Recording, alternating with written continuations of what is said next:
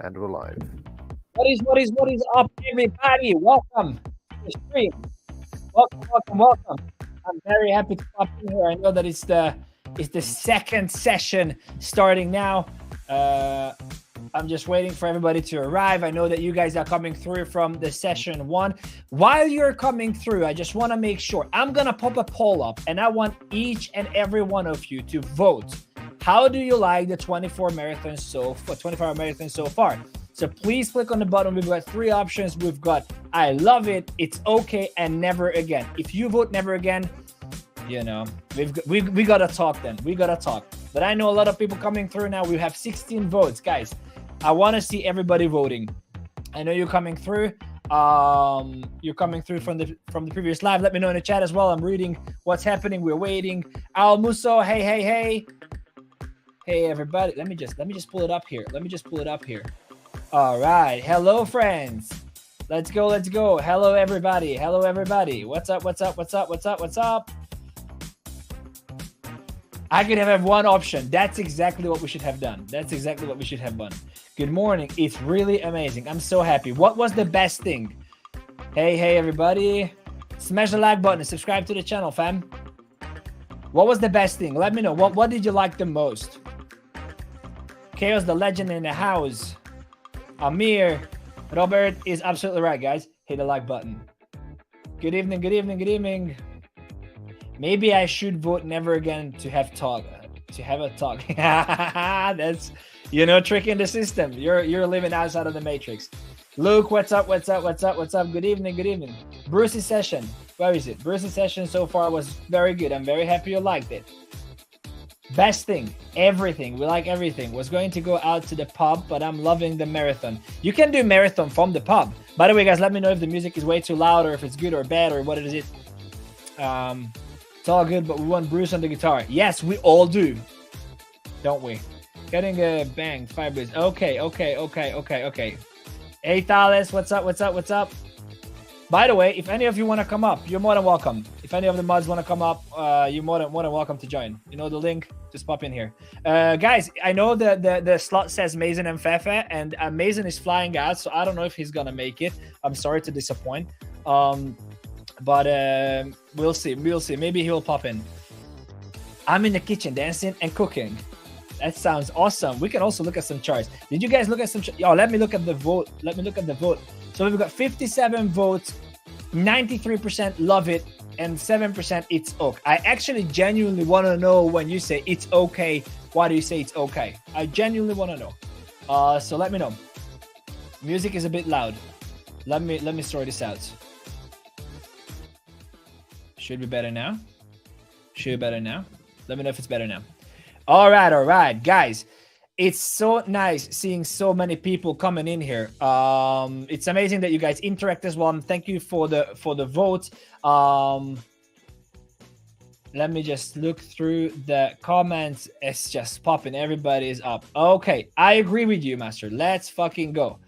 Oh, LFG. I don't know. Yeah. All right, much better the sound. Good. Thales, great to see you. Music was okay. Okay, great. Guys, we have work to do. I would love to take you on a journey. In a good sense, but I'd love to take you on a journey and talk a little bit about, the title of our segment is marked Trading with Smart Money. And if if you follow us with Maison, or you know what we do, you know what kind of stuff we're talking about, our style or our philosophy. But basically the idea here is that we would like to, there are certain players in the industry. Smart money means people with big capitals getting into the market and trading, or just taking positions, usually hedge positions. And I'm going to talk about that. And so you can identify these levels where either a big player is getting in, or there's just a massive price point, psychological price point, or whatever that is playing onto the retail traders and causes a very big sell-off or a very big buy-off of whatever that is. So that is kind of what we want to get into. I see Farro, well done. George, you did fantastic. Okay, cool. So this is kind of what we want to play into. I want to put up another poll, guys. We're going to do some polls here. I'm going to end this poll. 93% sold on I love it. Let's do another poll.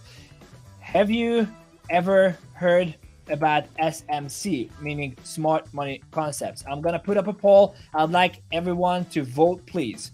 This is how we can interact with each other, and we're going to use votes throughout. Okay, so we have it's jumping all around the place. So we have 11 people voted. Come on, guys. Come on, everybody. I would like to see, we've got 76 people watching. I'd like to see everybody voting. We got 30 votes. Awesome. So feel about 50-50. About 50-50. That's very good, actually. That's pretty good. All right. So let's just jump right into it. So the first thing I'd like to tell you is that very important when you start out trading, you usually start out with let me know in the chat, how did you start out trading? So I can tell you my story very shortly. How I started out trading was basically trying to find a quick cash. That's basically my idea of what was. I've been in crypto since 2016, so quite some time now, but actually trading, I've been trading my way through 2018, and then from there it was on and off, but very, very seriously taking it for almost 1.5 years now, which is like only trading, focusing 100% on it. Oh, look at Bitcoin. Look at Bitcoin at the same time, guys. We see a dump in here. While I'm talking, we can look at the dump. So and then you start, actually, I think Bitcoin, just so we start this session, we either come in here or we are coming here. These are levels. I'm not gonna get in, and I don't want anybody to get in because it's weekend coming. So don't do that, but these are the levels that I'm actually looking for. We'll talk about that in a second. So what I wanted to say is that I got into trading by simply wanting to make some quick cash. That's the idea. That was the idea. And the way I wanted to get in is that I wanted to make money. You know, it made sense. I just get in. I put a 25x leverage trade in my whole account, and then hopefully I win. That was the idea. And then obviously I got burned big time, and then I went to find back in 2018, by the way, there were no like big leverage trading and all that. We had BitMEX at that time, I believe, but it wasn't really, it was crazy degening. So it didn't understand the concept of leverage trading, where we can talk about that today as well, where leverage doesn't really matter. What matters is your risk management. But you could take spot accounts on Poloniex that was trading back then. And the idea was to make a cash. And then when I started digging more into trading, you know, there were these signal groups. I don't know how many of you heard about these signal groups. Let me know if you have. When you get an entry from a random guy in Russia or India or somewhere, you know, else in the world, and they just post this, or China, yes, so random language they use, they post the signal in, and then you try to take it and you get wrecked again, and you know, and it's you know, it's just not the best. So the whole thing about this is that I got in there, and then I started doing indicators, and I started doing all that journey, and eventually you get to a point where you realize that the whole thing is like kind of a lie, and the only thing you need is a chart, and you need to sit back, learn, and kind of understand. And that drives me to the point that I want to start out with, which is price action. Market structure, price action. I think every trader should know this. This is like, I want you to forget for a little bit. I want you to forget everything that you learned so far, or not everything, depending on where you are in your journey. But I want you to a little bit look at what I'm gonna talk about today, and that is we're gonna start with market structure and price action. Now it's very, very, very important to. By the way, guys, I want to make this interactive. So you know what I'm going to do so it doesn't get lost? I know what I'm going to do. I'm going to put up a Q&A. What topics should we talk about? And then you can answer this Q&A box, and then hopefully the whole so it won't get lost in the chat. So please don't start writing all the crazy stuff in there. Just write in, you know, the most important stuff, and then we can see what questions we can talk about and what is it that we should address. All right, so let's talk a little bit about price action. So price action is the basic. By the way, guys, yeah, okay. So I want to talk about it as well. So price action is basically market structure. Is basically how the markets move. So the action of the price, right? And that is visually represented on the chart. So what you see here is an uptrending market, right? But what does this really mean is that people were interested in buying here, they were selling here, and at some point buyers took control again and they started buying. And then at some point they were like, oh, it's too expensive, let me sell. So more people were selling. And then at some point they're like, okay, I should buy it again. And this dynamic, this wave of the market is actually what we talk about when we look at any chart. So if you look at a chart, the thing that you see is basically the fight between bears and bulls, the fight between people who want to buy and the fight between people who want to sell. It's very important to understand. It probably, you understand, but there are two main participants in the market. There are buyers and there are sellers. And the disagreement between the two is what is represented on the chart. So the disagreement between the buyers and the disagreement between the sellers is what you see visually showing on the chart. So if the price is going up, that means that the argument that the bulls and the bears are having is being won by the bulls because price is going up. Therefore, the buyers are stronger and more powerful than the sellers. And the same thing happens the opposite direction. If price is going down, that means that the two sides of the argument, the ones who are selling are much more in control and much stronger than the other one. What I wanted to say, guys, it's definitely worth following me everywhere. You can see up there how you can find me. That's just something to consider. All right. So if you talk about price action, if we go back to this, and if we understand that what we see on the chart is nothing else but the representation of the fight between the bears and the bulls, we can look at levels and understand where the momentum change happens. Where does it happen? Where the bull and the bear changes. So where do buyers take control over sellers and where do sellers take control over buyers? So these are, now I'm going very basic. So most probably you know the end result of what I'm saying, but I want to go one layer down and try to help you understand what you're actually looking at when you look at the chart. So here we have the buyers, right? So buyers are strong. That means that people are interested in buying this asset. And at one point, for whatever reason, that can be, microeconomics, that can be just simply the price, a psychological level, a technical level, there could be some sudden news, whatever that is, the sellers start taking control and they start selling off. But you have to consider that here, there were still a lot of buyers. So there are a lot of buyers in this area. So why is the price coming down? Basically, it's just breathing. The chart is breathing. And at some point, the buyers are like, if I bought down here and I bought up here, this should be a great deal. I should buy this here, especially if I bought up here. This is discount for me because I think this is a great asset to hold. This is a great asset to trade because I know something. And they start taking control down here. And then we start seeing another big rally driven by the bulls. So what this represents, or what this is when we say we have a low, then we have a high, then we have a higher low because it's higher than the previous low, and then we have a higher high because it's higher than the previous high. So this is how it adds up. Again, low, high, lower. Low, high, higher, low because it's higher than the previous low, and higher high because it's higher than the previous high. So what this tells us is where the market is heading. If we are making higher highs and higher lows, the market is in an uptrend. That is obvious. If we are making, and this goes the other direction as well. And then after this, I'm going to look at the chat. So just pop in your questions. Opposite direction, we have a high, we have a low, we have a higher, lower high because it's lower than the previous high. And then we have a lower low because it's lower than the previous low, and we move down. So these are the two directions. And one more thing before I proceed, you have to know that markets move in three directions. They move up, they move down, and they move sideways. These are the three direction market moves. The only thing I can talk about myself we don't like is sideways, because then we don't have a direction. It's very difficult to trade a sideways market. If you're in crypto for the past 1 year or whatever, well, not the past 1 year, but like the past three, 4 months, definitely, you could see that it's basically ranging and then breaking out. Now we see that in the past, whatever, but It's basically a ranging market, and it's pretty tiring because when you don't have a direction, it's very difficult to identify what the trend is and what you can sit on.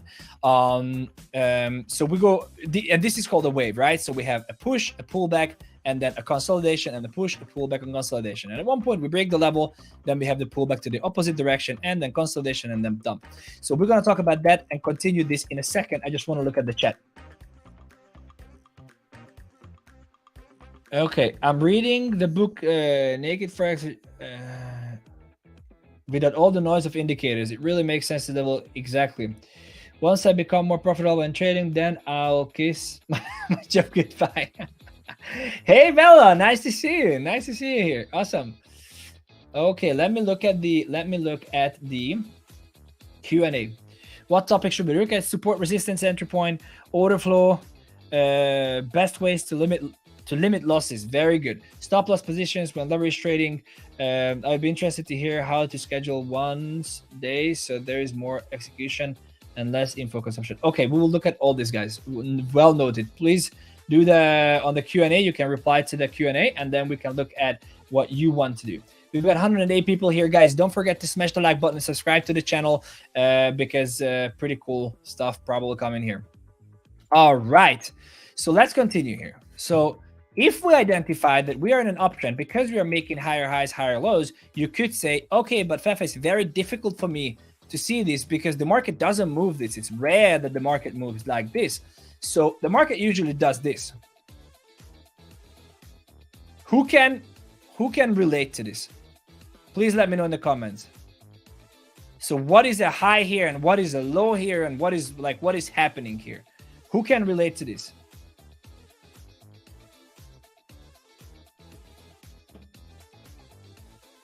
Thales is saying kill zones. We can talk about kill zones. Okay. Looks like a sheep chat.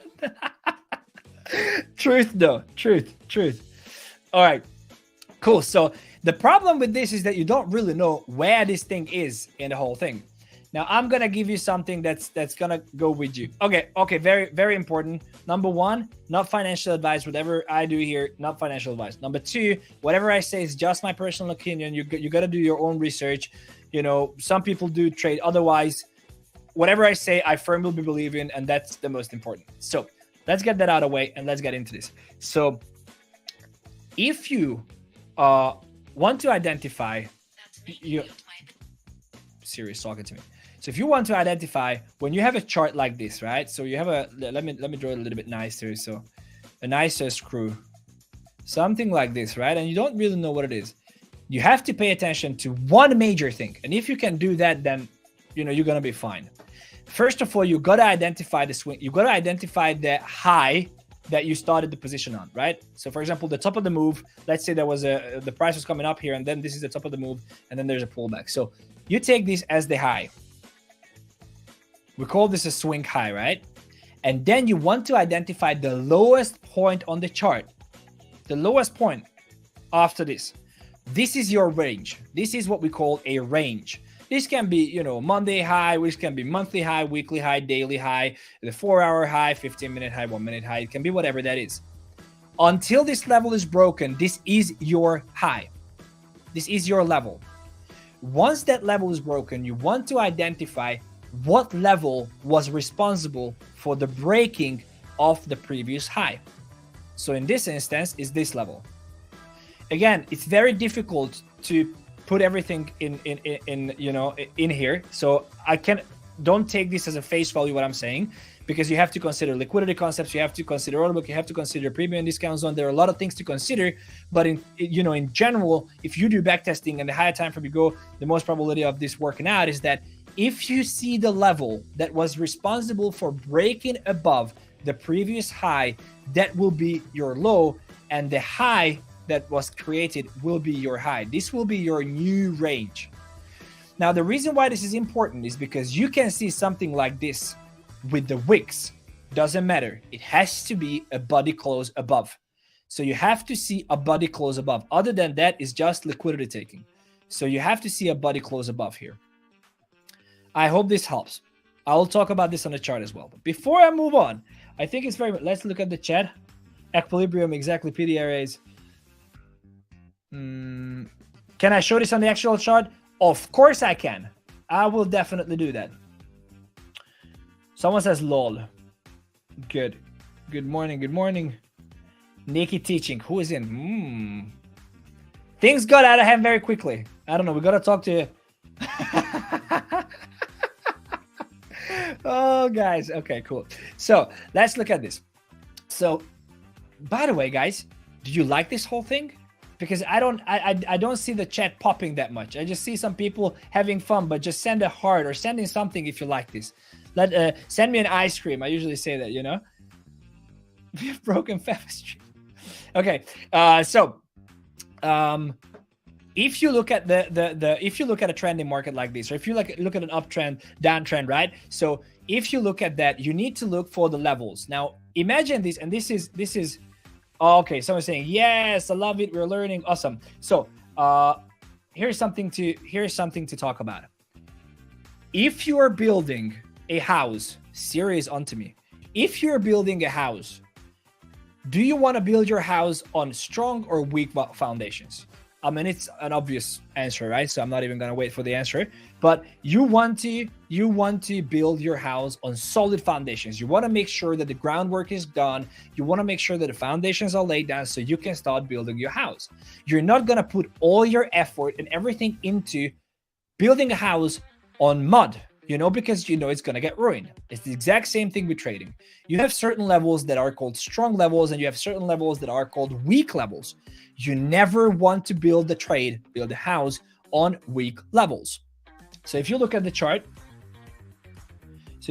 oh yeah, something happened here. Hold on.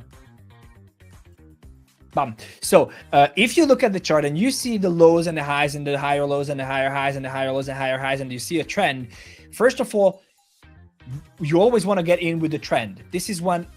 Trade with the trend. How many times have you heard trade with the trend? But what the fuck does that mean, right? So like trade with the trend, okay, but like the trend, I don't really understand what the trend is. So now we know when a level breaks, we have to see what level broke that, so then we can get in on the trend.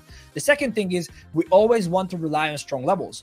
So the levels what are weak and strong levels? Weak levels are the levels that we expect to break.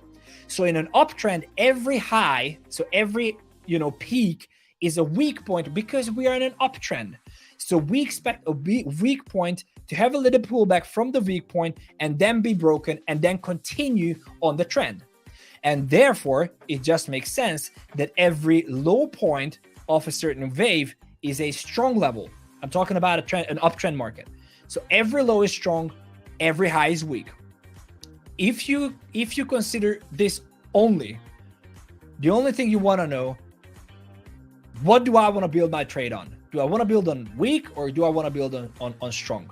Now, if I build on weak, what does that mean? If I'm in an uptrend and I start shorting here, why would I not do that? Because I build my trade on a weak level. If I take a stop loss and I put my stop loss somewhere, I expect that level to hold. This is why I'm placing my stop loss. Now, if I know that we are in an uptrend and I know that this peak should be a weak level after retracement should be broken, but it can be broken now because it's a weak level, why on earth would I counter trade and build my trade on weak levels?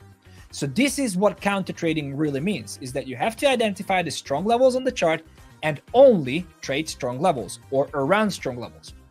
Let me look at the chat. I hope this makes sense, guys. Oh, okay, so much. Can't have my attention. It's hard to read and concentrate. Okay. Ice cream! Nice. Someone listen to me.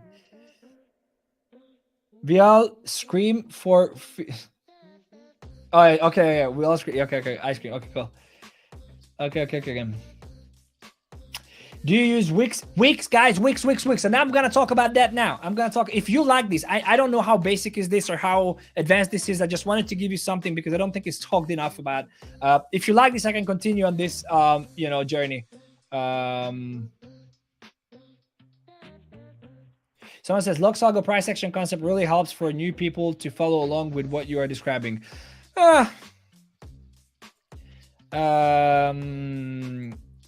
Cherry. I love cherry as well. Okay, let me look at it.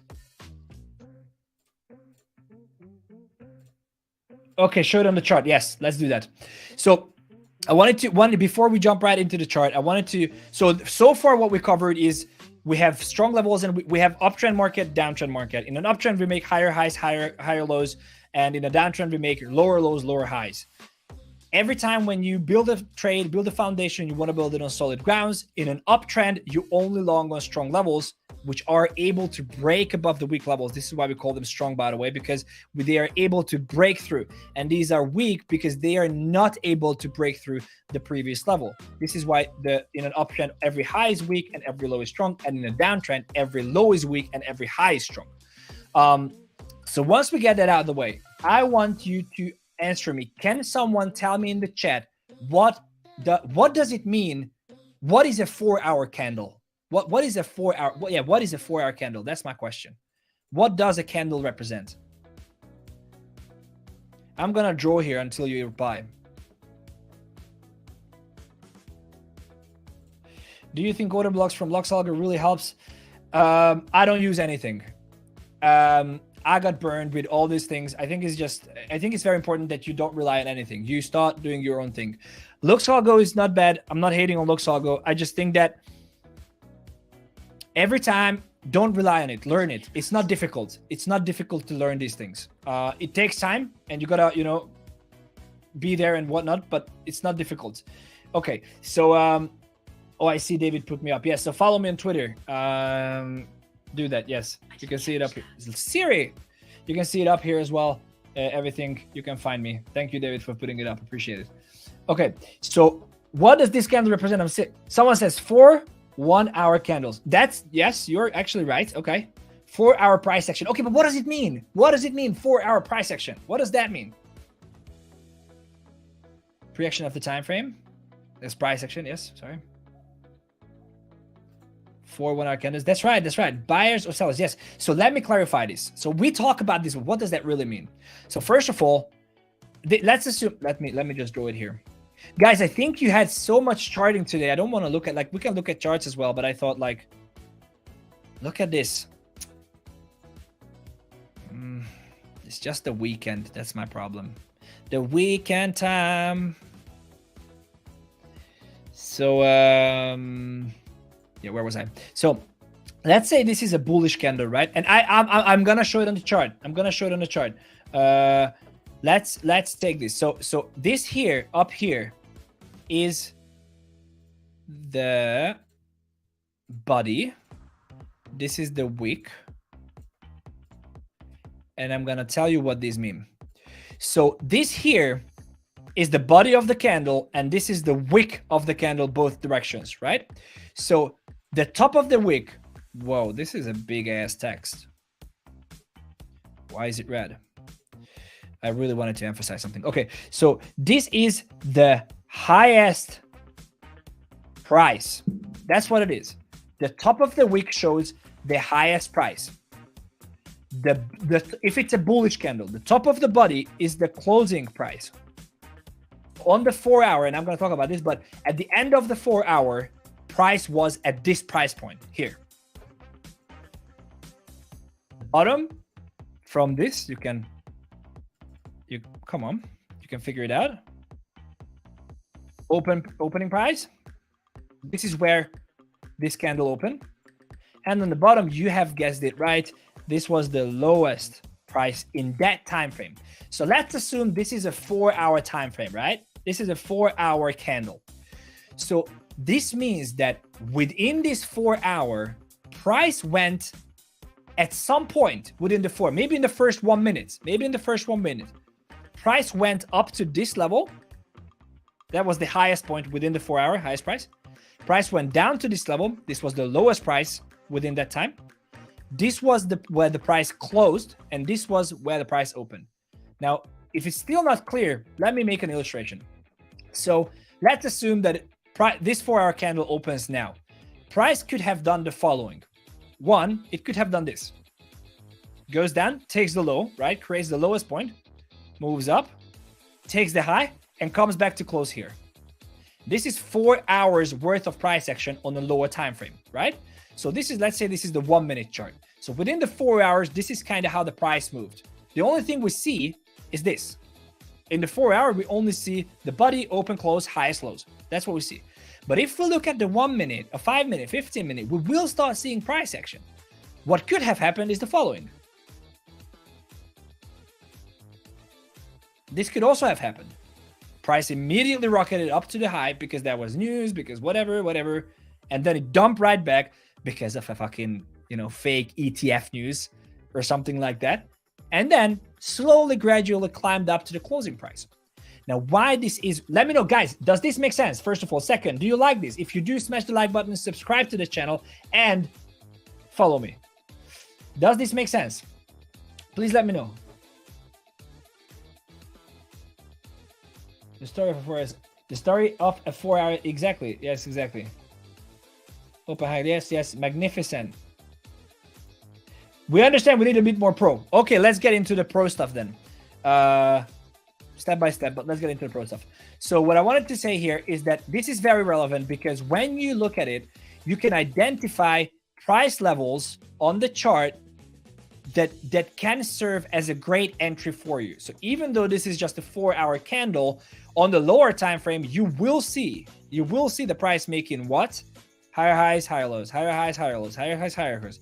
And there will be at some point where there will be a shift in trend. And this is what we're going to do. All right, cool. All right, so once we got all this out of the way, let's look at the chart. Let's look at this.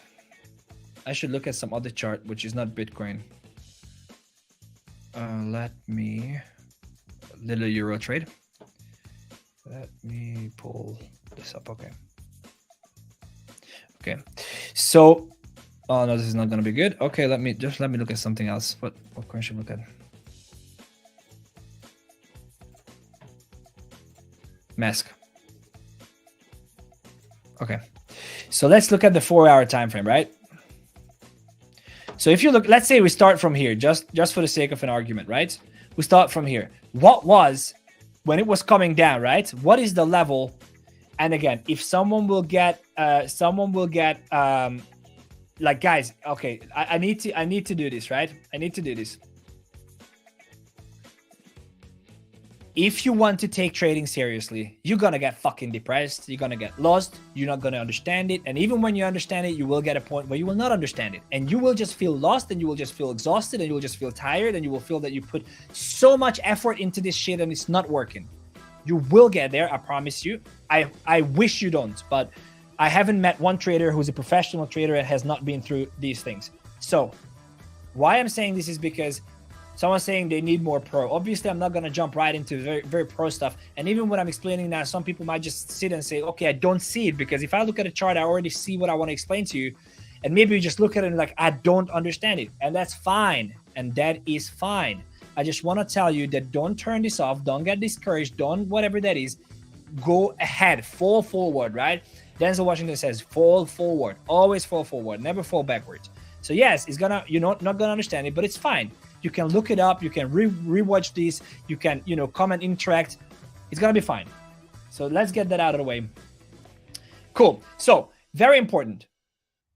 If you look at, and the music starts again. That's a nice start. Okay.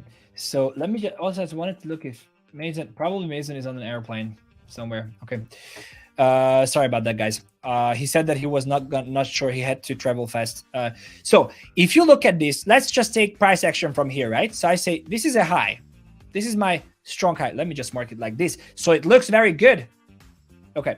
So this is my high and this is my low, right? So this is a strong level. What do we see here? We see the strong level break. What does that mean? That means we're going down. Okay, cool. So I was long here, let's say. And this, I got stopped, no problem, because it's a calculated stop. I'm going to talk about stops as well. But got stopped, no problem. I had proper risk management. I got stopped. That's it. Fine. Now, what was the level that was responsible for a close below? This is what I've been saying, right? So you need a close below a certain price point. So for example, this is the price point here. You need a close below. So these here, I don't care. I don't care about wicks. Wicks. Don't matter. These are just liquidity grabs. Trapping, long, shorts, whatever that is. So what was the level that was responsible for the break below? The level was this. This was the level that was responsible for the break below this level.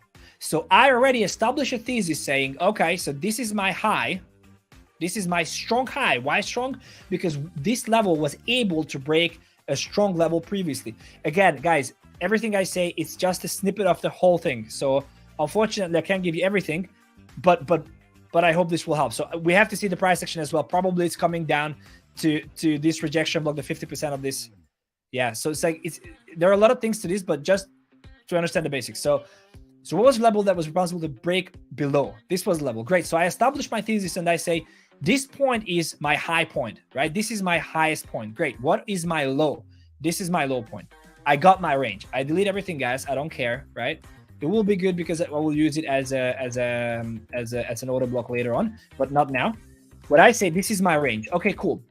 So if this is my range, what is my theory? What is my vision? You always have to come. Here's the thing also. You always have to come to the market with expectations. I hate when people come in and say, Bitcoin's got to go here. And how the fuck you know that? You know, like you don't know that. Nobody knows it. What I can tell you is that I have certain levels and certain areas that I'm looking at on the chart. If price gets here, this is what I'm going to do. If price gets here, this is what I'm going to do. If I see this level break, this is what I'm going to do. And if I see this level break, this is what I'm going to do. So nobody fucking knows what's going to happen. We're just here, you know, trying to play our edge, and you have to come to the chart with a vision, with an understanding of what you want to do. So you come to the chart and you say, if this, like this is what I do every single day as well. Guys, I'm giving you so much fucking alpha. But if you take notes, I think it's going to be very beneficial for you. But I come every day and I have a journal, right? And every day I open my journal and I read up my rules. So I've got my rules. Don't risk more than, 0.5% of your account. Don't revenge trade. Don't take more than 2 trades in a day. If you make 3% a day, get off. No problem. That's it.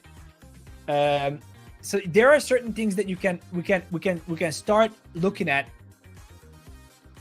and understand it on the go, right? So on the day, you read your chart and then you go in and analyze the market, right? So I want to analyze the Dixie always, because the Dixie is a leading indicator, the dollar index. I have to every day I sit down. That's what I start with.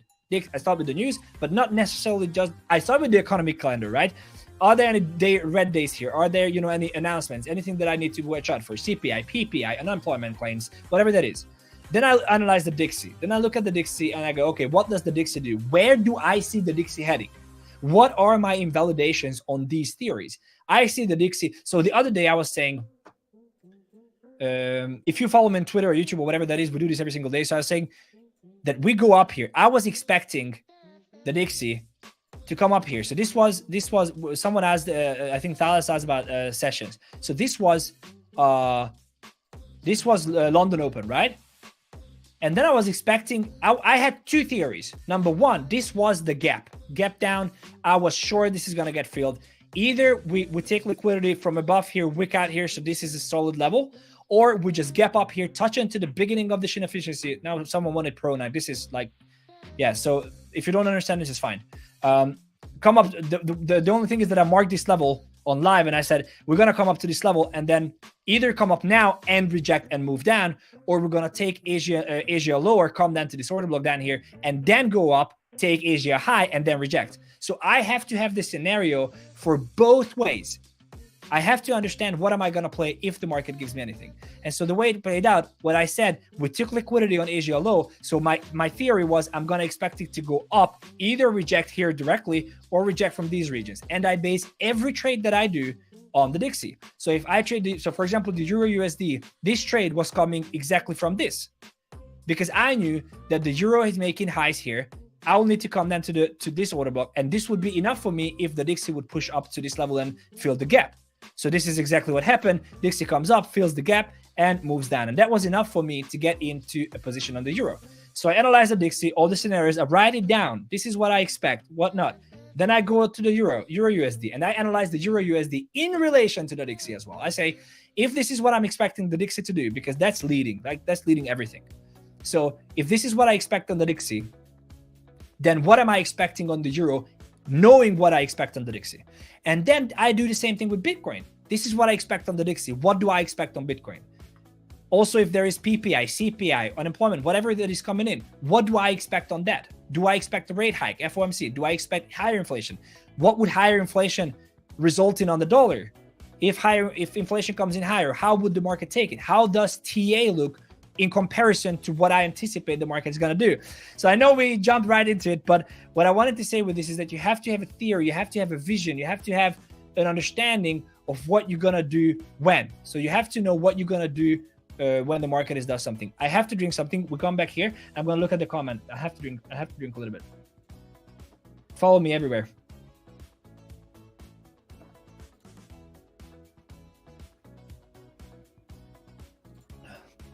I relate with that dude. I get bored, tired, and lost sometimes, but I soldier on. Good. Dark mode and green are better to see. Okay, you know what, guys? Let's settle this once and for all.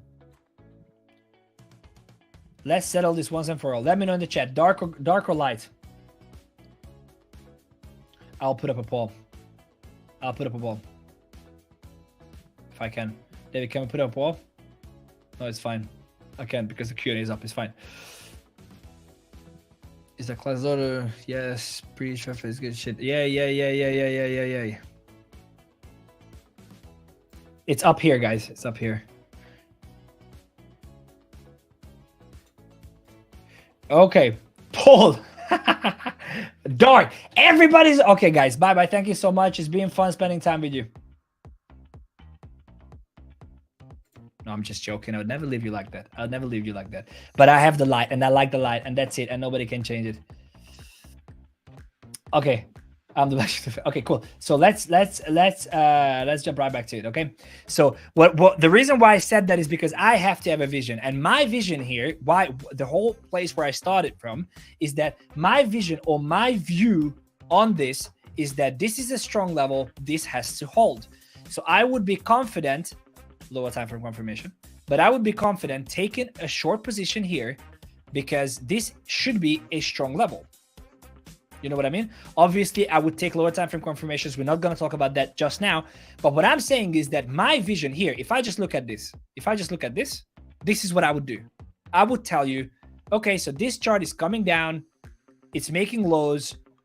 You know, it just makes sense for it to continue going down. So I would be confident if I see a lower time frame confirmation, I would be confident taking a short position. Like, it's that simple. And then I get wigged out. No problem, because that's just a part of the game. I played the nice cards. I mean, if let's say the lower time frame confirmation was there and I took this and it still went through, that's fine. What happens here is a market structure shift or change of character. What happens is that the market is shifting. Okay, so now I have to change my view. And I say, okay, if we're gonna reverse here, that means that we just broke through a strong level. So what is the level that broke through that strong level? Well, it's this level. Okay, so now I have a new strong level, and presumably I have a new weak level. And I start to establish my story. What is the story that I'm looking at on the chart, right?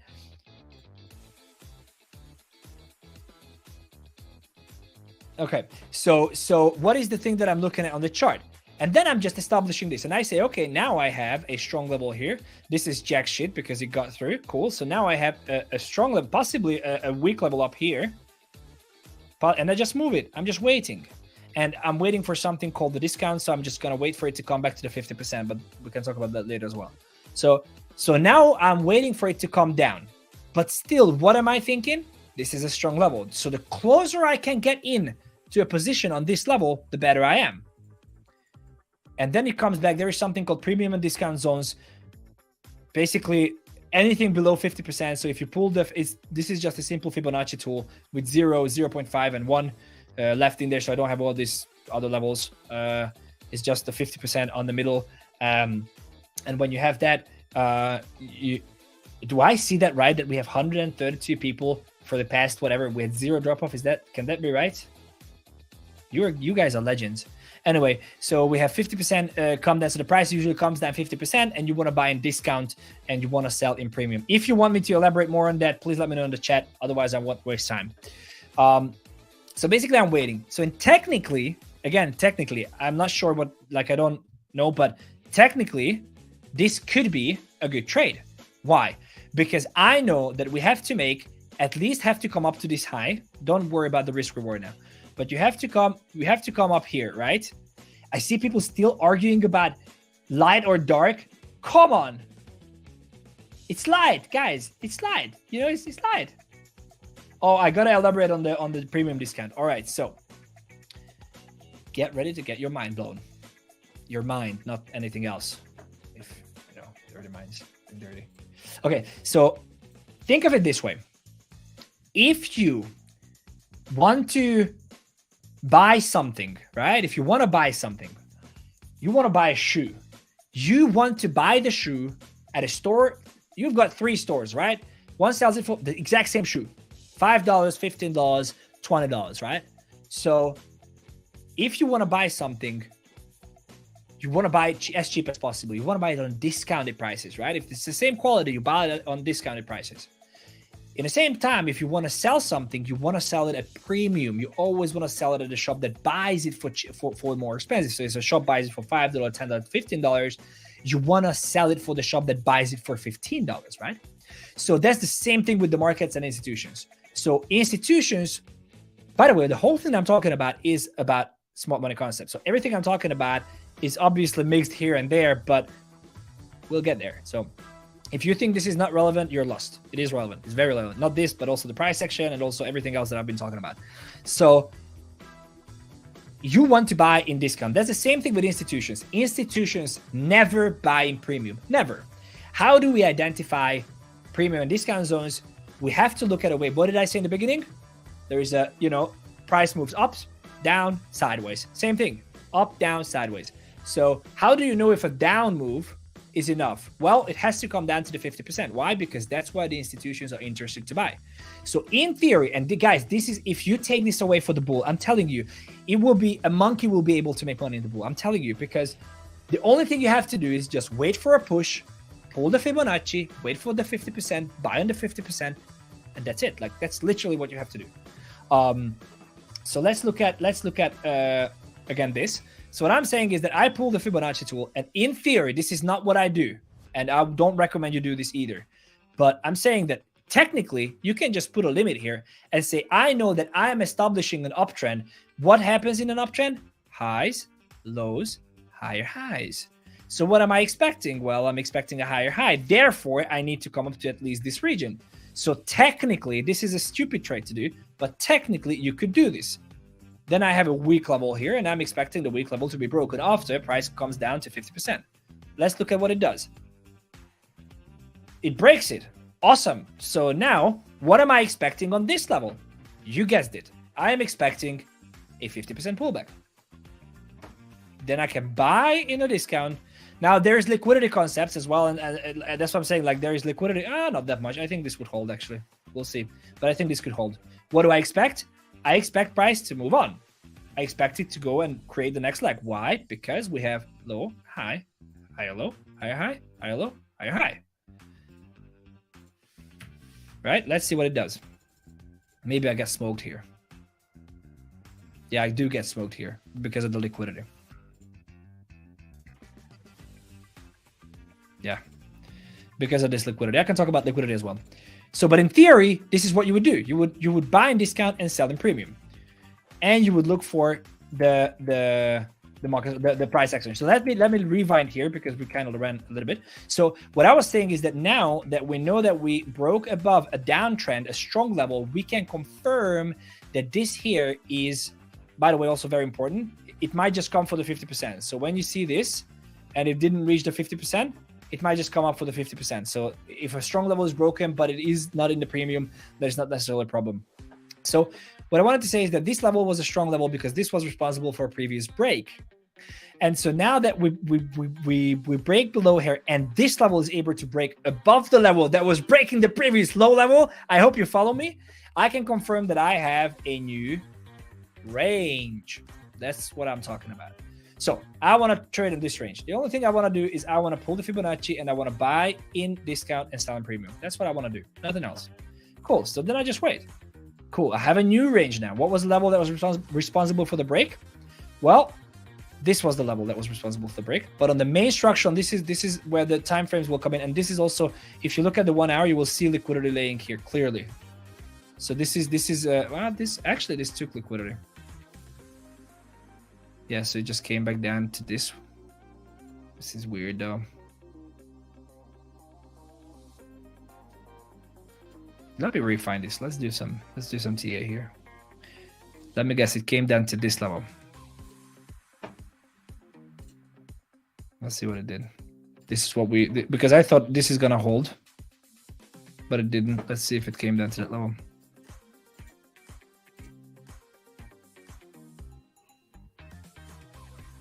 Let me know in the chat, guys, if you like this. If you're getting any value out of this. Come on, brother. No, it went lower. It went lower a little bit. But this could have been like the beginning of the inefficiency, right? So this could have been this would have been the first trade. Potentially down here, yes. And this would have been the second trade. Anyway, so I established my new range, right? And I'm going to look at the chat in a second. So I established my new range. So I know that I have a low level here. And I have a low, and I have a high. So I want to see this range play out. What I'm expecting is this to move on. So I'm waiting. The only thing I'm doing is I'm waiting. It wicks through here, so that's nothing. We need to see a break. So this is an indication that it takes liquidity because it goes above, but it cannot close above. That's a problem, especially because now I see that we broke below here. Manufacturing liquidity or engineering liquidity. It will come down to a certain level. Yeah, that's where we are.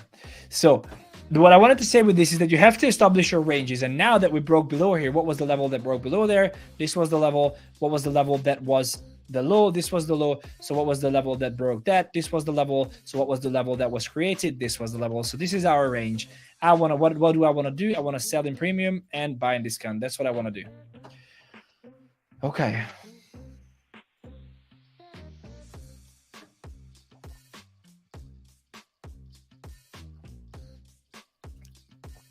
You know it when you know it. I love your energy. Banter bubbly. That's a bubbly. That's a bubbles bubbly. Dan Balzerian has an awesome book. I know that's not what you expected, but that book is actually pretty freaking awesome. Like it's very good. Yeah, there are several books to read. You know, I would recommend all the ones that you hear everywhere, like the Market Wizards and Reminiscence of a Stock Operator is very good. I liked it. Jesse Livermore. Yeah, all Trading in the Zone. I actually listened to that. There's a YouTube. You can go on YouTube and find it, Trading in the Zone. Yeah, all the basic ones, but also analysis paralysis, right? So don't you cannot learn how to drive a car by sitting and reading books. You know, you have to take the chart and you have to take the wheel and you have to start driving. Like that's the same thing with markets.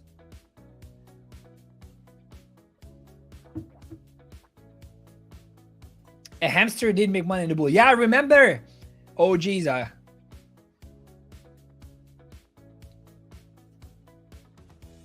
I still think it is extremely complicated, even if you know, hit me. What is complicated? I'll help you.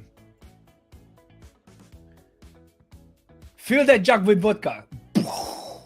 We do this every time. So I do Friday fun days and I do, yeah, I could do, I don't drink alcohol that much at all, basically, but yeah, if you read those already and if you're not profitable, you don't need more books. The books won't make you profitable. You will make yourself profitable, and following the right people and engaging with the right people and doing that work, doing cold plunges.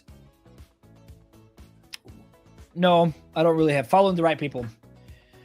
Analysis paralysis, bad. Guys, come on, just take, not financial advice. I'm not urging you to take a trade and all that, and no, but a lot of times just take the trade. Guys, it's okay. You know what I have to talk. I know what I have to talk about, and then we can proceed as well. Biggest bluff. It is not trading, but sure, it comes handy.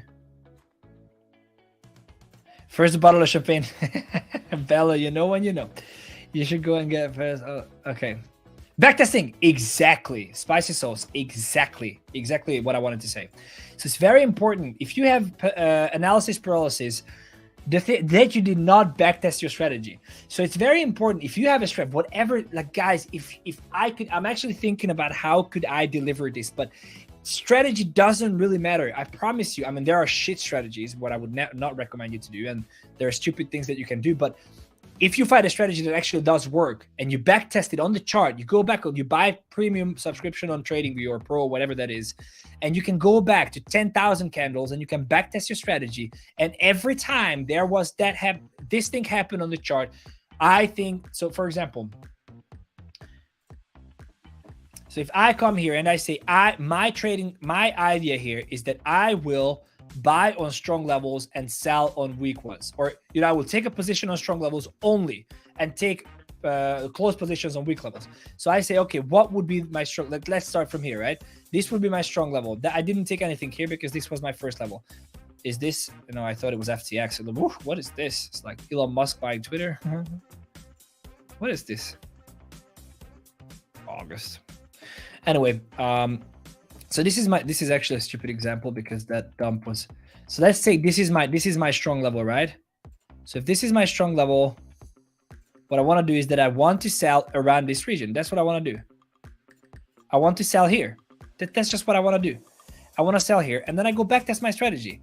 Every time when a level, or here, look, sorry, here. So here I have a stop, right? I have a stop out here. Sorry, yeah, market shifted here. So I have this high. This is what was the example that we looked at previously. So breakdown, I want to sell here if I see a confirmation. Did I see a confirmation? I don't know. Let's look at it. Guys, let me know if this still makes sense. It's getting late here, but let me know if it still makes sense. Confirmation would be a lower low on a lower time frame. Did I see that? No. Did I take the trade? No. That's it. Then there's nothing to talk about. So if I backtest my strategy, if you have a strategy that you can backtest, because you can backtest any strategy, it takes time and effort and whatnot, but you can backtest it. If you backtest the strategy, there's nothing to be paralyzed about. There's just nothing, because trading is a game of probabilities. That's also something that you really should learn.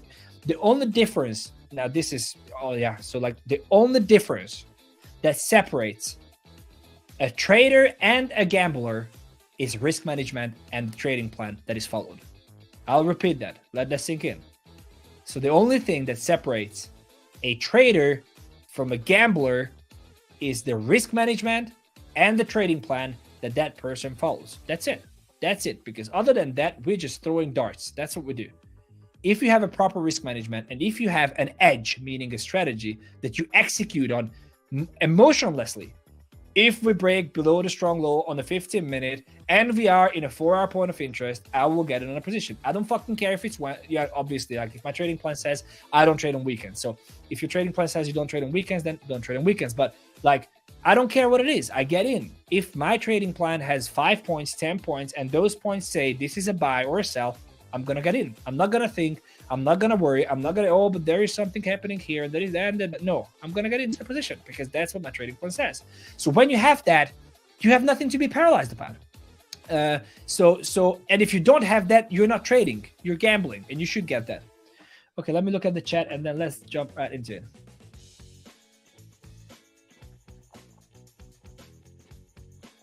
You get one right here. Rain is exactly. I work a lot with Rain. He helped me a lot. Been doing this from 2018, but Rain helped me a lot. Hang out with 2 stupid people and you will become third. Hang out with 2 traders and you will become third. Yes. Select people who you follow. Yes. Every time I take it, okay, man, like Theo, listen to me, my friend. Listen to me. If you take a trade and you lose, that means that you don't have a strategy that you execute on. You don't have a strategy. If you take a trade every time and you lose, you don't have a strategy. You have to get a strategy, and you have to backtest that strategy. Because if you have, okay, so this is also something we have to talk about. If trading is a game of probabilities, right? That means that you know, if you have a 50% hit rate, you know that, like, mathematically, you will lose 5 out of 10 trades. You will lose 50 out of 100. You will lose 500 out of 1,000. You just know it. This is how it is, and this is how trading goes. You know that you are going to lose it because nobody can win 100%. A lot of things can happen. We don't know what the market is going to do. You know, we don't know what controls the market. We don't know. We have no idea. What we can say is that we have an edge, and we execute on our edge. That's what we do. And you know that our edge sometimes works and sometimes doesn't work. The difference is that when it works, you need to make more money than when it doesn't work and you lose. So you need to make more money when you win than you lose when you lose, if that makes sense. So you have to have a risk management, and you have to follow your risk management, and you have to understand that losses are going to be the part of the game. If you lose, calculate, and it's a calculated loss. You always take 1%, 0.5% risk, whatever that is, and it's a calculated loss. You should not worry about it. That's just it. You should just not worry about it. And if you always lose, like you lose, 9 out of 10 times, and again, you have to look at it on a perspective, on a 50, when you say, whenever I take a trade, I lose, is it 3 trades? 5, 10, 50, 100? How many trades? You should never look at individual trades, individual weeks. You should never look at individual months even. You should look at what I always tell to my students is that you have to look at, if you're starting out and you have a new strategy, start with 25 trades, 30 trades. Take 25 trades and say, in these 25 trades, I'm going to change nothing on my strategy that I have backtested and worked. Nothing. And after these 25 trades, I will reevaluate, right? Out of the 25 trades, how many was winner, how many was loser? When I lost, how much money did I lose? When I won, how much money did I win? That will give me a risk reward, and that will say, okay, when I lose 1%. When I win, I usually, out of the 25 trades, I won 12 or I won 13 trades, and out of those 13 trades, 10 brought me 3%. So then you can say, okay, so I have a risk reward of about 1 to 2.5. So that means that even with a 50% risk reward, meaning 50% hit rate, 50% accuracy, you are making money. So what everybody has to understand that it all comes back down to trading plan, trade execution, and risk management. I personally know people who have probably less than 10% win rate. That means they lose 9 out of 10 trades, and they're making a fucking killing because they cut their losses very, very fast. So they have a very, very tight stop loss. That's what I said in with the other chart, is that you have several entries. They have maybe 15 entries, and they take a very tight stop and they take the loss, no problem. But once they get that one move that gives them, 1 to 20 R, meaning if they lose 1% on every trade, they'd rather lose 0.01% on every trade. But if they lose 1% every trade and they make 20 on every percent on every win, they have to win, out of 100 trades, they have to win 5 trades and still come out of break even. It's that simple. This is the power of risk management, and this is the power of a trading plan. Flip a coin and manage. Yeah, it's a little bit more than that, but kinda. I agree with you. So it's a little bit more than that, but essentially yes. So so very, very, very important. If you make a bet with someone on this note, right? Make a coin and then manage your risk properly. If you bet with someone and you say, let's do a coin toss, right? And if it's head, you win. If it's tail, I win. But every time I win double the money that when I lose, I lose. Mathematically, it doesn't matter if you have 1,000, throw, you're gonna come out as a winner. Even though the chances are 50-50, you're gonna be the one making money at the end because of the risk reward, because of the risk management. Automatic backtesting, I wouldn't do it, guys. This is everything when it comes to all automation and then Loxago and all that. It's all the easy way. I'm not saying again, this is what I started with the beginning. People might make money with Loxago, I don't know. But what I know is that my experience shows that you cannot take the shortcut. No, because these tools and whatnot will get you to be an okay trader. You will make money, you will lose money, you will make money, you will lose money. But because this is happening is because you don't necessarily understand how these tools work or how the backtesting works. Maybe the computer is missing a human factor. Maybe, you know, maybe it's missing anything. You have to backtest manually, in my opinion. Chaos in the house. What's up? What's up? What's up? Learning 24/7. Took me a little time to comprehend that losing isn't losing, because it's then that we can learn even more. I'm still struggling. Look, I'll tell you something, guys. This is what I've been struggling, and up to this day I have struggles with, is this revenge trading, but not in a way where I just, so the way revenge trading works is that, for me, is that I am extremely competitive. So like, I download a game on my phone and I'm able, not anymore happily, but back in, you know, like even a couple of years ago, I downloaded a phone and I did not finish that game until I wasn't on the leaderboard, number one on the leaderboard. I'm that competitive. I cannot quit. I cannot lose. You know, I just cannot lose. And that's very bad mentality at trading. Very bad. I guarantee you this will get you wrecked. This got me wrecked in the beginning. Because this mentality. So with this mentality, you believe that you have to win all the time, and that I have to win all the time will put the pressure on you for not being wrong. But being wrong is the nature of the market. Like the unexpected is the only thing that you can expect from the market. Nobody knows what thing is going. You can just have an edge and execute on that edge. And if you want to keep winning, that's when you want to catch a falling knife. How many times did it happen to you that you're just like, oh, this is gonna be the, like, okay, this is gonna be the top short. This is gonna be the top short. This is gonna be the top short. How many times? A lot of times, probably. That happened to me as well. And you're just catching it. And now I can sit back. I can just sit back and say, you know, 2 trades a day. If I mess up, I messed up. That's it. I don't care. And even that 2 trades, I have proper risk management. Comprehend. Thank you so much. Yes. Someone is still on the dark side. Come on, guys. That was saying from 100 to 57. That means you have to reevaluate your risk management.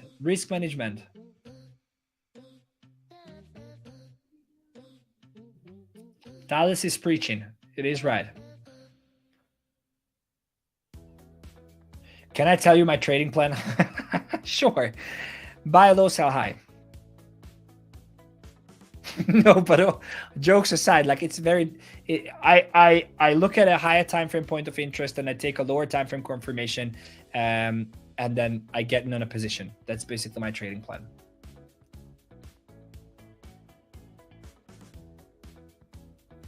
Yeah, but if you're losing, Sai saying, you know, also if you're losing 9 out of 10, consider changing strategy. As I explained, you know, like, you know, if you're let's say a grid bot trader or whatever that is, you might lose, you know, 90 out of 100 trades or 95, but that 5 that comes in brings all. It's like a VC model, right? So VCs always invest also in coins, and then they get that one project that takes off. So it's just about this. If your trading plan says I'm okay to use 95 trades out of 100, and you match your risk management to that, I'm not going to risk more than 0.01% of my portfolio on any given trade, you should be fine. You should just follow the risk management.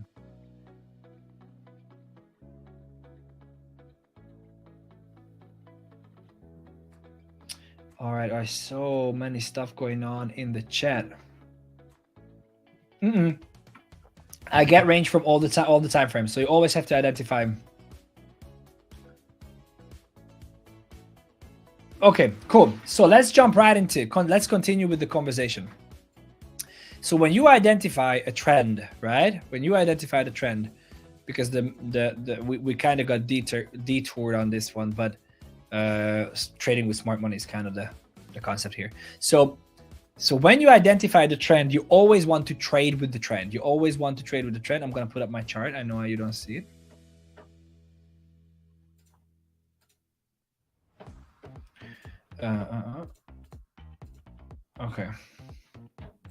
Okay. So you always have to identify the trend. Once you identify the trend, you've got several things to do. So number one, you have to look at point of interest, right? So to say order blocks. We won't be able to cover everything, but I'm just going to give you the rundown. So the retail definition of order blocks is the last bearish or bullish candle before a move. That's just what it is. This is the last bearish candle before a bullish move. This is a bearish candle on a 4-hour, and we saw a move. Now, there are a lot of definitions because this didn't break any high, it broke on the lower time frame, so you have to take lower time frame. But in general, this is the idea here. So, and this is why Lux Algo is not, or any other tool is not really doing a good job, in my opinion. So you need to understand, what order blocks you want to trade. Order block, there are several. There are rejection blocks, breaker blocks. You have your regional, regular order blocks. You've got algorithmic order blocks. You've got rejection blocks, breaker blocks, retail order blocks, algorithmic order blocks. Yeah, basically that's what you have, I think. So you've got a lot of different order blocks, but what you have to understand is order blocks are blocks of orders where a certain participant in the market, buyers or sellers, were interested to take positions, massive positions. So this is what you see here, right? So you take the last bearish or bullish, but rather you go down on the lower time frame and you take the move. You take the actual move. So this was the down move here.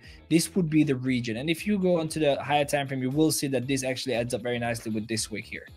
So you take the last bearish or bullish candle before an impulsive move, and then you look at the lower time frame picture and try to identify the last down move before a reversal happens. So if you go down here, you will see we have this down move here, and then we start seeing the reversal slowly. So when you find, this is what we usually call the point of interest, right? Let me just put up a poll here. But I can't put up a poll. Okay.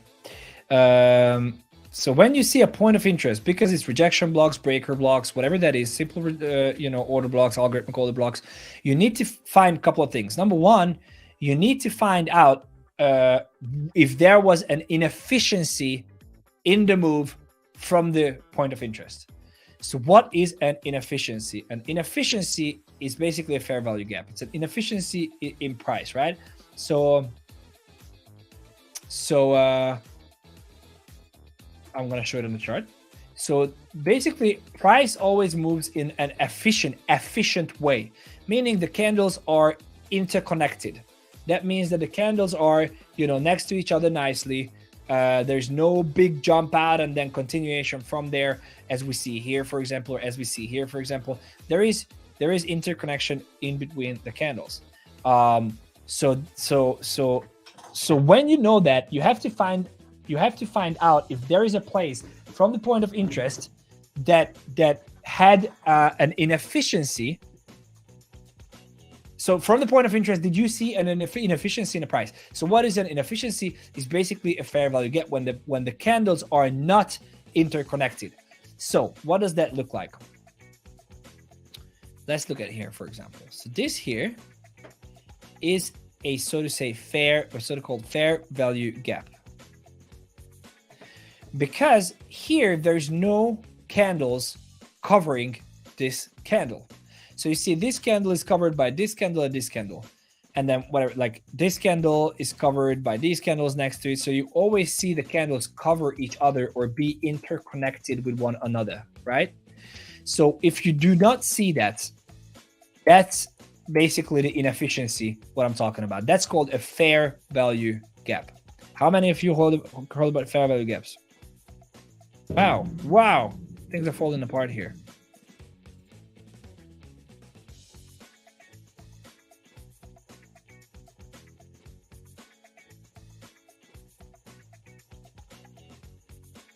Look at the comments.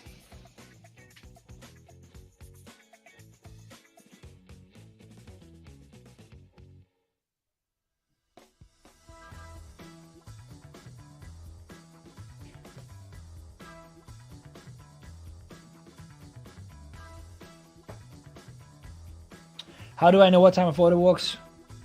You don't even know that there are so many different types of order blocks. Makes it even more complicated.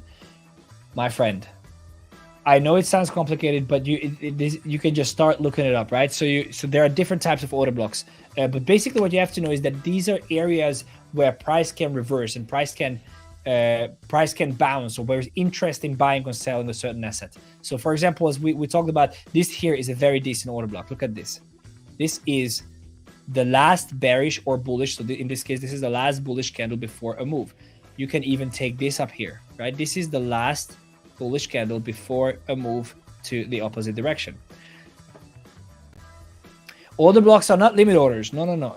They can be. So they can be. This is areas that the institutions use to protect. I'm going to get to that in a second. But these are just areas. So for example, people were like different participants were interested in buying here. We see it didn't work out, so we didn't see the confirmation. And this is also a very important lesson that POIs or point of interest or order blocks are not places to buy. Those are potential reversal areas or points of interest.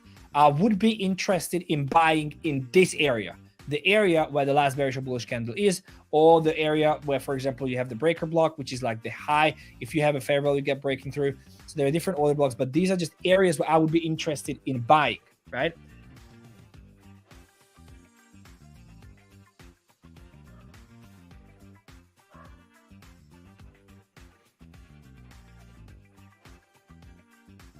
Okay. Okay, does time frame? Yeah, time frame does change the fair value gap, but you need to refine it. So what I was saying is that fair value gaps, right? So if you look at fair value gaps are very, very important because these are inefficiencies in the market, and that means that only one participant was active in this instance. So only one participant was active, for example, here, and that participant was the sellers or the bears. You see, there's no resisting here. It's just a big ass candle, meaning the sellers basically sold through the order book, not the order block, but the order book. They basically sold into the order book, and there was a big dump. So what's the deal with the fair value gaps? So fair value gaps tend to be filled. Usually, what you say, fair value gaps fill at least 50%. But so what we trade is, and what we trade based off of is that. Maybe now, maybe later, but fair value gaps do fill by the time. So if you understand that the fair value gap needs to fill, you understand that the beginning of the fair value gap is the point of interest for you, right? So if you understand that a fair value gap here, for example, needs to get filled, because this is what you learned and backtested. Then you can say, okay, if this fair value gap will get filled, what will be the point of interest for me? What would be the area where I would be interested in buying? Well, obviously the beginning of the fair value gap, right? Because this is the area where the inefficiency started. This is where the buyers took control. So that means that on this level, there should be a lot of people buying. There should be a lot of buying pressure. And this is not necessarily limit orders. A lot of times not limit orders, but orders or people or algorithms that are interested in buying in these positions. I showed you the Euro trade as well. Same thing. Look at this. So this is the beginning of the fair value gap, and I was expecting we had the decent push with fair value gaps. Fair value gap filled, comes down, fills the whole gap because we have a gap here, then we have a gap here, fills the whole gap, comes down, moves on, right? I missed this move here. That's how I got in here. So this is the basic idea behind fair value gaps. So now if we understand that we need to look for point of interest, we need to look for fair value gaps, now we can understand that we need to, how we can get in on a position. And we can get in on a position by taking lower time frame confirmations, which is basically a higher high, higher low structure. So what I wanted to say about this is that when you have an uptrending market, right? You have an uptrending market. You want to find the places where pullbacks happen. Where do pullbacks happen? The 50%, right? They do happen to the 50%. Now, you have to find the point of interest on the 50%. This could be the point of interest on the 50%. And then you have to take lower time frame confirmation. You have to find the fair value gaps. You have to refine it for the lower time frames. And then based on that, you can take a trade with a decent risk reward. I hope this makes sense. Let me look at the chat, drink some water, and then let's look at the Q&A.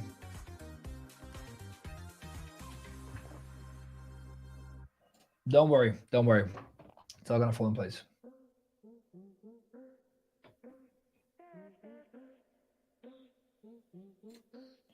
All gaps need to be filled, but you need to refine it. You need to find the price action. By the way, let me tell you something about the 2 seconds. 2 seconds. I'm going to read through and I'm going to tell you something. Fair value gap is the same as imbalance. Same thing. Imbalance, inefficiency, fair value gap. Yes. Same thing. No. It's either selling or buying. So if it's going down, then it's only the sellers. If it's going up, it's only the buyers who are participating. I don't know what NPOC is. Point of control, probably. I don't know what NPOC stands for. If it stands for point of control, then no. Point of control is an area where most volume has been traded in a given time frame. 100%. So I only trade if the gap is not filled, then it's either the trade is either gone without me, or it will get filled later. So if I look at I know you don't see my chart. Now I can show you an example here. No, so let's look at the chart. Makes sense. I'm very happy it makes sense.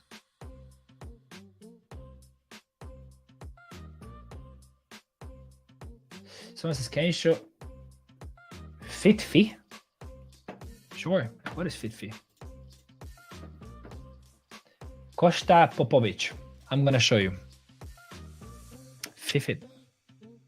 Never heard about it.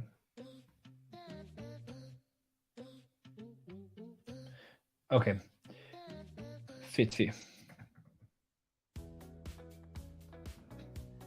Yeah, exactly.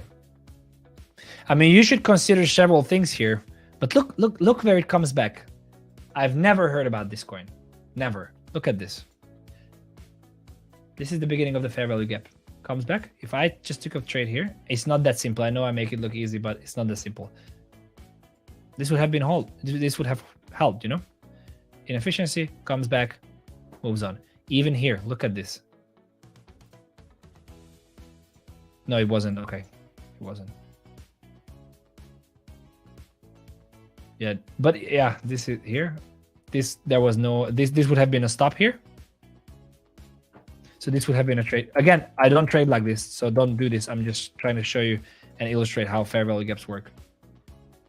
So this would have been a second trade, right? You enter here, stop loss below here. Then this would have been, again, there's a gap. Oh, by the way, guys, everything matters on the chart. Everything matters on the chart. Everything. So even this gets last, this is a gap. This is a fair value gap. So this would have been another trade.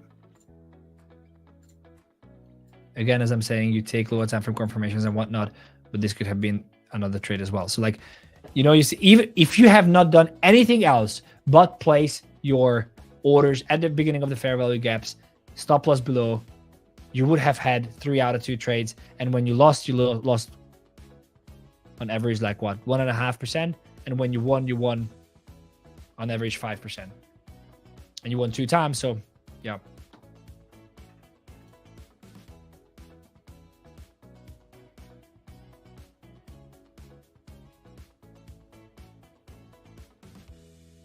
Fair value gap, fair value gap. Thank you so much, Recting Korea. Recting Korea. Okay. So what I wanted to tell you is that I want to give you, I want to make a video on this as well, actually, but I'm gonna spill the beans here. I'm gonna spill the beans. How can, if you look at, why does the price come back? So a lot of you who trades support and resistance, and then we have this, and then we have a breakout, we come retest, and then we move on. Who trades this model? We see a breakout, then we're gonna retest the or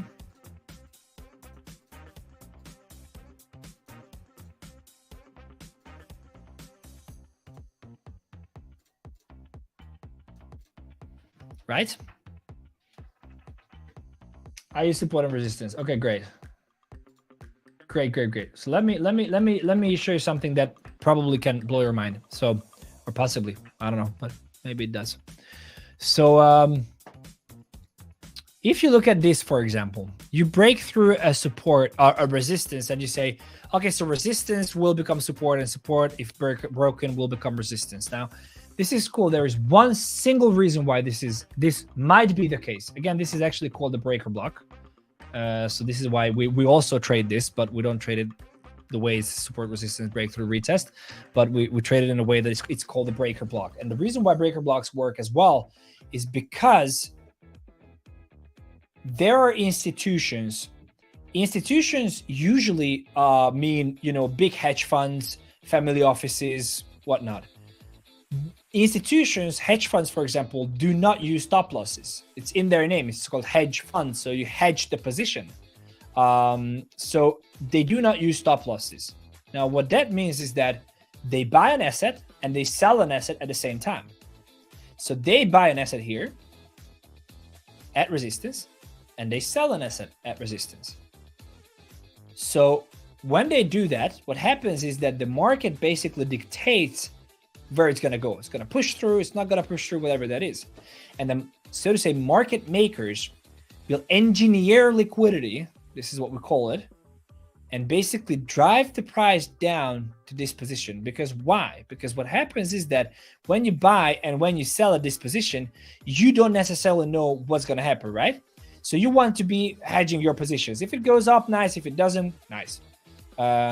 So when price shoots up, they are in profit here. But there's a problem because they are holding they're still holding the short position, right? So they need to artificially drive the price down to the point of their entry or a place where they can get out with a small loss so they can continue with their winning position. This is the reason why the support and resistance trading works, and this is why it sometimes works, sometimes doesn't work. So this is why what happens is that price goes up and you know, you wait for the retest, you get in, and this happens. Why? Because certain criterias weren't met for this to hold. It's just that simple. And when it comes back, then it comes back to a certain area. This is also why trend lines don't work, in my opinion. Well, work sometimes and don't work. But it's not the problem with the trend lines, it's the problem with analyzing the chart. So if price does this is not necessarily a fake out. What could have happened is that it just took liquidity. This is called the trend line liquidity. It takes liquidity, it retests an order block at a certain level that was, or for example, it does this, you see? Retests an order block down here because we engineered liquidity up here and then moves on. So when you trade, and then let's talk a little bit about liquidity as well. And then someone can text me who is coming after me. I mean, I don't have to, I just want to know if...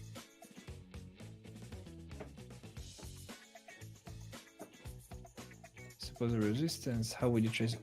Yeah, I'm gonna talk about it in a second. Fake out has been it's taking a nice, man, 6 hours, awesome. Yay, I'm so happy. Oh, I'm so happy that you understood for first time how to go. Learn smart money. Amazing. Amazing, amazing. Okay, Thales is here. Okay, cool. Cool. So let's continue with this. So what happens is that we have so price drives down. So we have different types of liquidity. So when you trade trend lines, this can be very cool. So when you have a trend line, let's look at charts. Come on, I'm drawing here. What am I doing?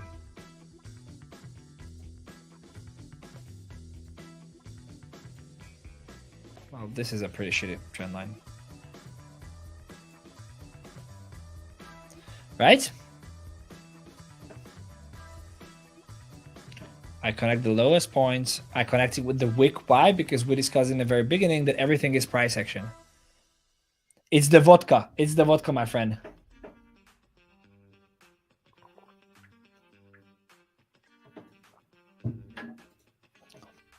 All right.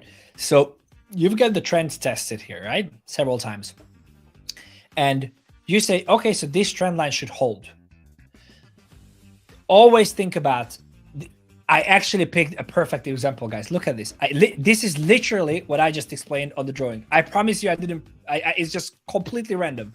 Completely random. I'm so happy that this came up. This is just such a fucking nice example. This is so cool. I promise you I didn't. It was just full random. This is what I explained above. This is exactly what I explained above. So you have a trend line here and you're expecting a bounce, right? So what does a bounce have to do? It has to break above the highs. That's what it has to do. If it doesn't break above but rejects from where? From an order block. Last bullish and bearish candle. See a decent rejection on lower time frame, a retest, and then a breakdown. You can expect here that it is going to come lower. Why? Because we broke the structure here. We broke the structure. We retested a bearish order block, right? And then we move down. Where do we move down? Do we go down to Valhalla? No. You know, we don't even go down to Valhalla. Anyway, do we go down or do we go up? Here. Do we go down or do we go up? And the question really comes down, where does liquidity lay?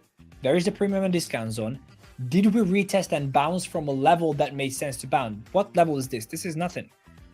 There's no support here. There's nothing here. There's nothing for this bounce to happen. So you can be sure that this is just a retest, right? So this is something I wanted to talk about. And guys, if you like everything that I talk about, follow me. So if you have a if you look at any price action, right? You have to see the higher highs and higher lows being made. You have to see liquidity building up. You have to see the premium and discount zones. And you have to have an image in your head.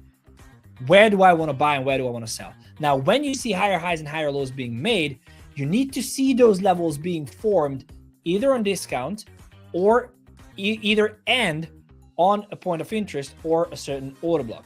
Now, imagine price as a trampoline, right? So when you're jumping on a trampoline, you always have to touch the trampoline to be able to get enough power for you to jump up again. If price jumps from a certain area that has no support or demand or any reason for it to jump, and it doesn't break a high or a strong level, that means that is a fake point. That is something to trap retail to get in a long position because, for example, of a trend line. So if you look at this, right? Same thing here. Look at this. You can say it's a touch of a trend line. Let's get in a position here. I mean, maybe this was a great position and you pulled a nice trade. I don't know. But I'm just saying that if you look at this trend line, very nice. But it did not, first of all, it did not bounce from, like, what is this level? There's nothing here. There's no reason for it to bounce. The first level is down here, which is the breaker. And you see the reaction. You see the reaction, but you cannot break any lower time frame levels. So this is not a good level. So you go to the next one. And then you see a lower time frame confirmation here. And then you can move on from there. So here in this blue dot, the price bounced from no man's land, we call it. No man's land means there's no demand zone. There's no point of interest. There's no order block. There's no breaker block. There's no nothing. It's just bouncing from, most probably, again, to trap retail. Why? Because retail longs here. Because it's a trend line. And then the next thing is that you build up liquidity here. And what happens is that you already know, if you trade with the smart money, for example, you already know that you broke structure here. So you would expect a retest to an order block here or an order block up here, which we got here on the lower time frame. So this is not even relevant. And then a rejection. You get the rejection. Let's go down.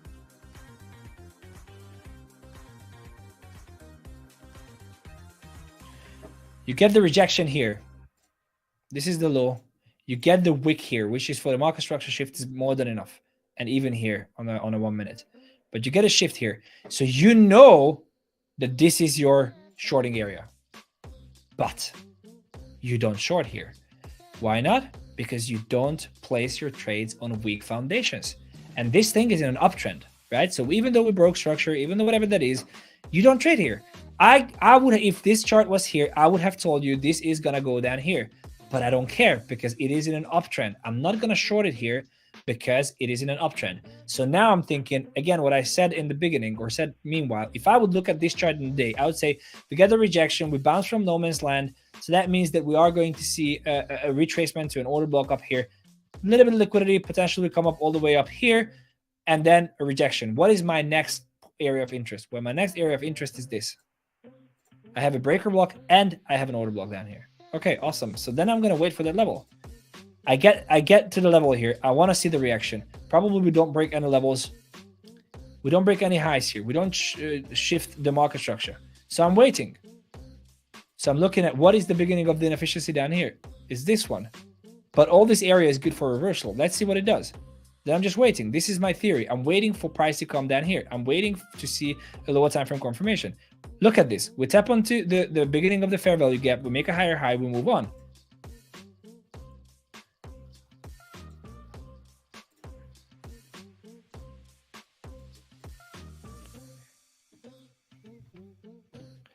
All right, guys. Cool. Let's look at the Q&A. I will look at the chat. And then Thales, if you want to get ready, I'm actually pretty exhausted. I thought Maze is going to be here. And I've been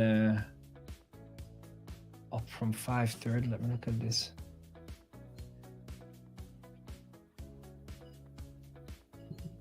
Great stuff coming next. Thales is going to come next, guys. So definitely stick around. Yeah, so you have to think as a market maker. You have to think. This was one of the biggest lessons that I learned is you have to think, and it hasn't clicked with me for a long time. You have to think that you are driving the market. You have to think that you are the one who is engineering the liquidity, who's engineering the price action to trap retail and to get your price in, drive the price down, get your position in or out.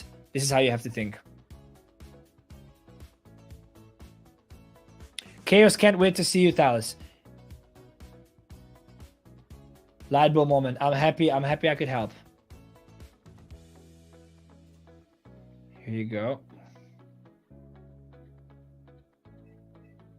Amazing session, George. Amazing session. Yeah, that's what I thought. Valhalla in the sky. Yes, I trade MSS or MSB. Yes. Thank you, Thales. We were waiting for you. Yeah, so if you're interested, definitely. I'm very happy to talk, chat, whatever. You get the info up here. You're welcome.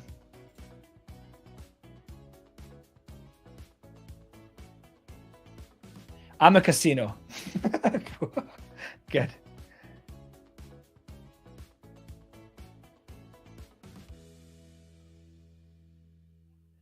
Like Annie. I love Annie. She's an absolute legend. Absolute legend. Oh yeah, sorry. Chris is next. Sorry, my bad. Chris is next. I was seeing just people chatting here about Thales. I was like, okay. Nice.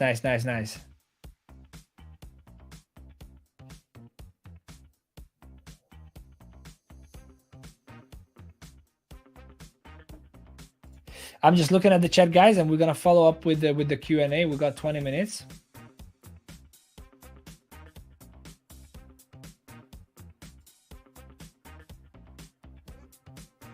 I talked to Annie today. I talked to her today. She couldn't make it. I wanted to bring her in as a surprise.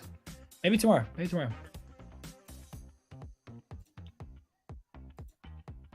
Let's get Lambo.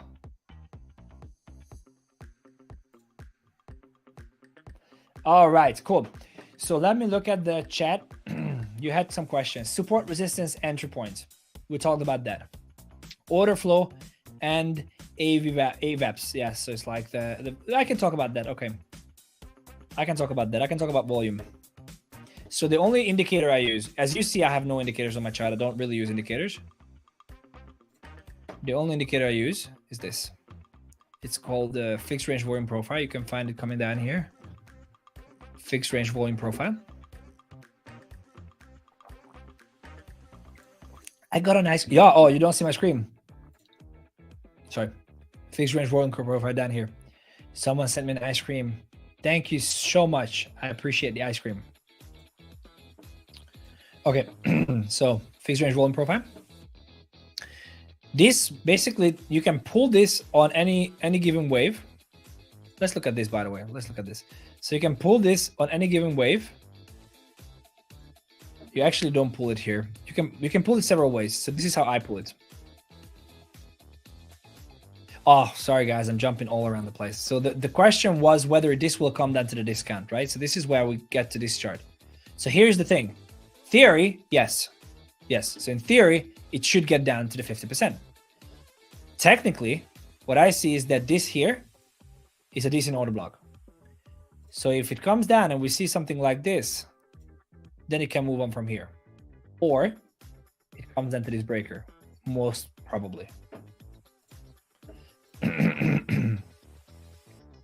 Even up here, actually. Is this where? Yes, it's gonna come down here.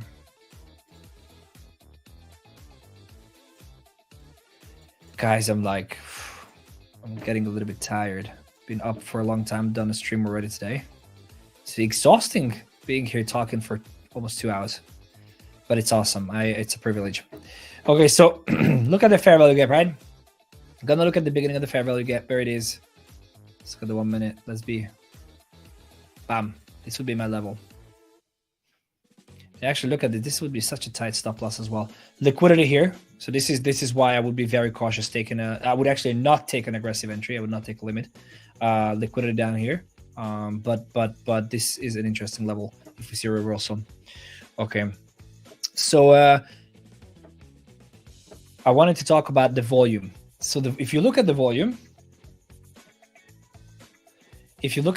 chart, what you can do is that you can come up here, fixed range volume profile. You pull this from the top of the wave to the pullback. So the idea here, you can pull several ways. Number one, you pull it on the wave. So you say in this wave, we have a pull up. I want to identify there is going to be where the push is going to come down. So it will give you 3 lines. This is called VAH, value area high on the top, the blue. The bottom called VHL, value area low.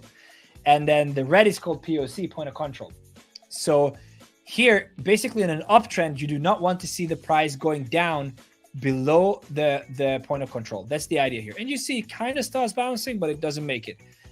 The volume between the 2 blue lines is 70% of the volume has been traded in these price points. So 70% of the volume on this leg has been traded between 0.04145 and 3931, right? 70% of the volume. And the most volume was traded on this price point. And that makes sense because you see all the, all the accumulation going on here, right? So this is one way you can pull it. The way I like to pull it is I like to pull it from, if you have a decent, for example, a decent break, like here, you have a push and then a pullback. So I actually pulled it from the bottom of the wave to the pullback, to the end of the pullback. And this is what works for me the most. And this is on this leg as well. I have not looked at this chart. Someone wrote this fit fee. I don't even know what it is. But so this works like a charm. So if you look at this, this comes very nicely to the to the point of control. So you just got to find the fair value gap around that. You take the position and move on. So this is about the volume. What was the question? What's the best way to limit losses? We talked about this, but proper risk management. Most importantly, proper risk management and controlling your emotions. Stop loss position when leverage trading. Yeah, so again, big topic. Leverage doesn't matter, guys. Leverage, everybody's talking about, oh, I'm a Degen because I'm taking a 20x leverage trade. Guys, I can take a 100x leverage trade and still risk 0.5% of my portfolio. It doesn't matter. It doesn't matter because what matters is the position size, and that position size compared to, in relation to your stop loss size, in relation to those two, the impact on your account. So if I have $1,000 account and I take, if I have $1,000 account and I take Chris is here, I'm gonna give you the mic soon, Chris. In a second, you can come up to the stage. Should I bring you up on the stage? I can bring you up. Bam. Yay. What's up, buddy? Hey, good on you, brother. How's it going? By the way, guys, give it up for Chris. He's pulling this whole, obviously everybody else, but he's been the main man organizing this 24-hour live. So obviously the team did a great job. Chris, you did a very good job in my opinion. Thank you very much. So give it up for Chris. So I was actually just finishing up this stuff, but rounding up everything that we've been talking about, I will hand over the mic soon to Chris. Oh, look at this. There we go. So what I just wanted to say, guys, is that as a rounding up thought, I think it's very, very important for you to, especially in the bull, to filter what content you consume, and filter. It's very important for you to know I actually pulled you up, Chris. Do you want me to pull you up or? Yeah, I'm here. No, I'm cool Okay, to okay, hang with. awesome. Perfect. Yeah, sorry. So I'm just gonna round it up, and I'm gonna ask you a question. Are you ready for a question? Sure. So I think it's just very important to really make sure that you evaluate what you consume and be at the right company, be around right people, and build your trading plan from there, and just follow it and never ever give up. Really, guys, like this is what I want to say. This is why I'm doing this as well, because I've been there, wanted to give up a billion times, been depressed, been lost. Just don't give up. Don't give up, guys, because it is there. I promise you, it is there. It is achievable. You just got to find the right edge. You got to find the right angle, and you got to find yourself. And trading is a lot of things, but most importantly is a self-mastery. It's mastering yourself. And if you can master yourself, you will become a very successful trader. Guaranteed. I tend to agree on that 100%, Fefe. Hey, so what is happening, Chris? Tell me what you've done today. All in the mind, actually. That's what makes the difference. It's your mindset. Following your rule system, making sure that you're sticking to a specific strategy, not allowing the emotions to control your trading strategy, your trading habits. Yes, absolutely. So what did you do today? I have 12 minutes. I was trying to. Did you get back from London? How was London? I'm still in the UK. Are you still there? Yeah, I'm here for a couple months. Then I'll head off to the States for a couple months. I haven't booked a flight home yet. I'm just gonna travel for a while. Oh yeah, okay. I know. Can you tell us? Like, I know that you're on a journey. People will definitely follow you. You gotta go up on big. Hold on, let me just take myself down, and then you can. The Dawn Charter. They should follow you on Twitter. Where are you headed? I'm Manchester for now. I go up to Wales. I'm heading over to Brussels for a bit. Then I fly to America, go to New York, go to Baltimore, go to the Bahamas, go to Jamaica,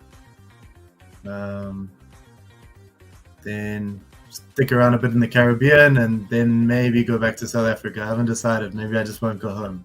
I will see. Awesome, we'll man. Awesome. We'll see if we start a bull run, then I might just never go home. Yeah, we'll and we are. What do you think? What do you think? Where are we heading next? No, we're going. I don't think that we're going higher, but we'll see. I mean, like, it's all dependent on who's trading, right? I'm still waiting for that 20K, but we'll see. Like, if we might go to 60, we might go to 50. You never know. But you just gotta trade what the charts give you, right? Definitely. Chris, I'll give you the stage, right? Okay. Someone says, no, hoping that happens for you, Chris. Happiness, bull happiness, everything else. Guys, I appreciate the time we've spent together here. I hope you got something out of this. Come talk to me, follow me on all the platforms. You can find it here. Thank you so much, David, for putting this up as well. Follow me on Twitter. And then I will actually be on tomorrow as well. My tomorrow. So in about 10 hours from now. Chris, please take it home, brother. Thank you so much for the intro, Fefe. I appreciate it. And get some time in with the family. And yeah, man, I can't wait for you next session. I caught quite a bit of it. It's take care, bro. Such a powerful strategy you have, man. Lovely. Take care, guys. Thank you for having me. Talk to you, Chris. Take care, guys. Cheers, brother. Yeah, for anyone who doesn't follow Fefe on Twitter yet, you guys need to rectify that fact immediately, because this his calls are so on point. I mean, if you just look at his track record, the man has got some serious skill when it comes to choosing the direction, or like not necessarily choosing, but like, predicting what's going to happen next. So yeah, jump into that. Okay, guys, so I'm going to be with you guys for the next hour. And I've been giving some thought as to sort of what we should cover, right? And originally I was thinking to really look at market sentiment, and I think that considering the pump that we've gone through today, and where things are going next, and we're going into the weekend, I thought let's rather talk about something that I feel in my heart is a lot more important when it comes to being a successful trader, and that is our mindsets. That when we actually sit down and we get into the charts, there's this trap that a lot of us fall into, and that is we get through school, we learn how to draw trend lines, we learn how to draw the fib, we learn how to identify support and resistances, we come up with a strategy, and yet we still end up losing, and we still end up taking trades we shouldn't, getting into trades when we know we shouldn't, getting out of trades at the wrong time, not managing our risk effectively, and at the end of the day, losing money. Even though we know how to trade, we're not trading successfully or making money. And that's primarily because of three things, in my opinion, right? Essentially, a successful trader is somebody who is trading probabilities, not certainties. So I want us to talk more around that topic. Just post in the chat if you feel that you'd rather get market sentiment talk from me today. We can go through my green sheet. If you guys want that from me, then let me know in the chat.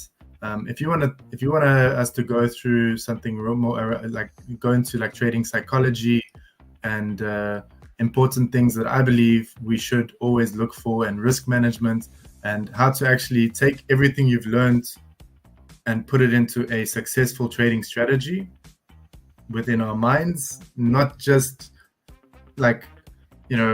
theoretically on paper, but actually how do we get our minds in the right place, then just let me know in the chat what you guys want to hear from me, because I'm going to be here with you for an hour, and I want to tell you guys what you want to go. Okay.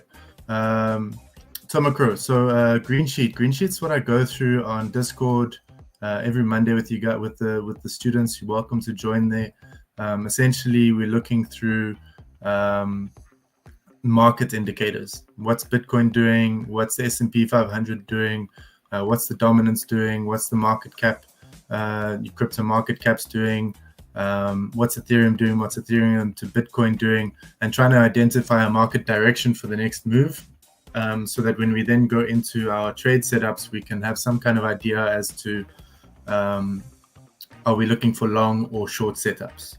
And it's something that I religiously do at the beginning of every trading day, so that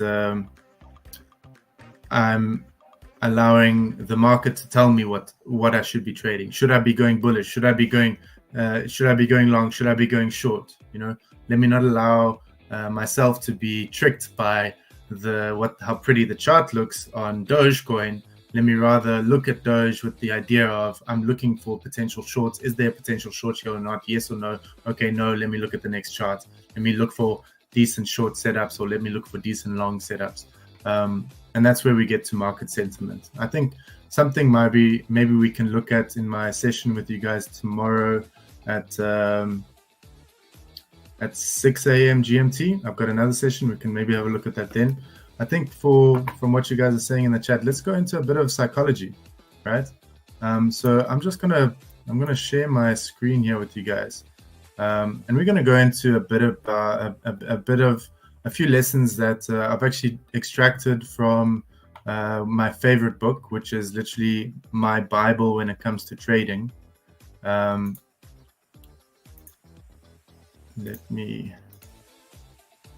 you can pull that up for me, David.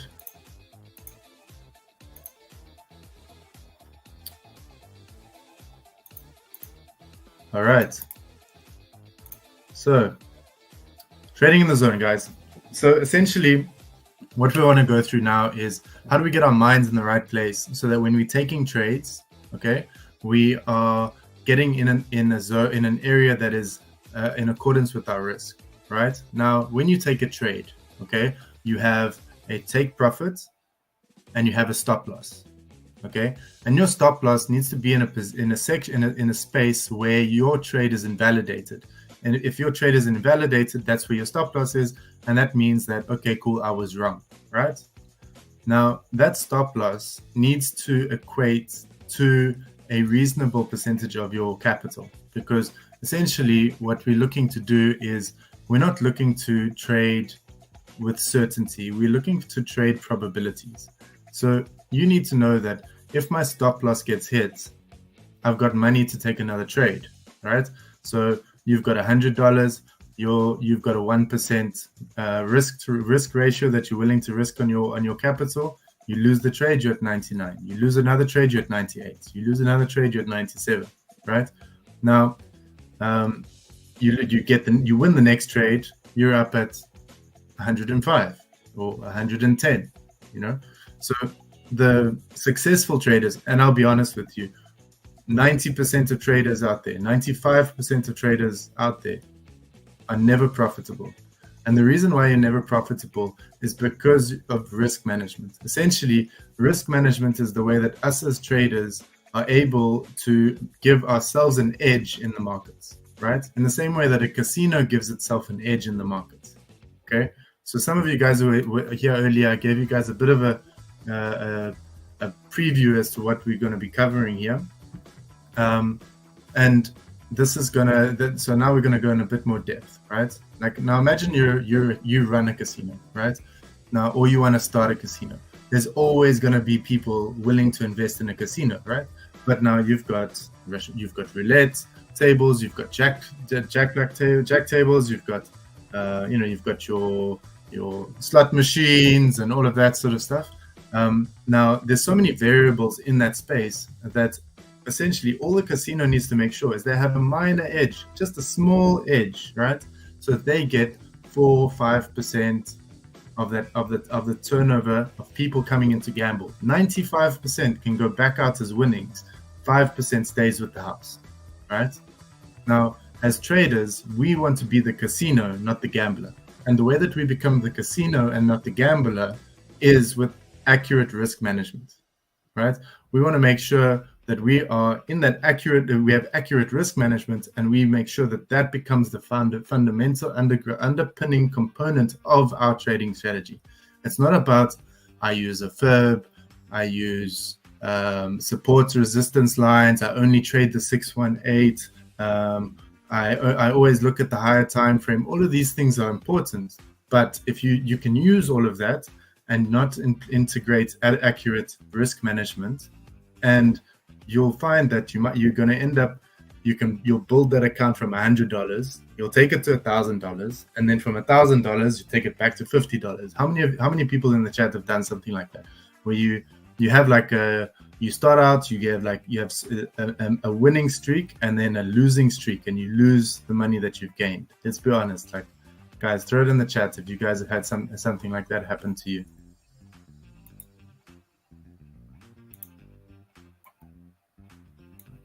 Who's here with me, by the way? Is anyone else here? Yes. Okay, cool. I'm seeing you. All right, awesome.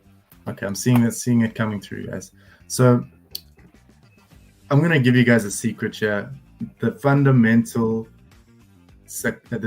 component that is the most important in any trading strategy, and what will make you a winner and not a loser, is adequate risk management, right?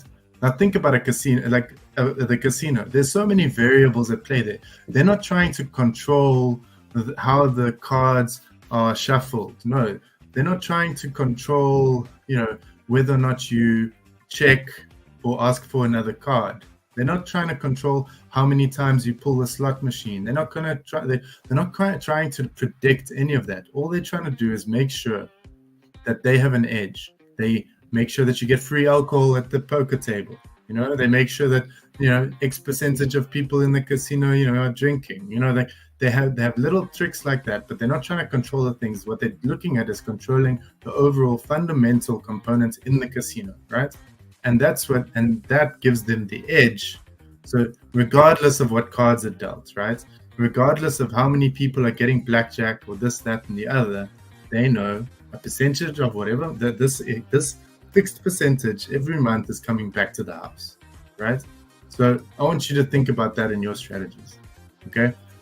Now, I'm going to give you guys a few excerpts from that we need to look at. Okay, so successful trading is about understanding and managing probabilities, not certainties. Okay, this is something that I've just mentioned to you guys. This is where, firstly, accept, right? What's up, Desmond? Awesome to have you guys here, man. So this is where you guys need to accept that when you put on a trade, the probability, the chance of that trade being successful or going against you is 50-50, right? So keep that in your mind, that there is a 50-50 chance of that trade going ahead of you, or going in your favor or against you, right? Now, in that position, are you going to have correct risk management in place, right? Or are you going to just put it on willy-nilly and be like, I'm certain we're hitting a support here, it's going to have to rebound and go up, right? No, you're not going to trade certainties. What we're going to do is we're going to trade probabilities. Now, there is a probability that if Link goes down to $5-6 and hits the bottom of that range, that it's going to bounce and go back up, because that's what it's done every single time before, right? But there's no certainty that it's going to rebound at that level. So you need a stop loss in place. And you need to make sure that that stop loss, if it's hit, falls in line with your risk management as a percentage of your capital, right? And then once you make sure that, that's before you take the trade, okay, cool. My risk to capital is 1%, 2%. Cool. That means that the volume in the trade can be X amount of dollars, right? And then from that perspective, I can take the trade. Cool. So trading is a game of probabilities, not a single trade, right? So this is the next thing I feel like you guys need to hear today. You're not going to, so often when we revenge trade, right? We open up a trade. Now, I can tell you that for a very long time, I blew accounts. I'd build accounts, $100, $1,000, blow the account back to $50. Then on the $50, I'm leveraging up. Like, I've been there, I've made the mistakes. It took me a long time to get to a point where I can look at the markets the way that I'm saying to you guys and actually make money doing this, and not have to, and be able to do this as my thing. This is my thing. I trade, right? Now, we need to, so often what we do is we end up now this one falls into revenge trading, right? You get an entry, okay? You get an entry. You put your risk management in place. What happens? That wick comes down, stops you out. You're like, but I'm certain the market's going up. I know we're going up right now, right? So I'm jumping back in, right? What happens? Market ticks down another 5%, right?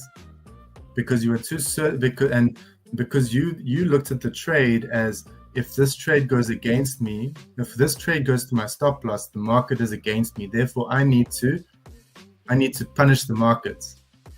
I'm going to show the market. I'm going to get that money back. What happened? You put too much money on your stop loss. So when you hit the stop loss, that hurt, right? Also, being wrong hurt, because you're trading certainties, not probabilities. Do you guys hear where I'm going with this, right? We need to have a mental shift, right? Away from market certainties, away from letting a single trade determine to you whether or not you're a good or a bad trader. Remember, if you pull your trading journal down, look at it. Okay, cool. What percentage of my trades am I winning? What percentage of my trades am I losing? And allow that to be a starting point to determine what percentage am I able to risk on the next trade. And if it goes against me and against me and against me and against me and against me, and then I win, I'll be at least at break even or making money. You know what I mean? And then we're building something where it goes against you and you're like, doesn't matter, right? Doesn't matter. Why? Because I know that I'm not trading certainties. I know that this single trade is not important.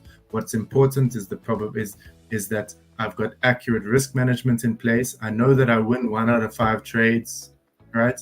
I'm going to continue improving my skill level and my understanding and my feeling on the market. But I know if it goes against me, it doesn't matter. Why? Because in the end of the day, I'm going to win, right? You're the casino, not the gambler, right? Let's be the casino, guys. Okay, let's be the casino together. Okay, so your beliefs create your reality, and if you believe you're right, you'll always find you justify your actions, right? Another important thing to build our mindsets, right? Think about this. When you look at a trade and you allow, and you will see in the charts what you want to see, right? Now, as an example to this, you enter a position, right? The position moves against you, okay? When the position moves against you, now, let's say you were building a long position, that long position tips over, moves against you. What happens next? You go, well, now I'm buying at a discount. Let me add to the position, right? Because I believe it's still going to go up. Who's done that here? Who's done that here? Adding to positions when they go against you instead of cutting the position, right? So then you add to the position. What happens? Price moves further against you. What you're neglecting to see is that in the trend, you're getting lower highs and lower lows, and therefore the market is trending downwards, not upwards. So why are you adding to a long position, right? Because you're ignoring the fact that the market is now trending downwards.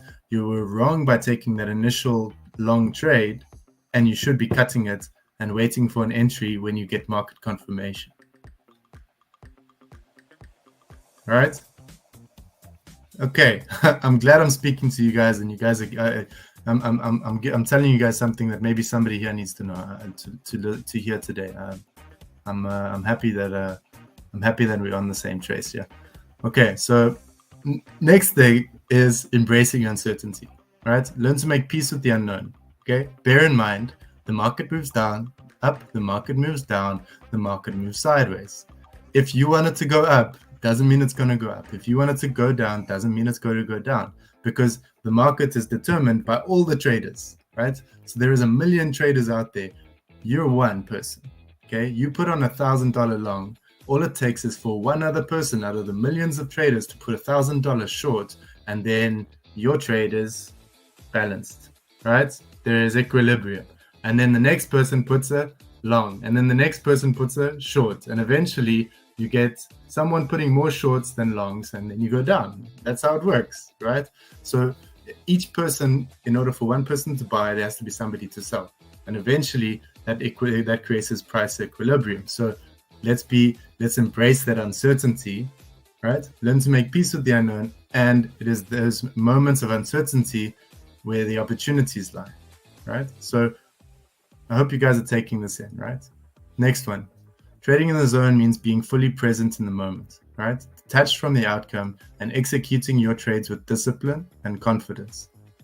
Remove emotion. This is why I go through my green sheet every day before I start trading, because I don't want to wake up, listen to a bunch of influencers on YouTube telling me how Bitcoin's going to 40,000 and let that control how I'm going to trade for the day. I want to make decisions for myself. I want to look at my indicators. I look at the market as an indicator. I look at my trend lines and supports and resistances as indicators. I look at the Fibonacci as an indicator. These are indicators that we use, the stochastic. These are things that we use to try and give us sentiment towards one market direction or another, right? Okay, cool. If Bitcoin does that and Ethereum does that, then this could potentially play out. And then if that plays out, then I'm building confidence towards my trade and my entry, right? Another thing that you guys should think about is don't go to the price, right? Build your sentiment, build your strategy, build your expectations on the market, and then let price come to you, right? Big mistake that I've made, I know that other guys have made as well, that through chats with them as well, like, you jump on first thing in the morning, you look at the chart. The first chart you see is Solana breaking out. Or the first chart you see is Doge retesting a support and looks like it's gonna pump, and you ape in. You're like, oh, okay, enter on my app, open a position, and then what happens?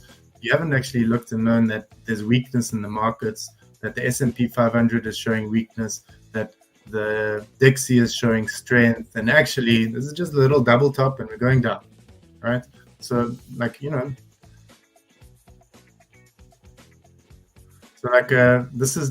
are just little lessons, little excerpts that I've taken, notes that I've made from along the way. These are lessons that I like to read through. So this is why I'm sharing it with you guys. All right. Consistent trading comes from a consistent strategy. All right. If you don't have a consistent strategy, then how can you expect to be a consistent trader? Right. So first, understand your weaknesses and then allow those, and then build on those weaknesses to make them strengths. If you know that you're emotional when you get to the trades, then create a rule system like I have that means that I know that as a business owner, as a trader, I'm a business owner, I need to stick to certain rules, right?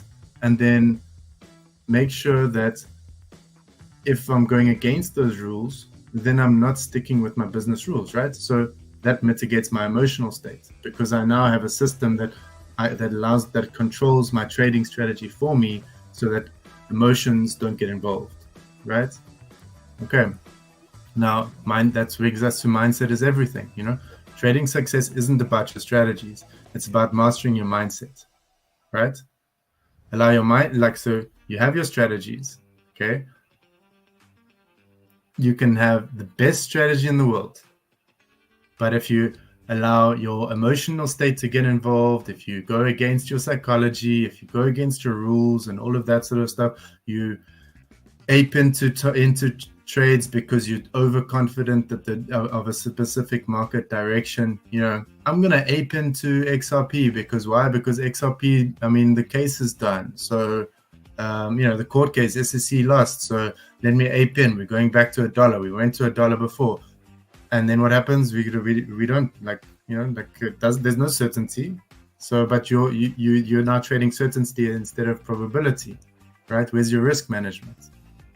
Okay, so build the mindset that will help you build a successful trading business, right?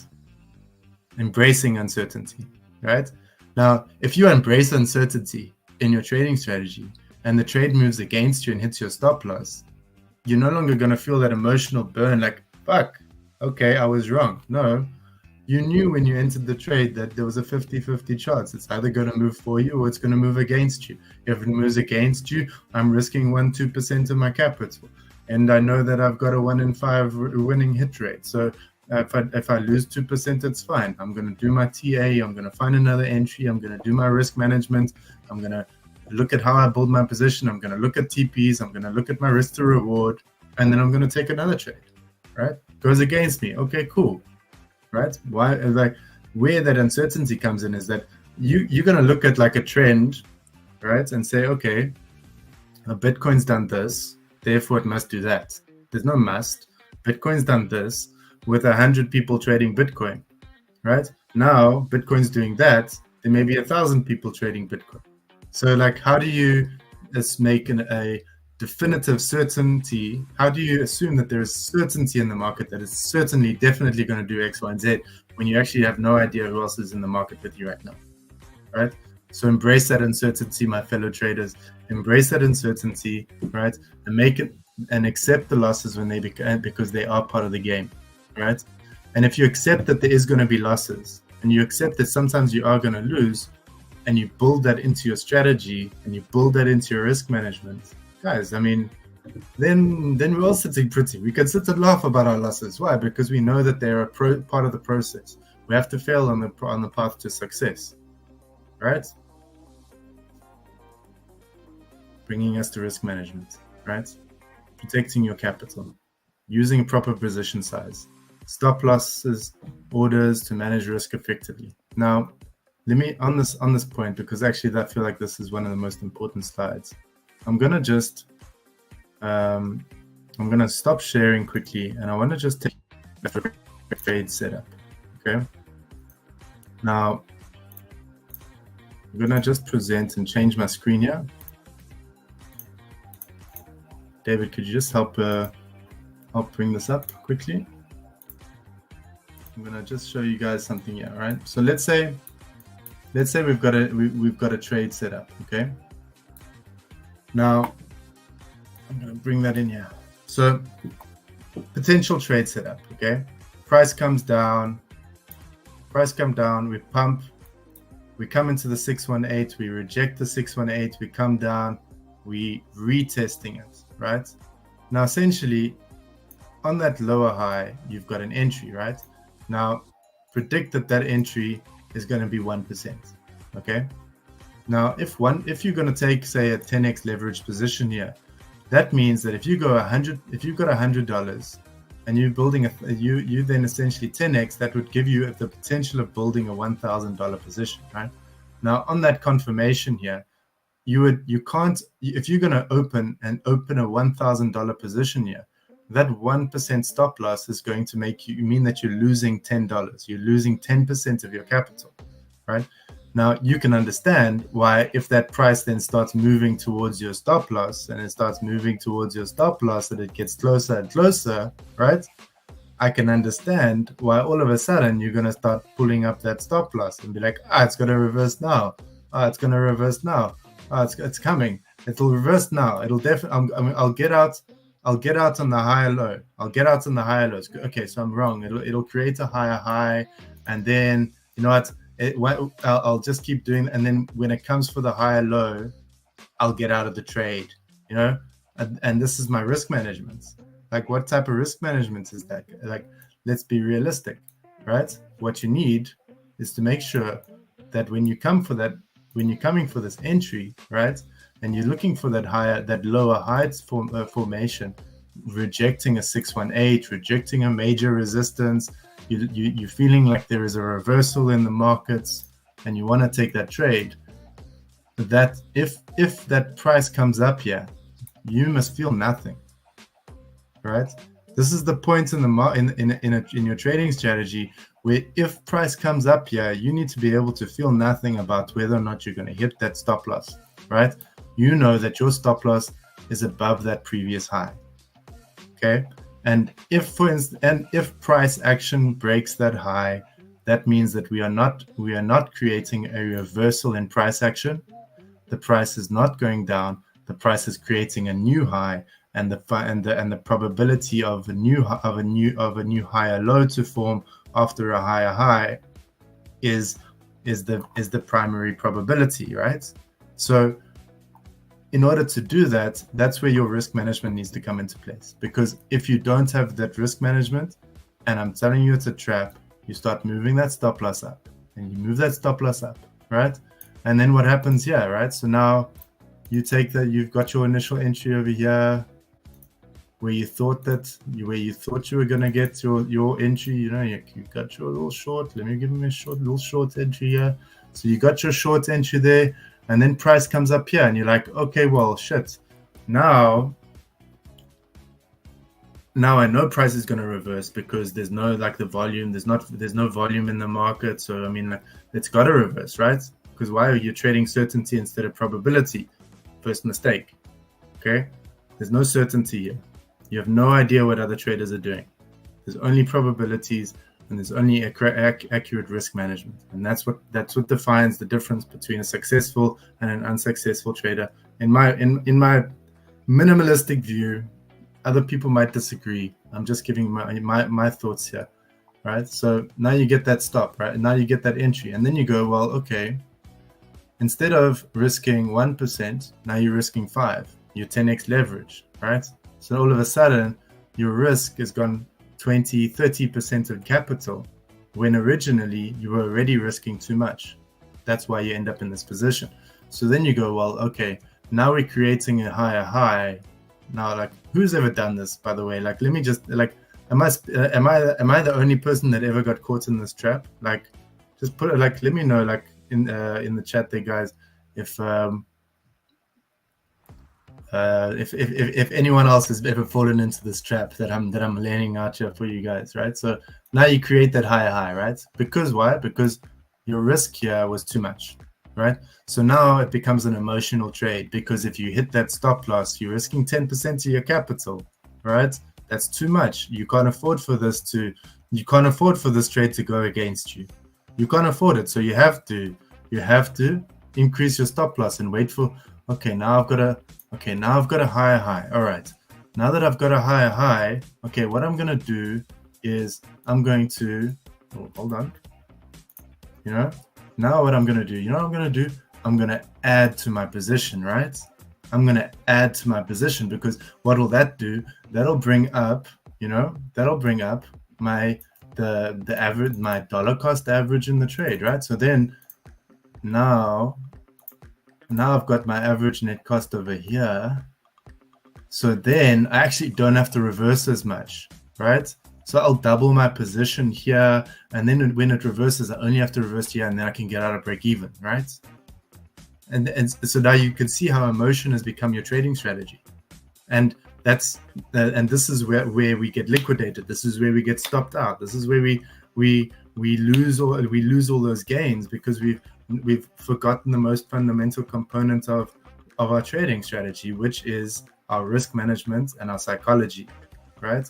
Now, bear in mind, what happens next is maybe it comes back to break even, but what happens when it comes back to break even? Feel like you've got an amazing position, right? You feel like you've got an amazing position because now your stop loss is down here, and you're now retesting the 618, right? But now, would you actually, in any given world, if you had created a new high and you were coming back and retesting support, would you ever short that position? Would you ever short a retracement of a higher high? If the answer is yes, then probably you should review your strategy, because now you're sitting in a position where you're retesting the 618. Sure, you're in profit. Your average net cost is up here. You've got a $2,000 position, right? But you're now retesting a support.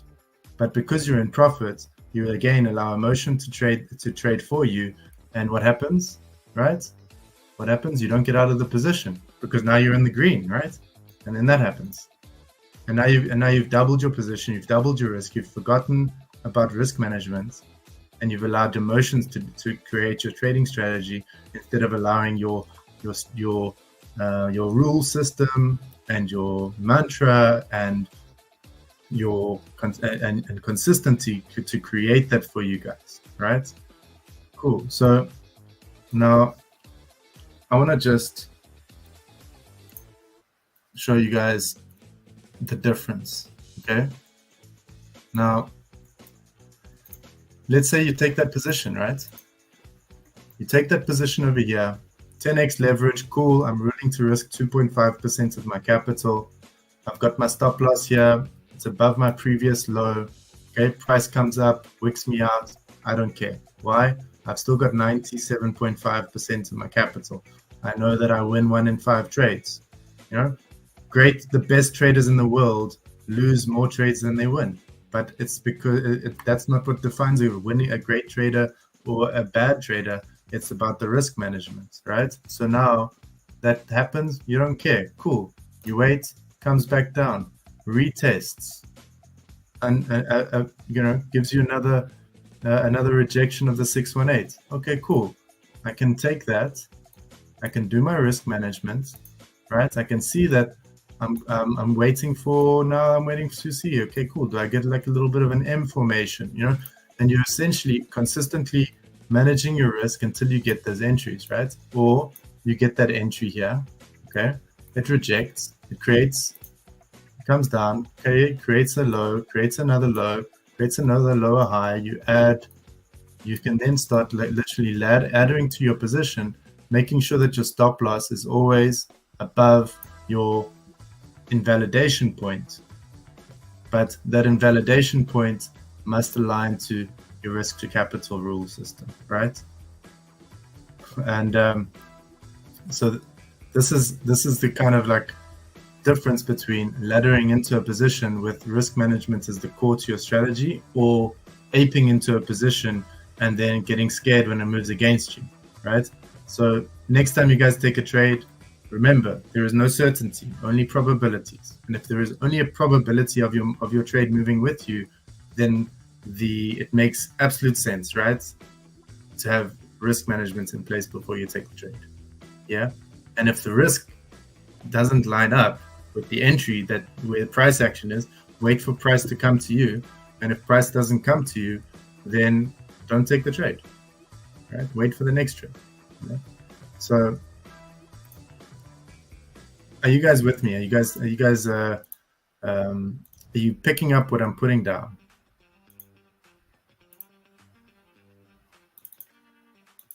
Are you guys picking up what I'm putting down? All right, so let's jump back to this presentation. David, if you can pull that up for me. Okay, cool. So trade your plan. There we go. So this falls back into that example. You have a trading plan, you have a strategy, right? Don't deviate. Why? Because your plan is consistent, right? You can, if you stick to a plan, and then you have a specific set of variables. Those variables can be managed, they can be tracked. You can identify what is working for you, what is not working for you, what trend setups work for you, what trend setups don't work for you. You can play the ones that do, you can remove the ones that don't. You get your system. I've got a system, my green sheet, the charts that I trade. You know, like I try and stick to a specific list. And these things are where you guys come in to essentially getting this in place for yourselves. We want to teach people how to fish, not show people how to fish. We want to learn as a community and uplift each other as a whole. You know, let me check you in the chats. So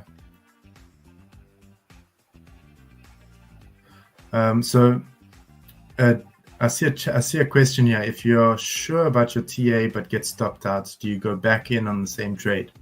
You update your TA, you update your risk analysis, you review it as a brand new trade, right? Because now there's new price action. Okay. Now the more you look at charts, the more you will start to identify different candlestick formations, different trend setups, things like that. You might get wicked out on when they are hunting liquidity, right? Then you need to determine whether or not you're putting your entry and your stop loss in the correct place, or you should maybe look at updating that, review it. There was a mentor in South Africa. He gave me some very good advice once. He said, he said, map your trade, put your stop loss, put your entry, put your take profit zone on the chart, right? And then before you take the trade, pick up something like really heavy on your desk, hit yourself in the head with it, and then put your entry where your stop loss was going to be, and see what happens. You know, and funny enough, the frequency, the amount of times that price actually comes to your stop loss gives you an amazing entry while the market is hunting liquidity and going and stopping out everybody else that's in that long or short position. You getting your powerful entry, you know. So something to listen to or think about if you guys are getting stopped out too much. Maybe review where you're putting your entries. Maybe you're putting your entries and your stop losses in the wrong place. Okay, so detaching emotion from your trades, being an objective observer of the markets and your actions, right? Comes into play again with looking at it holistically and looking at it externally, and it's not an attack on you. It's literally just the market doing what the market does. Okay. Consistency is key. This is why you need to find a strategy, you need to stick to the strategy, you need to test that strategy, and then you need to update the strategy. But always stick to the strategy. Don't change your strategy every single day. You have it, you work it, you try it, you adapt it, you listen to other traders, you hear what they do, you see what they do that you can adapt and implement into your strategy, and then you adjust it, but you stick to a strategy, right? Cannot stress that enough. Thanks, Vermandi. So if you're trading it, if you're chasing those every opportunity, right? You think, I need to be on Solana because it's pumping, right? What did you do? You forgot the first rule. You didn't put in accurate risk management. And if you're not going to put in an accurate risk management, you're just like the rest of the 90%, right? Hard truth. Focus on process, not outcome. Right? So you're concentrating on executing your trade well, right? You're concentrating on finding the right entry, the right exit, the right where your stop loss should be, right? Okay. You're building that position so that you can essentially over time, win or lose, make money. Win or lose. Remember that. Win or lose. Like if the trade goes for you or against you, your goal is to make money, not the trade went against me, therefore I need to FOMO in because I know what's going to happen in the market next. Nobody knows how it's going to happen in the market next. Like everybody can make predictions. Everybody can look at where there's liquidity building up, and everybody can call 12k Bitcoin. Everybody can call 40k Bitcoin. Nobody actually knows where the 40k or 12k is going to come next. They can only sort of look at the charts and make assumptions, right? But I can tell you that with 100% certainty that every single person that's saying it's 40k or it's 12k, every single one of them is not willing to put 100% of their capital on that decision, right? Nobody's going to say, I've got $1 million, I'm going to put it on going to 40k without risk management in place. They might say, I'm going to put it on going to 40k, but if price drops below 26, I'm out of the trade, right? I'm only willing to risk a specific percentage. And so that's where I need you guys to be, right? That's where I need us all to be as traders. Okay. Avoiding ego. Now, this is something that I used to struggle a lot with, right? Now, trade goes against you, you're a terrible trader, right? Because you get 3 trades in a row and all 3 of them go against you, right? You have a week where every single trade you take goes against you. And what happened? And you allow that to affect, now you're allowing that to affect your state of mind. You're no longer looking at trades the same way. For me, I have a trade that goes against me. I have a trade that goes for me. In both circumstances, I take a break, right?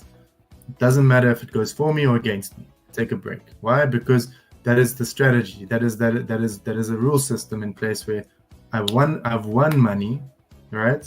Therefore, my emotional state is that I'm overconfident in the market. I've lost money. Therefore, my emotional state is I need to get my money back, right?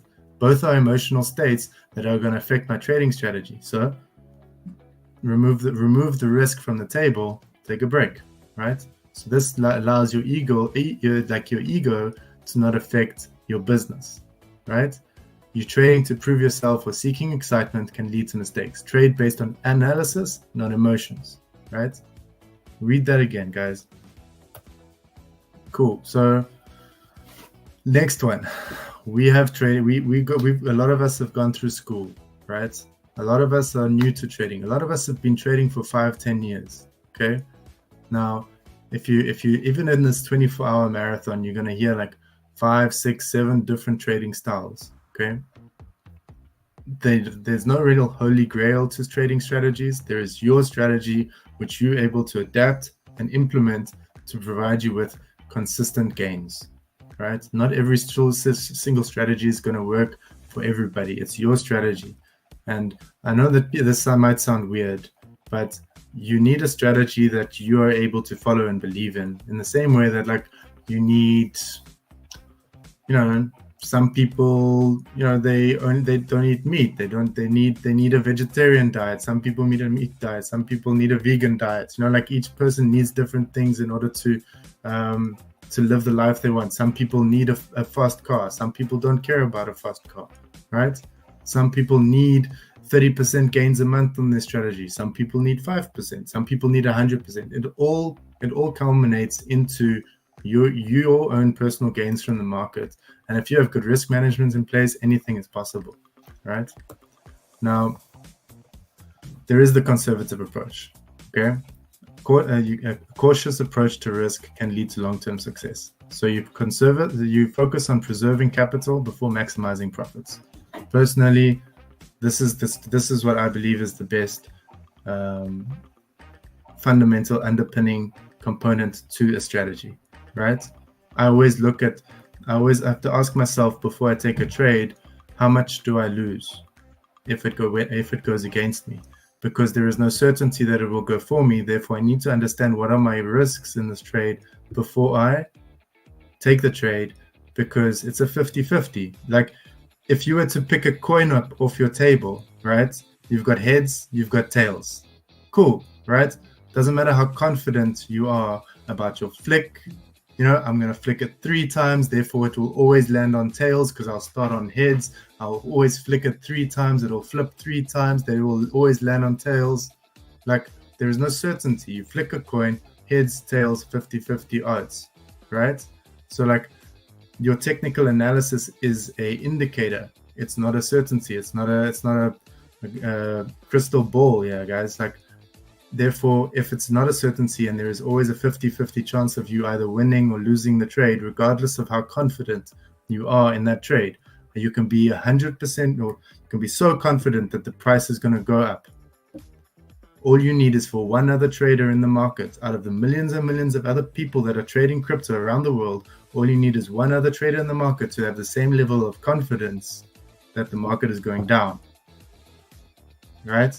Regardless of the technical analysis, because everybody follows different strategies. You know, a lot of people are short Solana right now. A lot of people are long Solana right now. They're still holding those longs, right? There's always a buyer and a seller. Therefore, if there's always a buyer and a seller in order to make the market operate, there is always somebody who is going to trade against what you are trading, right? You with me? Can you guys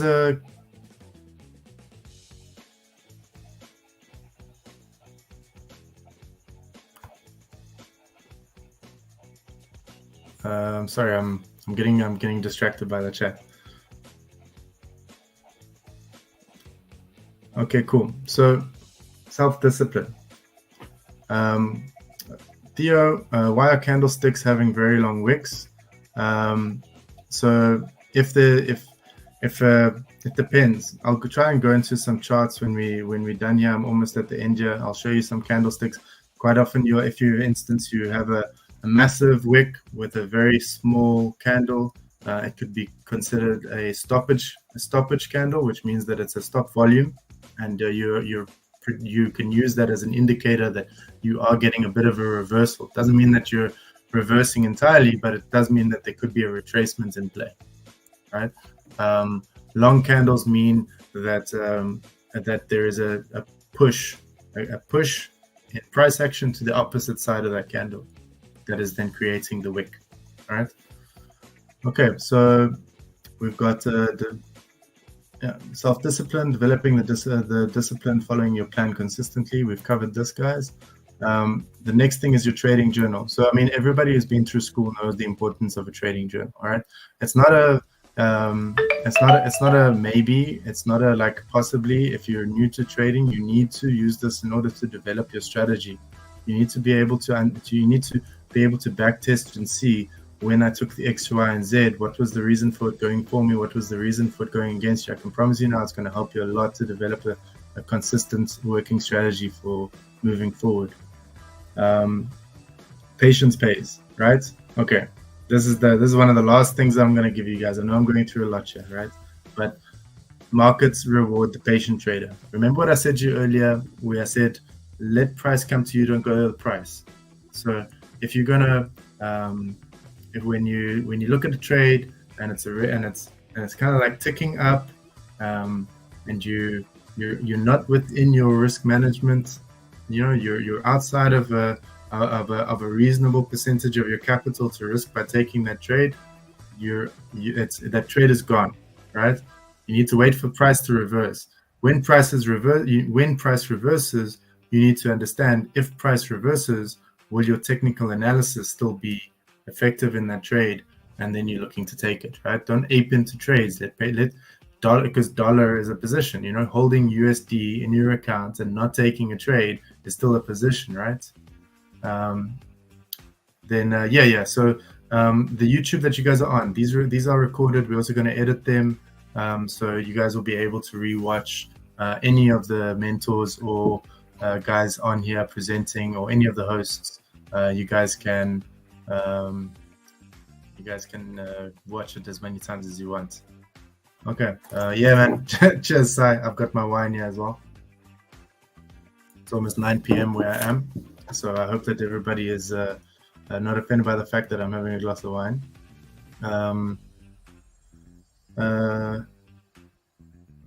Thanks, Brett. Yeah.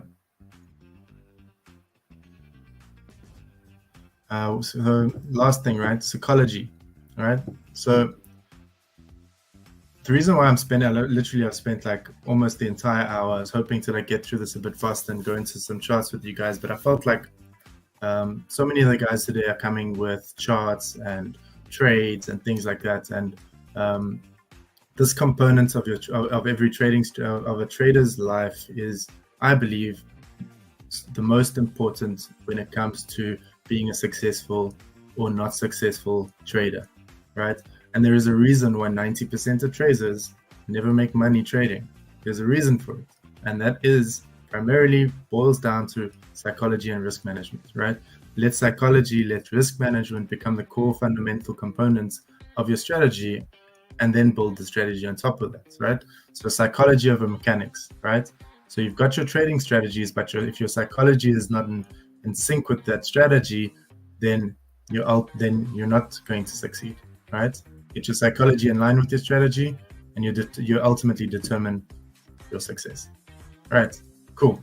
I'd love some questions from you guys. We've got about 20 minutes left here before I bring up the one and only Thales. And I want to hear from you guys. Post in the chat. Post some questions. And let me hear what you guys are thinking about what I've been sharing here. I'm gonna bring up my trading view as well, so that if we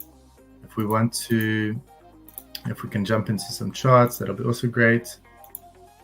But what do you guys want from me, man? I got another 20 minutes here. I'm drinking a Spanish red wine. I've got no idea what it's called, but it's good. Okay, what do you guys want to hear from me?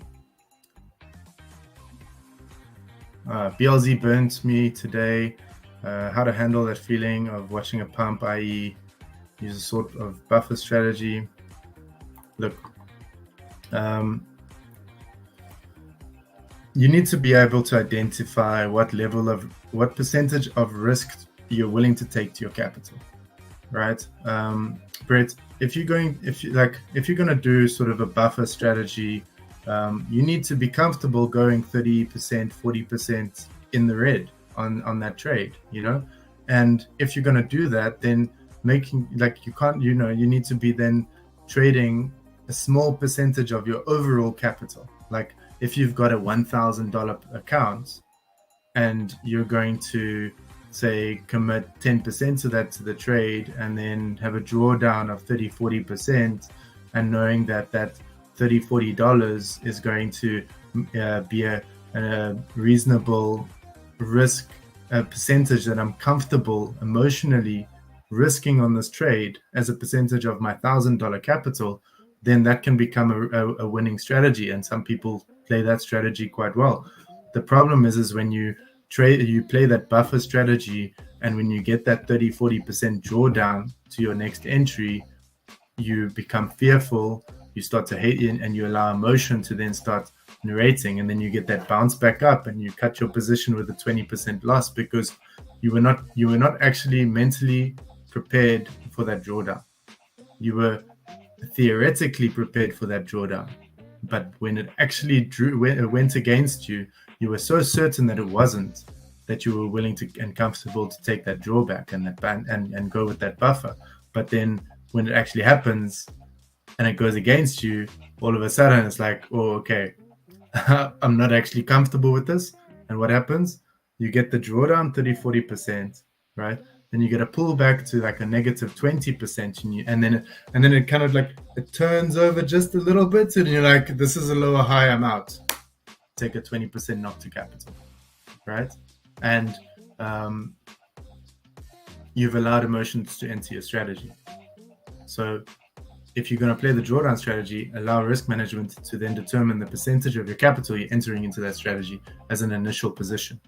So different strategy, same principle. Risk is the primary goal here, right?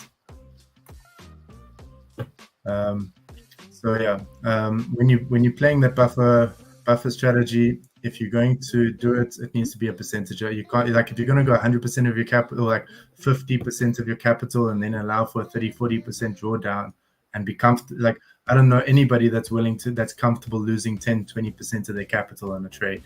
And if you know that every trade is 50-50, it's up to you. Yeah, so let's see, what other questions we got here. Can you kindly do a risk calculation explaining what does it mean that the leverage does not matter instead of your position size? Perfect. Okay, cool. So take this example, right? Now, your capital is $100, Demondi, right? So you've got $100 in your account, okay? Now, if you take a 10x leverage, if you're playing 10x leverage, that means you're building a $1,000 position, okay? Which means that if you have a 1% stop loss, so like you've got the stop loss, I know it says 2.45, but imagine your stop loss here is 1%, okay? So you got a 1% stop loss, okay? Now, 1% is not 1% of 10x. It's not 1% of $100. It's 1% of $1,000, right? Because you're looking to build. So now 1% of $1,000 is $10. The next question you're asking yourself is, that $10, if this trade goes against me, how much of my capital is going to be remaining? And you go, okay, cool. I'm going to have $90 left, which means that I'm risking 10% of my capital, right? Am I comfortable? Am I happy if I lose 10% of my capital, right? If I lose 10% of my capital, am I still comfortable taking another trade? Ask yourself that question. And if the answer is no, which I would hope it is, then you can't take a $1,000 position. So that's when you're then looking to add it to a position. That's where, okay, cool. So the leverage is not really important, because let's say I want to take now this trade, it's 1% risk, right? It means that in order for me to fall in line with my max risk to capital of 2.5%, which is $2.50, the max volume in a trade where I've got that 1% risk to capital is I cannot open a trade of more than $250, right? Because if the trade goes against me, I lose 2.5% of my capital of $100. If I'm opening a position, if my trade volume is $250, 1%, $2.50, $2.50 of 100 is 2.5%, right? So I can take $100 and I can do, what's that? 2.5x. I can have a $250 position. I can do 5x and I take 50% of the $500 and I've got my $250 position. So 10x is just a tool. The exchange is essentially going to charge you on the volume in the trade when you win or lose, right? So that's why I'm saying leverage, not so important. The volume, that's what's important. Doesn't really, like, how you get that volume is with leverage, but it can be 2x, 5x, 10x, it doesn't matter. You can start on 5x, then you go to 10x if you as you build a position. Like if you were to use a strategy where you're essentially where you're building into a position, getting the break, you're getting the consolidation, you're getting the break, you're adding to that position and bringing up average net cost, right? So yeah, I hope that answers your question, Demandi. Just throw in the chats if that makes sense, or if you want me to go in detail again in a different direction. What other questions we got here, guys? Only really those who want to learn badly. Okay, I don't understand that. There's always new people. Moving. What are the reasons people use different time frames on settings rather than a chart? Well, so sometimes you mean like, are you meaning Muliman? Are you meaning like the stochastic or your moving averages and stuff like that, right? So, for instance, I know what some traders do. I'm a fan of this. Let's say you've got you've got your trade, you've got your historic data on the chart, so you can look at it and you can then identify that generally when price moves with the 200-day or with the 200-day moving average, then it's got specific things. So you can then set it to a 200-day. On the Bitcoin, it's primarily the 200-week moving average, so you can set it to the 200-week, and then you look at different time frames, but it'll keep the moving average on that set calendar. And depending on what projects you guys are trading, if you look historically at data, generally it will kind of get you to a specific sort of how do I put this? Like, help you build sentiments towards the market for your trade setups. But at the end of the day, you've got your risk in place. Current win rate, Chaos, I win like 1 in 5 trades. I win at 1 in 5 trades. My goal is making 40 to 50% per week on capital, which I'm comfortable on. My risk to capital on a trade, I look at 2.5% on capital. Yeah, that's where I am. So I'm not the most amazing trader out there, but I've got a consistent play and it covers my bills and it lets me travel. So I'm happy. Any other questions in the chat there, guys? Anybody else? Otherwise, Thales, are you around in the back end? You want to come up and join me? I think we're going into Freedom session for the next 2 hours, aren't we? Freedom. You know, Hi, how are you? Yeah, good on you, brother. I forgot that you were on after me. Otherwise, I wouldn't have stolen the back. No, it's all right. It's all right. We got the same background because we got the the same mentality and stuff like that. It's fine. It's cool. Awesome. How are you? I'm very well, and yourself? Yeah, not bad, not bad. Just came back from work and I'm trying to get prepared here and get ready for everyone. And you were talking about risk management, which is very, very, very important. I keep on saying this, that if you want to win in trading, you have to master risk management. It's the only solution. Strategies, it's something that is going to be a routine, right? A strategy will keep you in focus to do the same things over and over again. So it's a routine, right? But risk management, it's the key that is going to open to your success and say, listen, I got my risk management exactly as you described. How much I'm risking to take that trade? How much is going to affect on my capital? And then in the long run, by the end of the week or by the end of the month, right? Depends on your targets, and you're gonna find yourself that you are making progress. I'm trying to give an idea to people, and you don't need to rush, right? And you need to take it step by step and put the small targets at the beginning, right? Small targets because you need to make sure that you can achieve them. And once you can feel comfortable that it's working and you can achieve them, then it will become a habit and become part of the routine. And so, listen, I can do that 1% or I can do that 5%. And if I can do, for X amount of time, that 5% without giving me any stress, the next step will be, okay, can I do that 5% like 10% now? And I'm talking about, you're winning, right? But I agree with you 100%, right? It's like risk management, it's the top thing that we need to master.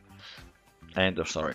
And I'm going to talk about how you can fight your enemies, right?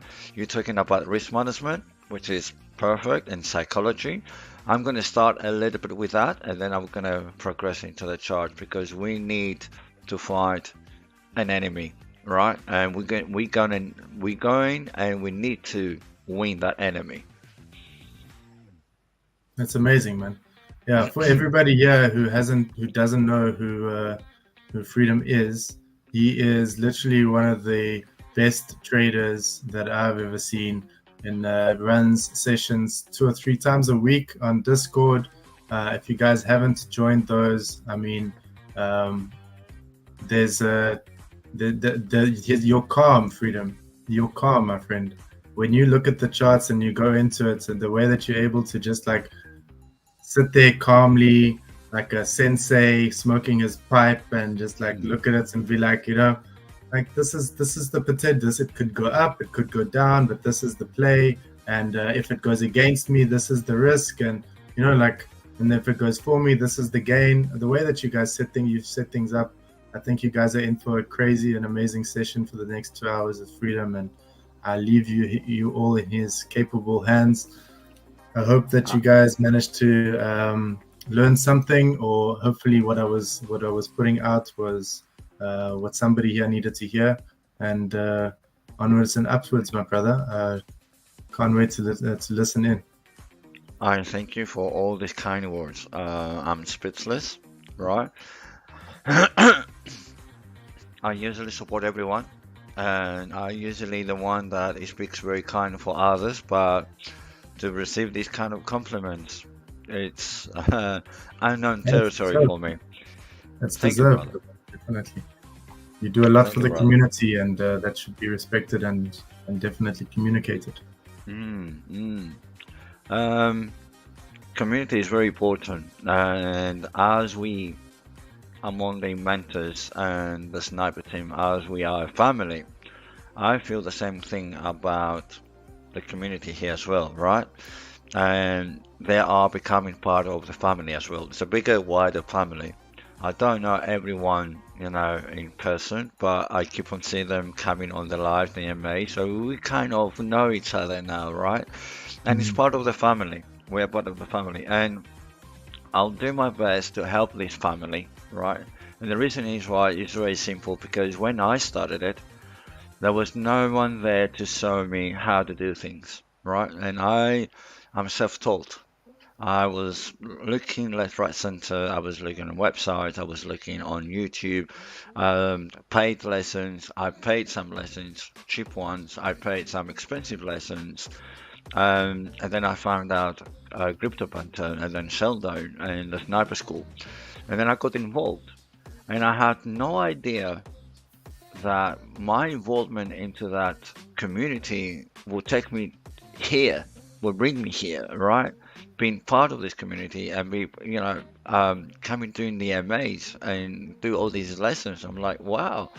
Um, but I'm very grateful for the whole team. I'm very grateful for this family and for this opportunity, and I'm here to give out those things that I didn't find at the beginning, but I found them inside the community. And now because I've took all this knowledge and all these a big hack, right? A virtual hack and said, here, this is the community. We're here. You're not alone anymore. I said, okay, I need now to pay back, right? I need to give this back to the community and let all the new guys to let them know that they are not alone, right? We are not fake. We don't choose the right examples and give you all the perfect textbooks examples out there.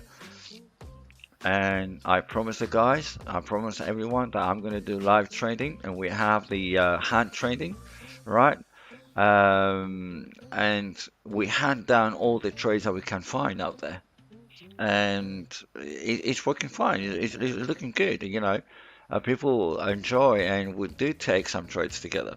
Some they're going towards our target, some they don't, but this is part of the life, right? This is part of trading, so we're gonna get there. We're gonna get there. Better days are coming. We have the pre-bull market move. This is how I call it. It's between phase 1 and phase 2. We got, let's say, the bulls are showing off right now. That, you know, we haven't been forgotten. We are here. We're around the corner, right? So, it's a very good time that Sniper School has reached all the way up here. We are here after 9 cohorts, right? We're going towards 10, and now we've got OL School as well. And I'm very excited with Kyle around. So It's, it's a great opportunity for all the newbies because we are on the bottom of the market. Now the market is going to turn around and that will Yeah. be towards the benefit, right? And it's going to be amazing. I keep on telling everyone that, my target is for you, all of you, to be more successful than me. That will be my paycheck. If I see you all successful and you are moving towards your financial freedom and be actually free, that is my payment. Because we're all volunteers here, Chris. I don't know if everybody knows that. I mean, the old guys that do know, but the new guys here, we're all volunteers. We don't get paid for us to be here. So my payment is if I find out that,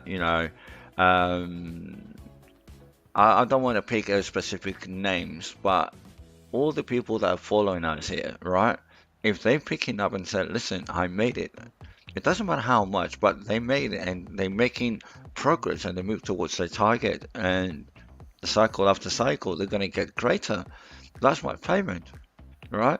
If they're going to send me a postcard and say, listen, I made it, I have it, here's my cocktail, right? And I wish you were here. That is great. And I did drop the, I did drop an idea. So listen, you know what? We can do like a reunion, right? Maybe next year, within the bull market. Maybe, we can arrange something and we meet up somewhere in the Mediterranean, maybe somewhere, I don't know, maybe in Cyprus, maybe somewhere in the Greek island in the Yeah, summertime man. and have some fun, yeah, and meet up all together and be relaxed and not worry about money anymore, right? And that is like a weekend, something, like, everybody's running next, left, right, center for weekends, conventions and stuff like that. We can do our own, reunion. Maybe in South Africa. I've never been to South Africa. I can come down to headquarters and say, hey, we're Beautiful here. place. Come to Cape Town. It's a beautiful place. Exactly. I won't be there for a while, but I can tell you it's beautiful. My Great. I've place never is your been there. place. If you ever make it I- over, my place is your place. You see, I mean, I'm excited, and we want to make this happen, and everyone to be able to travel, right? What do we need? We need two things. We need, so to say, the financial freedom. I don't want to call it just money, right? But financial freedom, and that freedom will get extended for you to be able to travel whenever you want. So basically, we want the freedom in the financial type, but we need the freedom of the time as well. And the third one is the freedom of movement. So if I got time, if I got money, then I can move, right? So this is the ultimate target, right? We need the freedom of movement. We need the freedom, the freedom of making, make ourselves financially secure, and we don't care about any more money because we know how to attract money. We know how to make the money come to us. So you don't worry about that, right? And then you have time. If you've got money, you've got time. That means you're not going to work for somebody else anymore. You're going to work for your own. You're going to work for your own And if self, you can and you get. get that, And if you can get consistency into your business strategy, for sure. Yeah. so, I mean, this is it. This is it. That's why my nickname is Freedom, right? Freedom. Freedom for It's freedom. not exactly. I mean, it has to be on all aspects, right? The power of three. If we could get the freedom of financial freedom, the freedom of movement, and the freedom of time, what else do we need, right? I'm not going to say that for financial freedom will give you happiness, right? True happiness has nothing to do with money, to be honest. I can be happy now, and then the next 5 minutes I can be sad. That has nothing to do with money, right? It has to do with my emotions. It has to do with me, right? But if I got X amount of money, I know that I can cover my expenses. I can cover any kind of trouble that's coming around me. I can tackle that. So money will make my life easier, right? Not necessarily more happy or, into a full extent, but, money will make things more easier. So, time, it's limited. It's the only asset that we have is time, right? And it's limited. We don't know. We know that we're going to travel from A to B, right, in time or in places. It's like we're moving from A to B. We don't know when we're going to expire. So it's a very expensive asset that we have, right? And we keep on, it's like a tick, it's like a ticking clock. It's going against us, right? So we need to make sure that whatever we do it right, consistent. We're going to be serious about our risk management, right? And that will lead us to not win the battle of time, but we'll make sure now we're going to spend the rest of the time in our favor. That's it. And movement. Why should I be under borders? Why should I be inside in four walls? We're human beings. We're born in this planet, right? So it happens that I was born on a map that says Greece. Okay, you were born in a map that says South Africa, Cape Town, right? And Cowers, maybe he was born where the map says England or Great Britain, whatever you want to name it, right? I don't believe in borders. We're human beings on the same planet, so I want to have the freedom to move all around the planet and meet everyone. I want to meet other cultures. I want to see other countries. I believe that each country has its own culture and history and identity. I'm fine about that, right? I can't have this idea that we're all united in one thing. We are not one thing, right? Asia has its own culture, its own ecosystem. So Europe, so does USA, right? Americas. So I would like to go around and find out what's going on out there. So I don't like human beings to be in a square box, right? I don't like it. Why do we need to have change on us? Right? We are still slaves, and I'm trying to break that code. We are not slaves anymore, right? I mean, it's like it's a modern slavery, guys. We work, we exchange our time, our valuable time, right? So we can get paid from a job, so we can survive.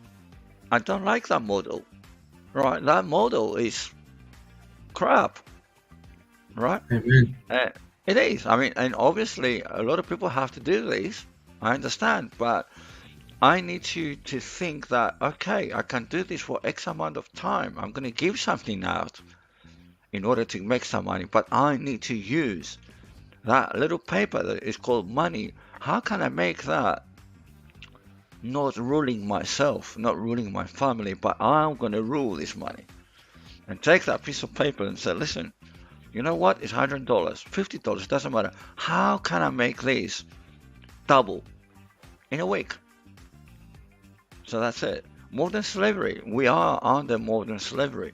We exchange our time for them to make them money. We make other people richer. Right? What's the evolution in that? How we make ourselves better, or how we make our world better by working for somebody else. So I say, we I'm need gonna, to work. yeah, We for need to sure. work on ourselves, man. I'm gonna then jump off and let you get stuck into it, my brother. And good luck for Thank you very the much. next session. Thank you very much. I leave the audience in ample hands, man. And Good. yeah, like you said, we're all here basically giving our 2 cents back to the community, because I think as every person walks a journey, you often ask yourself that question, like, if I only knew then what I know now, where would I be today? And if we can give a bit of that knowledge from the hard knocks that we've all been through in our trading journeys to others who maybe have not had to experience those lessons themselves, then we help the community as a whole, and I think that's really cool. It's really awesome. That is very true. I'm gonna jump off and stop stealing your limelight, my brother, and leave you to jump into the session that you've prepared for everyone. Thank you very, very much. I'll see you tomorrow. We're again tomorrow together. All right. Right? Awesome. Awesome. Have a good rest. Thank you very much. Thank you very much, man. Thank you, guys. Thank you, everyone, for who stuck in there and listened to me as well. I hope hope you got something out of it. Good stuff. Good stuff. Cheers. Cheers. Have a good night. Right. Okay. Let's put some music up, right? And let's, instead of watching my face, which I don't have a pretty face, let's have something more better. Let's go to Windows or a entire screen. Entire screen will be better. So let me share my screen. Has it come up yet? Soon. It should be. Good stuff. Thanks, Dave. Right, guys, let me zoom in a little bit so you can see. I put up a poll a couple days ago, right? I'm sorry for my voice. I'm losing my voice. I don't know why. I'm starting losing my voice since this afternoon. I don't know why. I haven't been shouting at all whatsoever. My son is a little bit sick, so maybe I got something from him. But anyway, cool.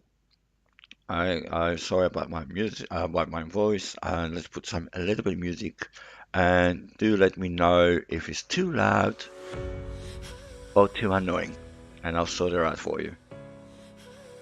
Kalispera, Kalispera, Sabuka. Greetings from Munich.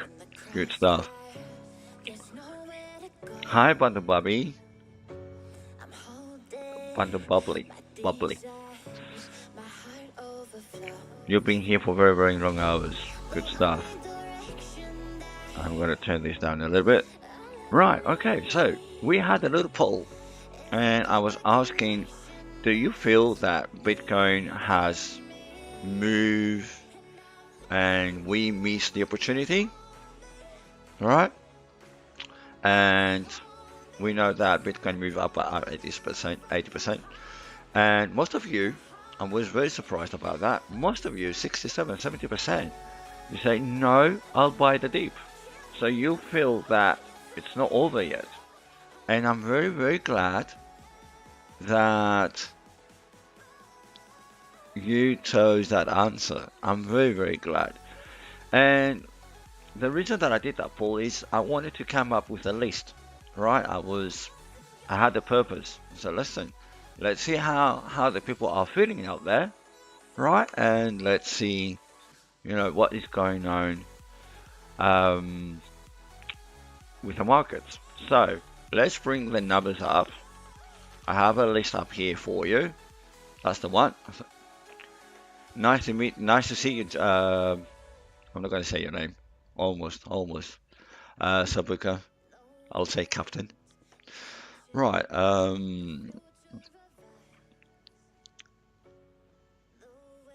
The answer, no. It's no copyright music there. Don't worry about it. I sorted it out. It's not going to be blocked. It's royalty free. I did my research. Right. Okay. So, Bitcoin number one. What I've done, I took the prices from yesterday, the day before, the 18th, right? And I took the prices last year, almost at the bottom, right?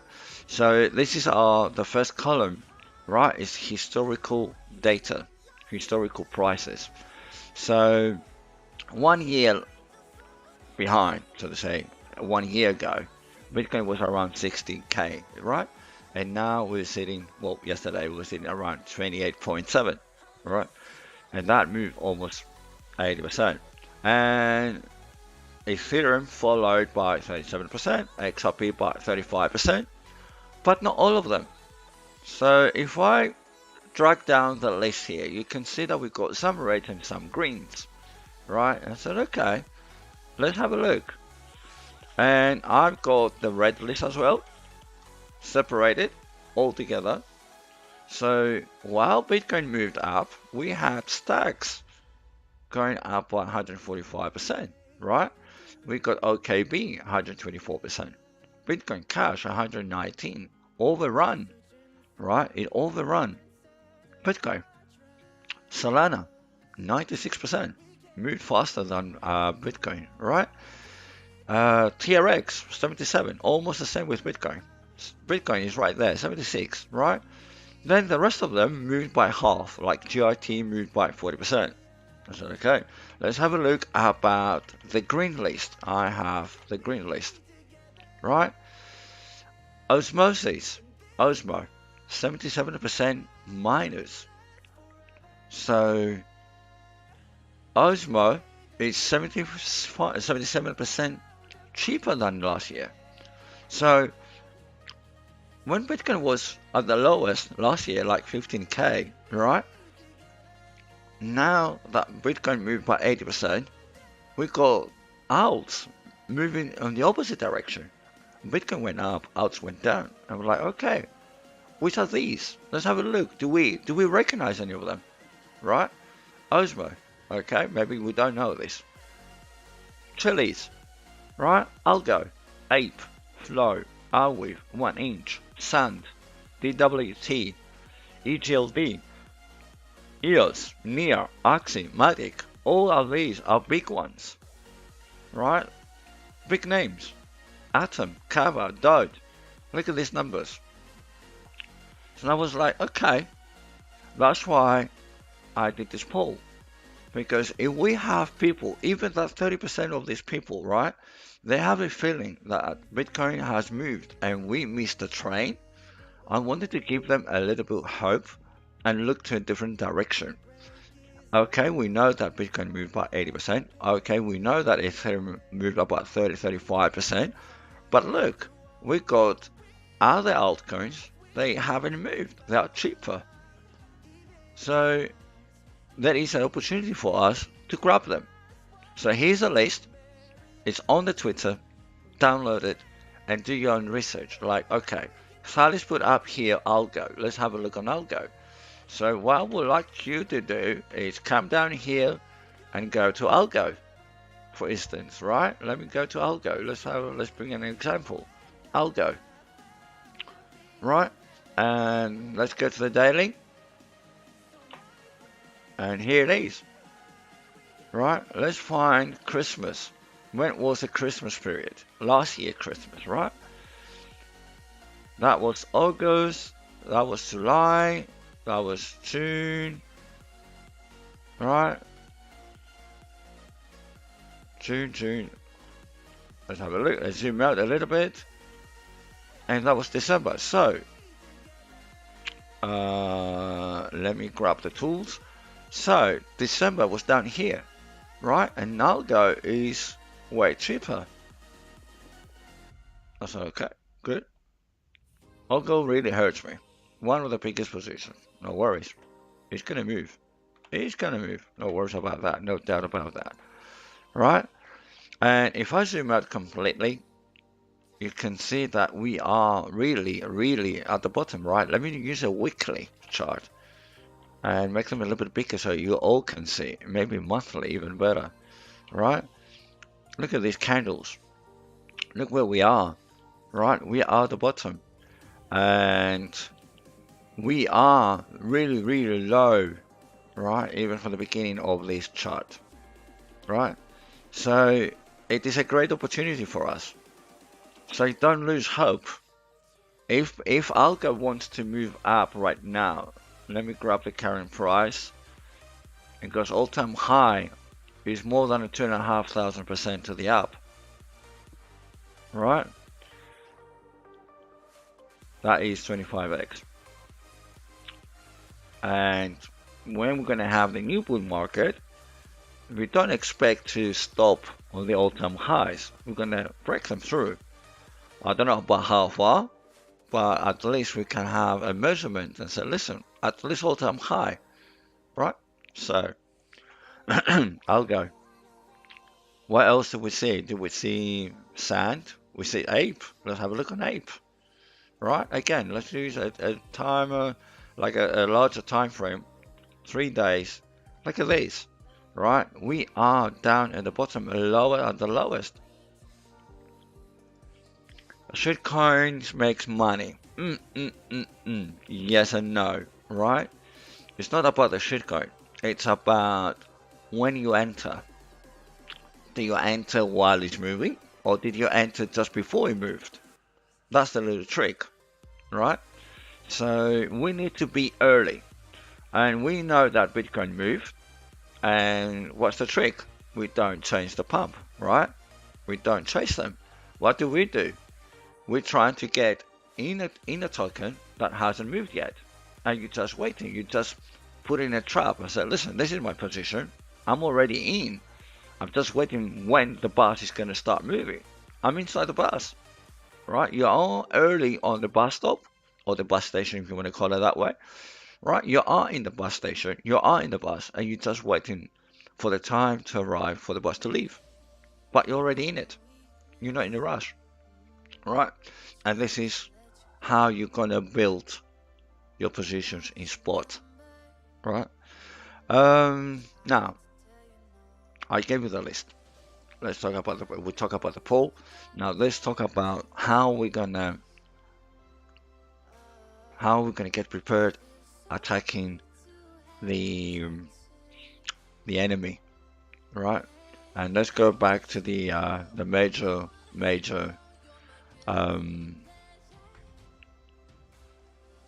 the king of all, which is Bitcoin, right? Now this is the 3-day, and I can go back to the monthly, right? Don't be scared now. This is monthly chart, and let's bring some indicators up, right? You missed the list? It's on Twitter, right? To be honest, I don't get why it performed so bad. Oh, you mean about the tokens? About the chilies? Yeah, alright, no worries. Guys, you cannot go all in one. You just need to spread out. And next week, after the weekend, I'm gonna prepare with the help of the other of the mentors. We're gonna all gather up, right? I'm gonna make some few phone calls, and we're gonna, let's say, shortlist, right? Maybe the top 20, right? Maybe the top 20 that we know that are secure in a way, right? We're gonna try to eliminate the shit coins, as we call it, right? And get some good ones. Good ones that they have a solid story behind it. Alright. Let me see all this chart. This chart is going crazy. Let me have a look. What are you saying, guys?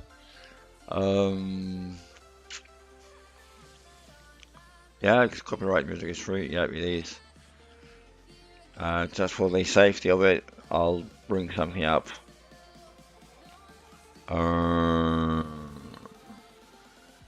Let's have a look. Let's have a look. It's too soft as a volume. It shouldn't be able to pick it up. But just for the safety, I'm going to put something in the background. A very, very low volume. So YouTube will have a hard time to pick it up.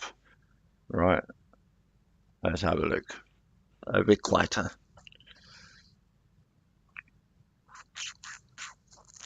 Will not increase even during bull. That's a nice question. I'll get that to them. I'll get that to them. Right. Let's bring the indicators. Right. And I've got a few indicators that you're all gonna be aware of. I mean, you're gonna, which indicators are there, right?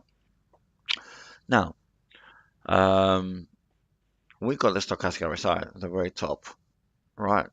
Can I maximize that? Right. This is a monthly, and look where stochastic RSI it is. It's like very high, and we had a cross down, right? Now, because of this nice huge pump that we have from Bitcoin, now we see the fast turning up, right? But it will not alert me or anything because I may see a little bit move to the up of the stochastic RSI, and then maybe I get a new cross, right? Maybe I get a new cross, a little bit higher. But either way, what we see that stochastic RSI is on the top on the monthly, right? And let's compare that very quickly with the rest of the price action. So when we had, let me minimize the other one so we can make a little bit more space to the rest of the chart so we can see more of the tokens. So when we had stochastic RSI at the bottom, right, and crossing up, this is the time that Bitcoin moved to the up, right?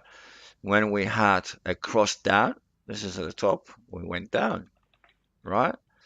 And let me bring down the chart a little bit here. And when we had the other crossing down, right, another crossing down, we had the price coming down, right? And the thing that I would like you to see on stochastic RSI is where the crossing is happening, right? Because on the larger time frames, I like to see the crossings above 80, and I would like to see the parallel lines, after the crossing, when both stochastic RSI are coming down after the 80. I'd love to see that. Because if I got the parallel lines after the 80, it's like a confirmation of this cross, right? So far, we got a cross. Let me zoom in on this one. We got a cross, right? But right now, the lines are not parallel, right? I need to see them parallel. So I'm waiting. Now, this is the monthly. These values here are fixed. They will not change. But these values here, they can change at any point. So we've got another 10 days, 11 days for the monthly close. So we need to see what's going to happen on the monthly close, right? But stochastic RSI is on the very top, right? So we need to pay attention to that. Let me bring the DMI, another little favorite tool of mine, right? DMI right now, let me zoom in a little bit.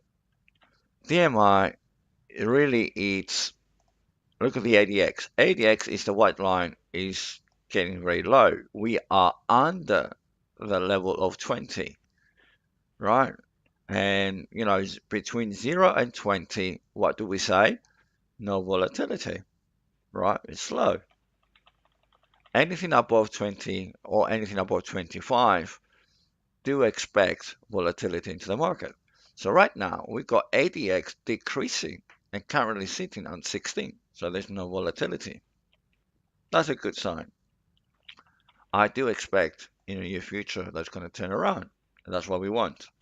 Let us together compare the DMI.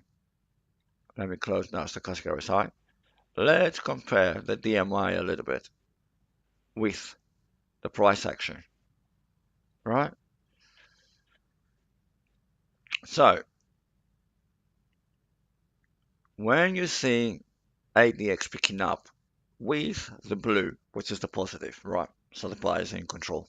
The buyers are increasing the show up, and ADX is increasing. What do you see? From very tiny candles to huge candles, right? And remember, this is not a monthly chart now, right? Do you want to use it on a weekly? We can do that. Let's do it on the weekly, right? Weekly, you're going to have a little bit more noise, like, a lot of crossings, but it's okay, right? Look when we had the cross, right? We had the buyers for a little while. Let's say the buyers losing, the sellers were in control. And what we had? A down move, right? And then we had the cross exchanging, right? So we have now the buyers, the bulls, right, in control. And what do we see? We see after the cross, we had a shift, right? From down, we're going up. Nice. I like that. ADX was decreasing. Okay, what does that mean? That instead of getting larger candles, we're getting smaller. We can see that smaller candles. Even if I stretch it, if I stretch the scale here on the right, you can see we started with the large candles. Here they are, but ADX was decreasing, and what happened? Smaller candles. So this is how you read the DMI. Blue is a positive. It means the bulls, the buyers. The red is the negative. When it's above, it's telling you that the sellers are in control. ADX, it has nothing to do with the direction. It has to do with the strength. Like, is the volatility into the market, right? And the higher it goes, the larger the volatility. Look at these huge candles, right? Huge momentum candles. When we had ADX crossing, right? Well, let's say when it's dropping the peaks, you can see that that was the peak of the DMI of the positive, and then it was losing steam, decreasing, and we have ADX decreasing. What happened, right? Can you see what happened? The sellers were like building up. They're like knocking on the door and say, "Hey, we're here. We are the bears," right? And we have the crossing as well. So use these indicators like stochastic RSI and the DMI on the larger time frame for you to see what's going on. Right now, ADX is like really low. We got the buyers in control on the weekly, right? We can see that, and we don't have any strength from the sellers right now on the weekly. So, okay, I see this. And obviously, on the price action, you can see that it's popping, right? Okay, go back to the monthly. There's a reason why I go to the monthly.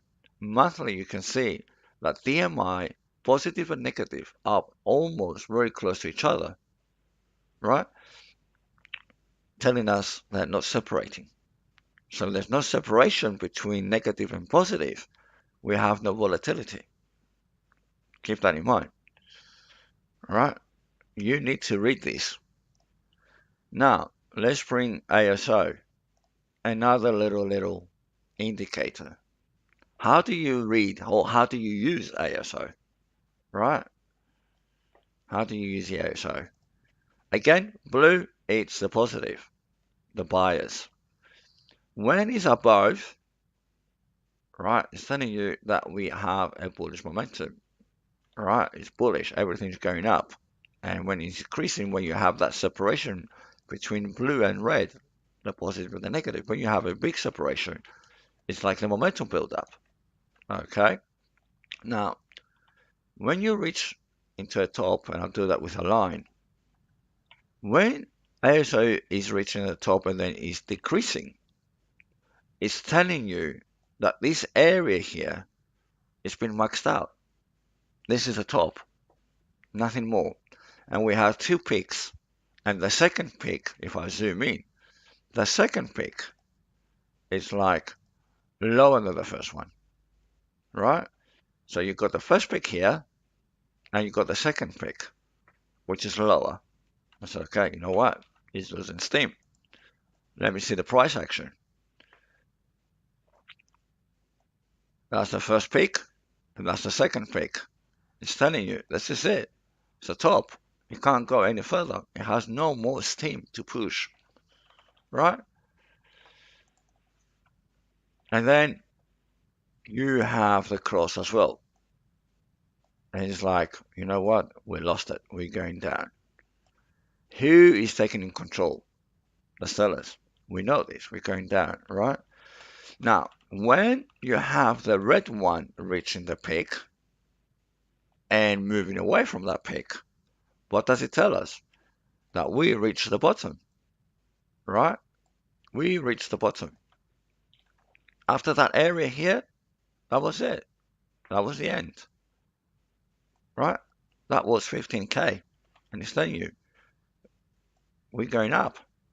Why? Because the sellers are losing steam now. And what do we observe right now? We observe also a cross, right?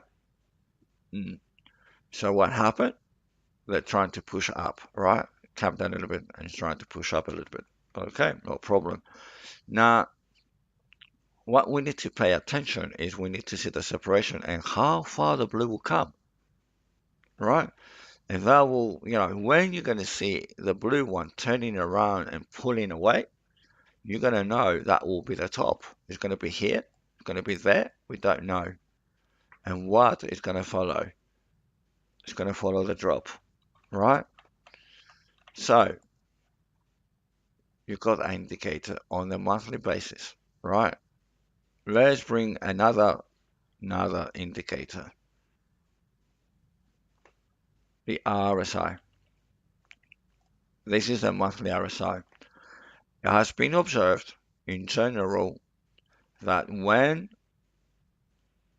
RSI is hitting the 44 area, let me bring that up. When we hit the 44 area, let me scale this up because we're going to go back and monitor it for a very, very long time. We're backtesting everything. What I'm saying, it's been backtested. I want to make sure that you all see this, right? So when we hit around the 44 and RSI is pulling away, what do we have? A push to the up, right? Let's mark this area. We came back again to the 44. Before we go back to the 44, let's have a look on the tops, right? Overbought area, what happened? It went down. Overbought area, what happened? It went down, right? Overbought area, what happened? It started moving down, right? When it reached the 44 area, 45, that was the bottom. And it started moving to the up. RSI started moving to the up, right? Let me clear a little bit of noise here. Let's go a little bit left, right? Look at that. RSI doesn't lie. We reached the top. What does it tell you? Time to go down. And it went down. When we reached the 44, 45, what happened? We reached the bottom of the market, it goes up. Or the bottom of the cycle, right? Again, when RSI moved to the high levels like 90, right? Look what happened. It went down again, right? It tried to do a small push, but not even close. The RSI did not climb up at all. The same thing with ASO, right? What happened? Goes down. And look at that. We just went for the first time below 44 and 45. And that was the bottom, right? That's why you had other influencers, other traders telling you, we reached the bottom, we reached the bottom. How do they know? They don't know. They just observe, some higher time frame. And I don't tell you the secrets, right? So let's zoom in a little bit on that stochastic RSI and let's do a little bit TA. Because the same TA that you do on the price action is the same TA that you do on the stochastic RSI, right? You can do that trend lines. I find the RSI far more accurate than stochastic RSI. Both have its meanings, right? And stochastic RSI, one of the two lines is RSI, right? So stochastic RSI is not that far away from the RSI because one of it is the same thing. I'm talking about Bitcoin and the 44-45 area you need to investigate on every token and open up the RSI, go to the monthly and see where was the bottom. And for Bitcoin was 44, right? Found ASO, average sentiment oscillator. That's correct. That's correct, George.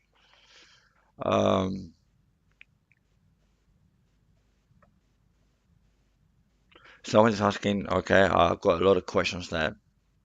I'll come back, I promise.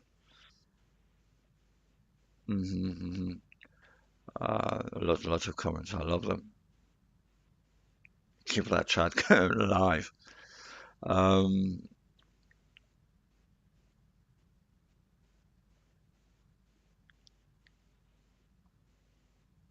mm. Well, there are some differences on the calculations on the formula.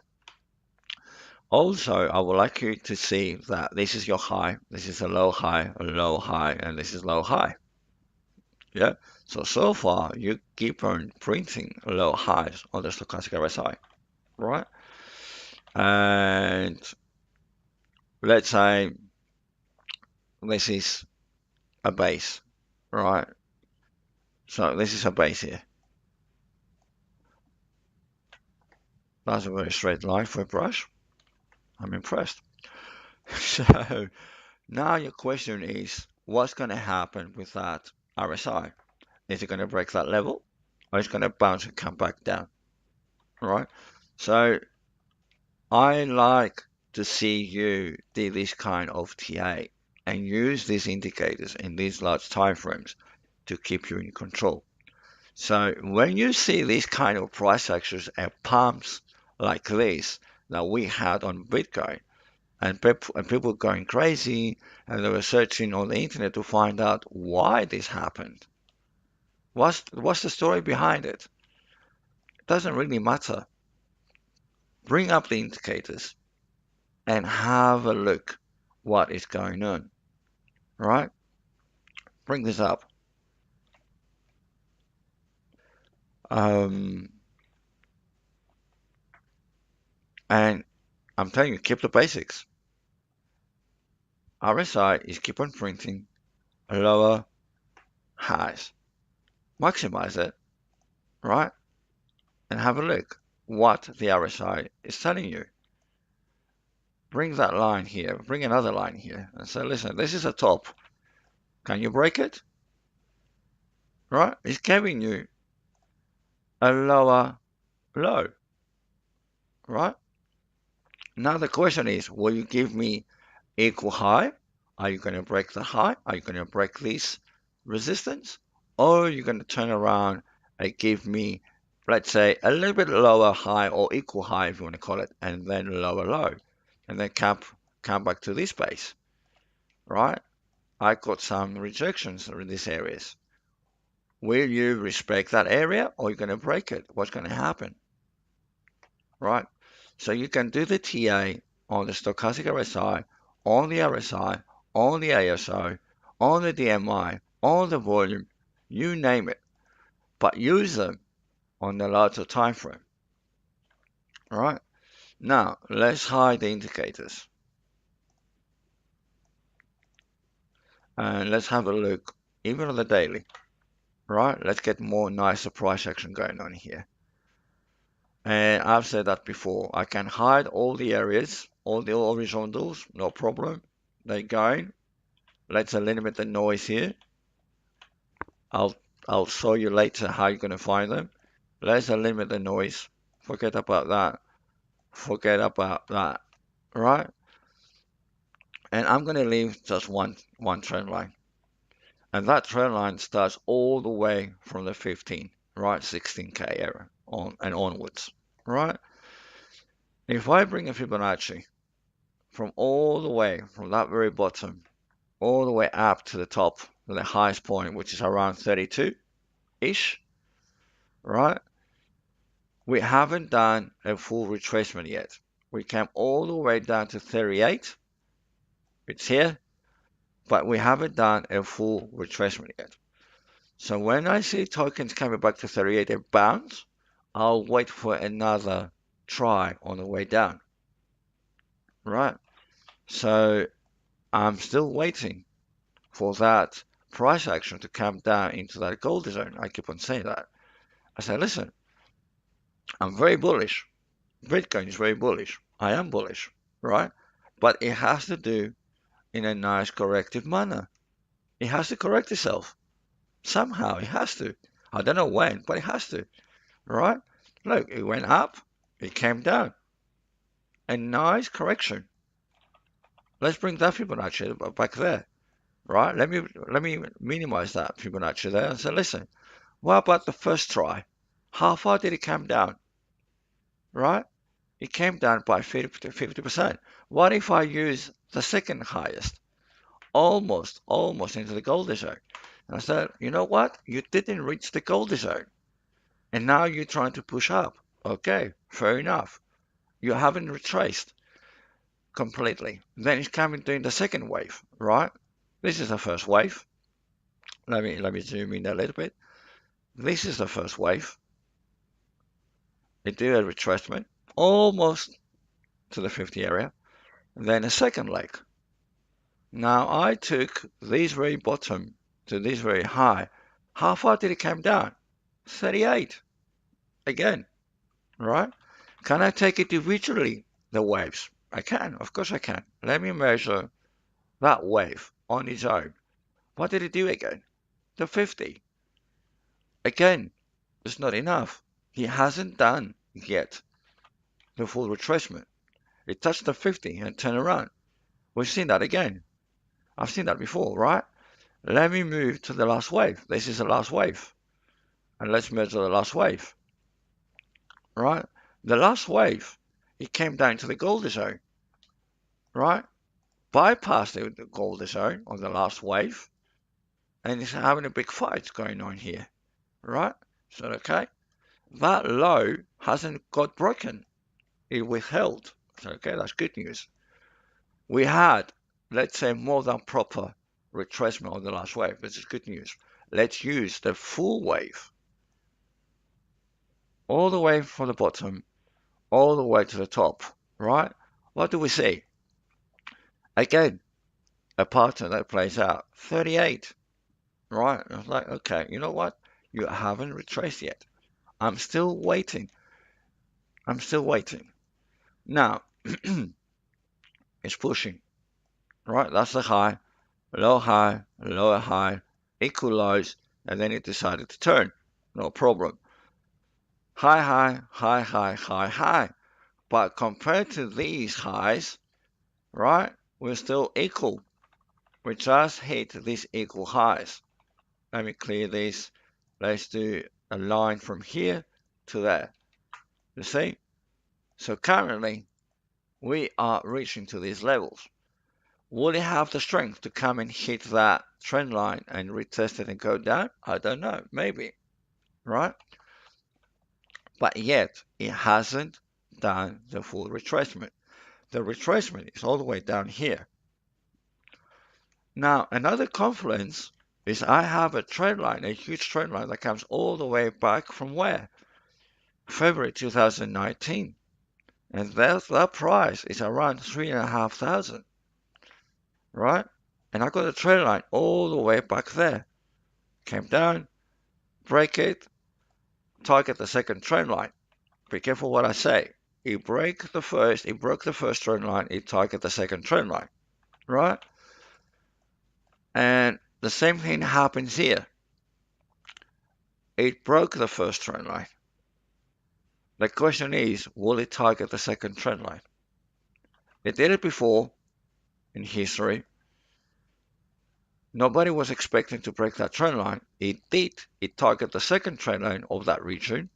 It shook out the market completely. All the high leverage were gone. And then after that, Bitcoin never looked back. It has this huge pump. So what can we see? We see a crash, consolidation, a small push, equal highs. Does that sound familiar? Equal highs, right?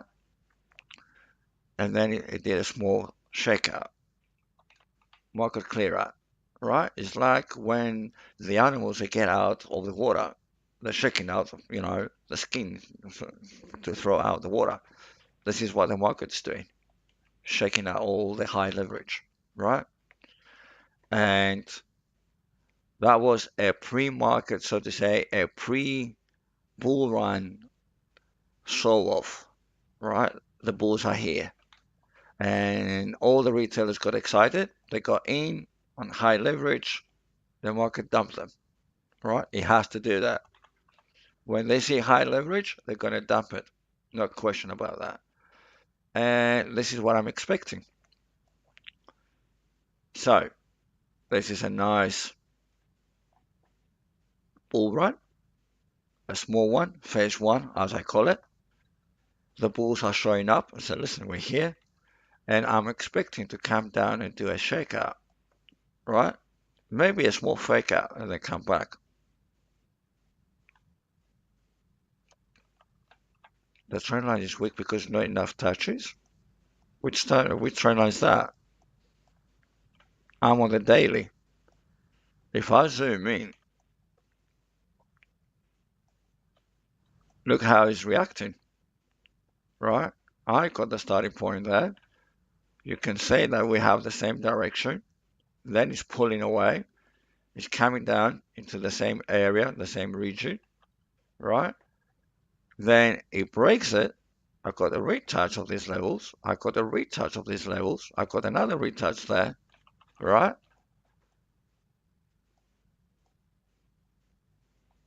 And then I got these plenty of retouches, right? So I got more than 3. Fake outs do happen, right?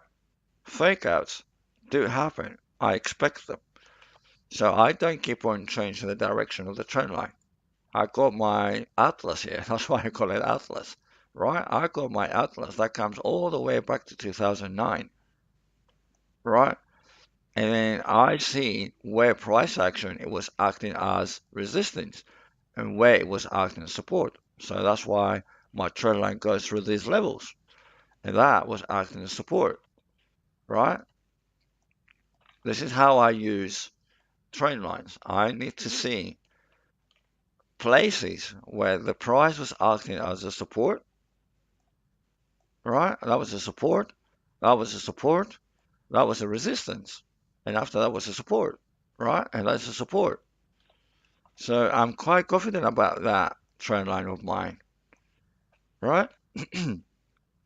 So the question is, will Bitcoin repeat its history, breaking the first trend line, and then maybe target the second trend line, right? But if it does that, the confluence is that I have a golden zone and I have a support trend line. What else do I have? I got huge insufficient price action to the left, right? That was insufficient candlestick, a sudden move, right? The market moved very, very, very quickly, right? And what happened? The price came down. The market came and filled these gaps, right? The market came down to fill these orders, right? And the question is right now is, I got a gap. You see, this is the lowest part of the price action. And look at this gap that I have here. I know that the market needs to come down and fill these orders. We've got a lot of people are waiting here. They missed the bus. And they're waiting for the second round of that bus to come around and say, listen, we're waiting for the bus. We're on the bus stop, right? So I got like 2, 3 things happening on the same area. A huge orders have been waiting here that happens to be inside the golden zone that happens to be above my support. And I've got history repeating itself that after the break of the first trend line, maybe it's going to target the second trend line. Let me bring the MAs, right? These are the weekly MAs. Let me change this to 3 days. Sorry, input, here we are. Let's use a 3-day MAs. And the reason that I'm using the 3 days is I want to tell you or to point out the golden cross when we had the 50, right? Going above the 200. We got the golden cross. And we had that golden cross happened back in 2019. And we had one very, very recently. And that was the beginning of August, right? And this is what happened. Got a golden cross. I said, okay, Doesn't happen very often. So let's have a look at what happened on the previous golden cross. Bitcoin was going down, right? Bitcoin was going down, lost to 50, and some point lost to 200, right? Lost the first trend line, target the second trend line. Now, a golden cross is a very bullish pattern, right? But when it happened, because it's a 3-day, it's a lagging indicator, we had Bitcoin going down. Pay attention now to this. We had a golden cross. What Bitcoin is doing? It's going down, right? Because of lagging indicator. I said, okay, that's coincidence. What happened? It lost the 50. It lost the 200. I'm like, okay, second coincidence.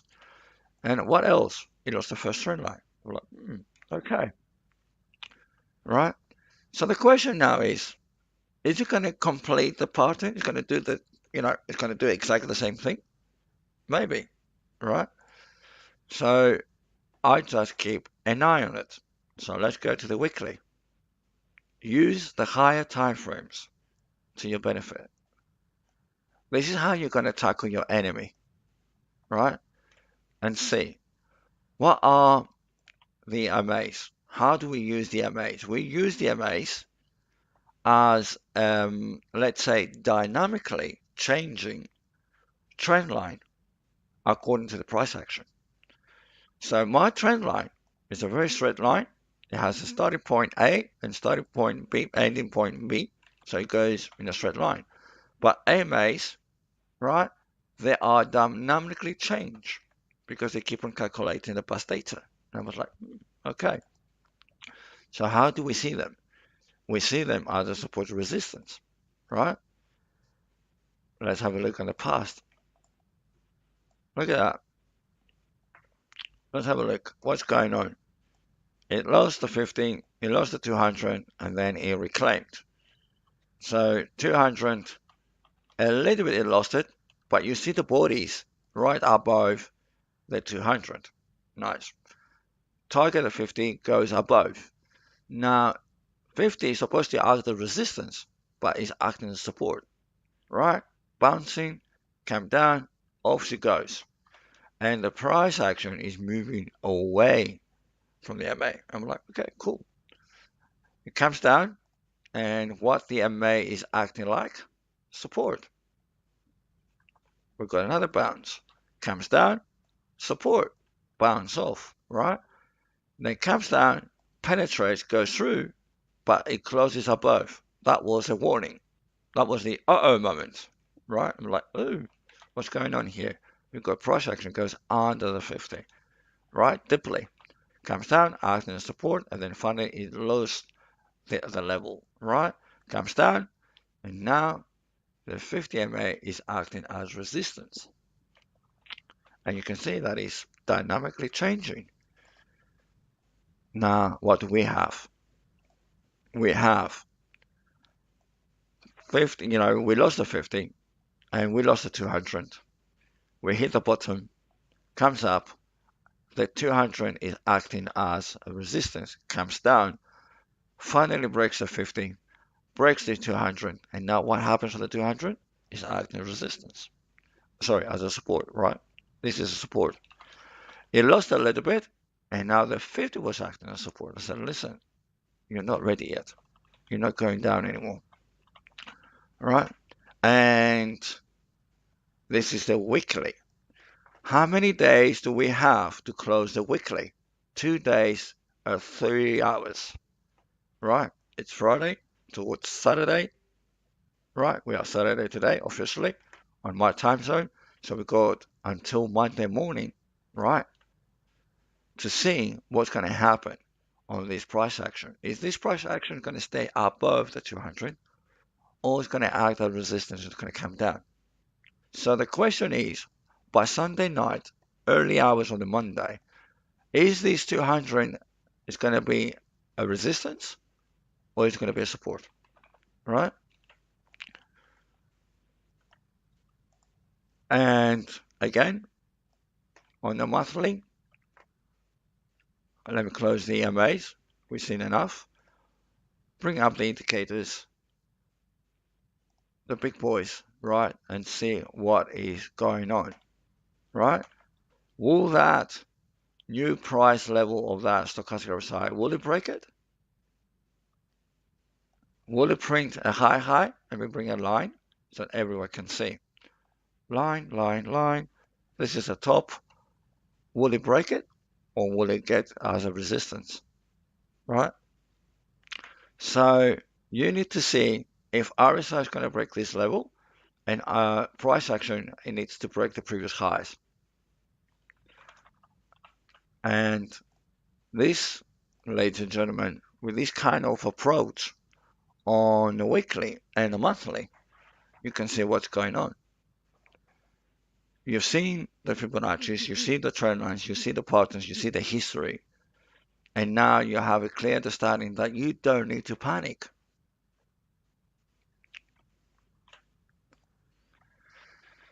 Before I move further, let me see a little bit of the chat because I did promise.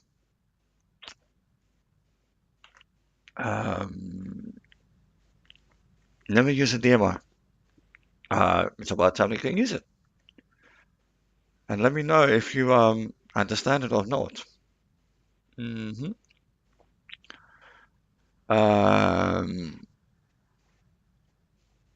Mm-hmm.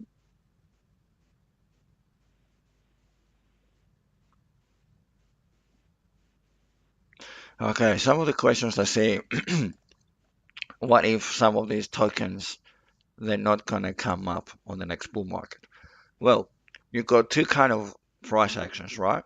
You're going to have Bitcoin going up, right? And because Bitcoin's going up, the value of the crypto space, it goes higher.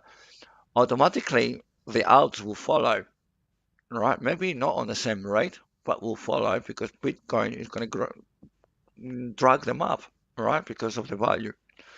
Now, if you get individual whales investing on specific token, you're going to see like Bitcoin consolidating, but you're going to have altcoins like skyrocketing.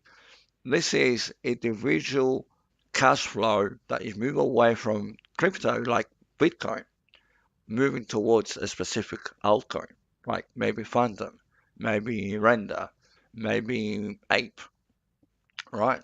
So you've got two things happening. Either Bitcoin's going to go up and the rest of the crypto market will go up anyway. They're going to follow, right? And the second thing is you're hoping, so to say, that you're going to be into a token that somehow a whale in random time will come in and invest, but you're already in there before them, right?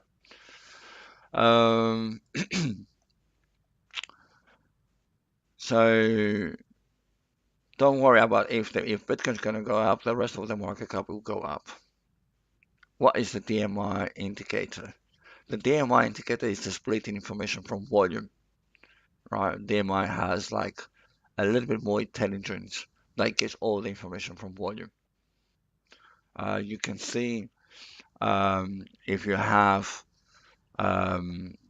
pressure from the buyers or from the sellers, right? In volume, you don't get that. Let me bring up volume. Let me close an indicator so I can bring up volume. Volume very quickly. This is volume, right? Let's go to weekly. I'm sorry about my voice. I keep on losing it, but I'm sorry. I apologize for that. Volume, you see all these nice little bars down here. When you get the size of the bar, it's all the price action, buyers and sellers together combined, right? So the size of the bar, it's the combination of buyers and sellers. It's like the total volume. That's why it's called volume, right? The color of the bar now, it will tell you which side, yeah, was more powerful, the buyers or the sellers. Now, if I have, let's say, 49% were sellers and 51% were buyers, the algo will give me a green bar. right? But if I got 20% sellers, right, and I got 80% buyers, guess the color? It's going to be green.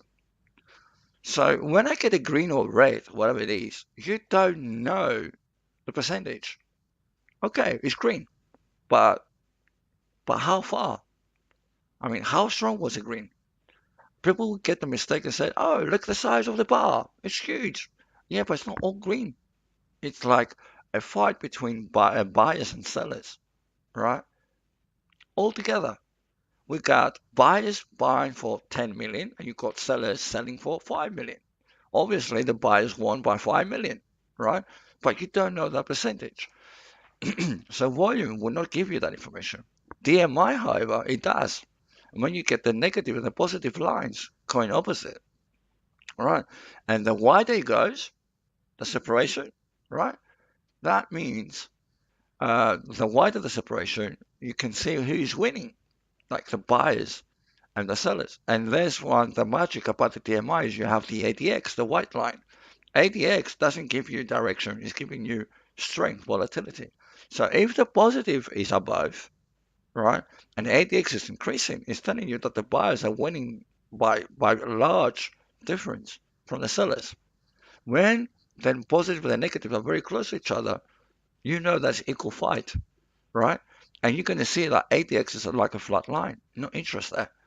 There's no winning team.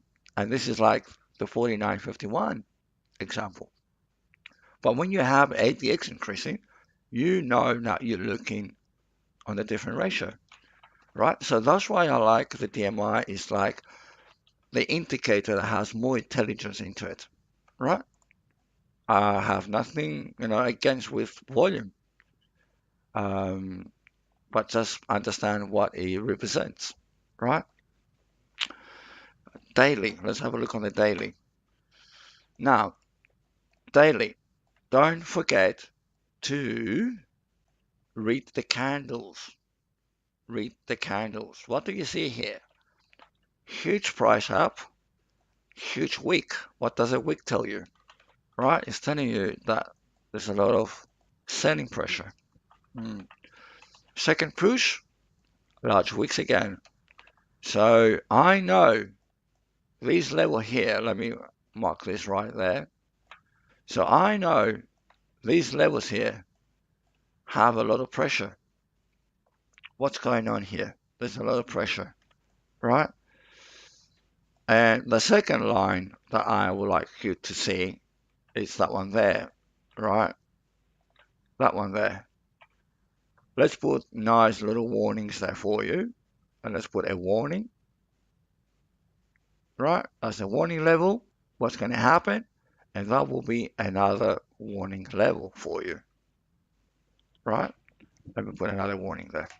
So you got 2 warning levels. Go to the 4 hours. Let's zoom in a little bit. Even on the 15. Let's have a look and see a little bit of price action. What is going on? Horizontals. How you mark horizontals. How I mark the trend lines. Find levels that they have common action. Rejection. Support. Right? Resistance. Support. So that level is a very strong key level. Right? So I mark this level and say, listen, I see this nice pump. If Bitcoin wants to go down, it has to break this support, right? So if it wants to go down, it has to break it. What else do I see? I see 1, I see 2, I see 3. Every time that it's tapping that level, it's getting what? Weaker. What did I see? Low, high, low, high, low, high, low, high. So if Bitcoin wants to go down, it has to lose this level. It has to break the support. If it wants to go higher, it has to break this resistance. It's not only because of the wick, right? Look to the left. We got other levels there, right? Let's go to 1 hour. If I extend this even further to the left, what do you see? support, rejection, all right? So that's a key level there for you. So Bitcoin has a few fights to put up, right? So I don't want you to panic. I don't want you to panic. Remember, break of the trend line. You wanted to come up to retest it, and it goes down. Equal lows, right? Equal lows. Comes down, comes down, comes down. Now it wants to retest that trend line. Be my guest. For me to turn around for good, right? It has to break that trend line, retest that trend line, and go further up. And guess what? It has to break these two highs. You see? You don't need to panic. Now, quickly, I would like to show you something else.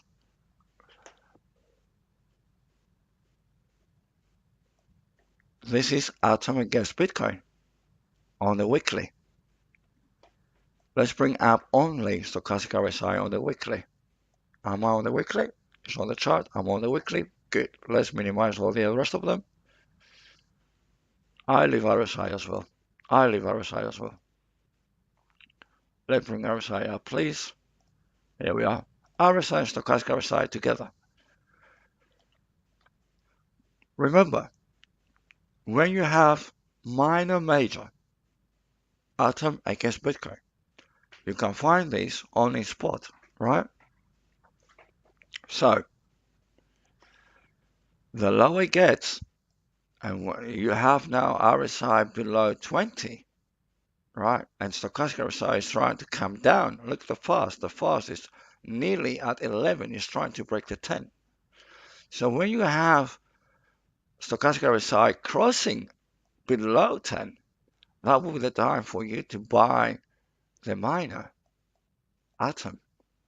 Remember the green list? Atom was that on that green list, right? So that minor major is telling you that the minor is getting weaker.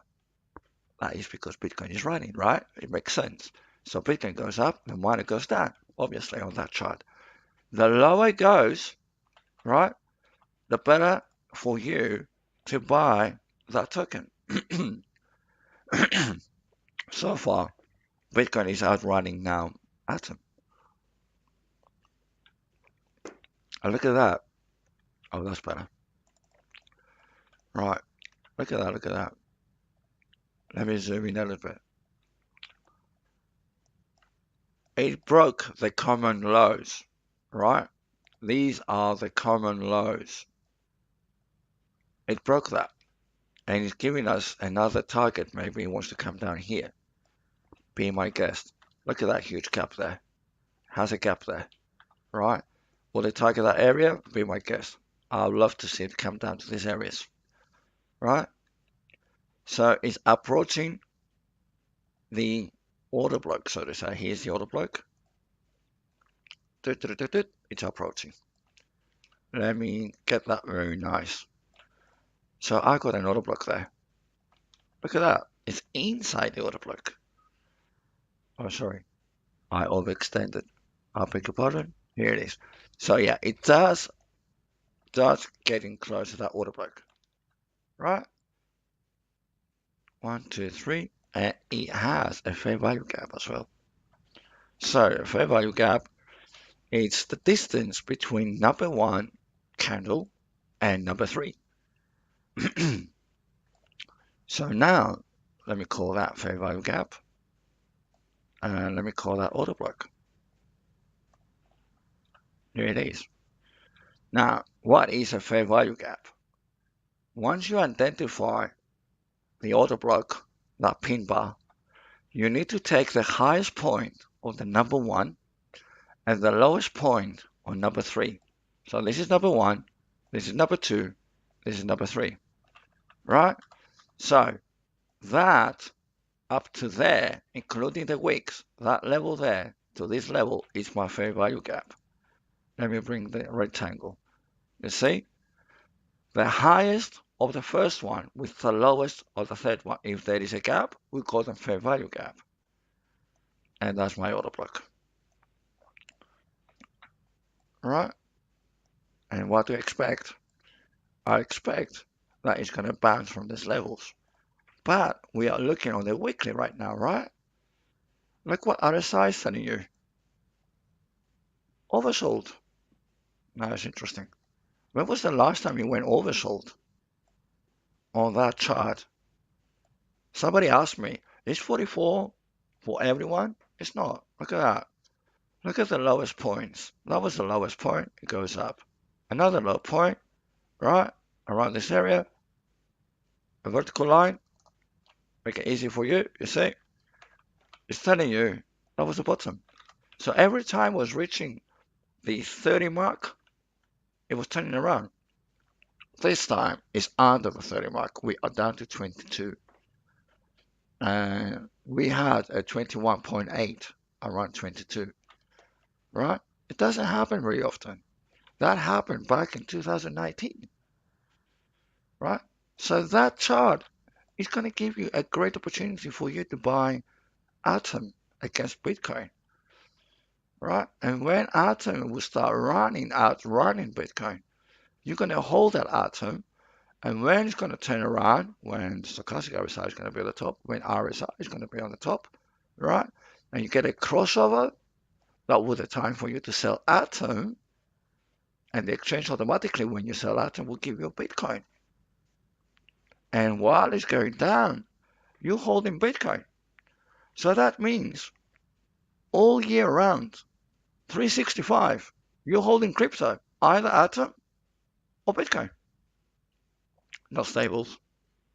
Stables doesn't move, right? So another little trick. You want to make money? Go into the spot.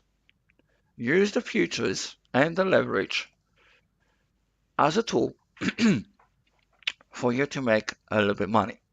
How can I make the $100 to $200? How can I make the $500 to $1,000? Right? So if you can make $500 to $1,000, then it will be easier for you to say, listen, instead of me, I had, let's say, $500. If I go into spot, I'll buy, let's say, 5 tokens, 100 each. All right? But now that I made it to 1,000, I can buy 10 tokens, 100 each. All right? Another chart, minor major again, right? This is AVAX weekly. Look at that. AVAX eats right in the support area, the support and resistance area, right? Let me bring up the stochastic RSI. Still has more room to go further down. Interesting. So Bitcoin wants to go up. Let it be. It's not the bull market yet. I'm telling you. This is the sell-off for the bulls, right? You see, this guy here is a sell-off. He's telling you, I'm here, right? I'm gonna regain my ground. Okay, we still are expecting, right? We're still expecting a retracement for the Bitcoin, but never mind. Let it do its own thing. You look into other charts. Remember the green list. Open up the green list. It's on the Twitter. It's all free for you. Go grab it, right? And have a look. Have a look. The way for you to make money, all of you, right? And for you to be able to send me that cocktail postcard, right, on my email, is for you to get spot positions. 100% sure. I mean, taking the other way. Traditional markets, traditional trade. You buy land and you wait for X amount of years, maybe a decade, for that land to increase its value. The same thing with your house, right? You buy a house and you want to sell it 10 years later, flip it, right? And you're going to sell it when the value is going to increase. The same thing happens with spot. The exchange cannot touch you when you have something in spot, right? It's one USB. No one can touch it. It's there. It's mine. Binance today operates. Maybe tomorrow Binance doesn't operate. You don't care. You have your money on your USB, right? On your wallet. And when the value is going to go up and say, hey, what's the best exchange this time around? And then you go and say, listen, I've got some tokens. Are you interested? I'm selling them. This is what you're going to do. In futures, remember, you own nothing. You exchange your dollars from your credit card. You go to exchange. You convert them to USDT, Tether stables. And then you keep your stables and you don't get tokens.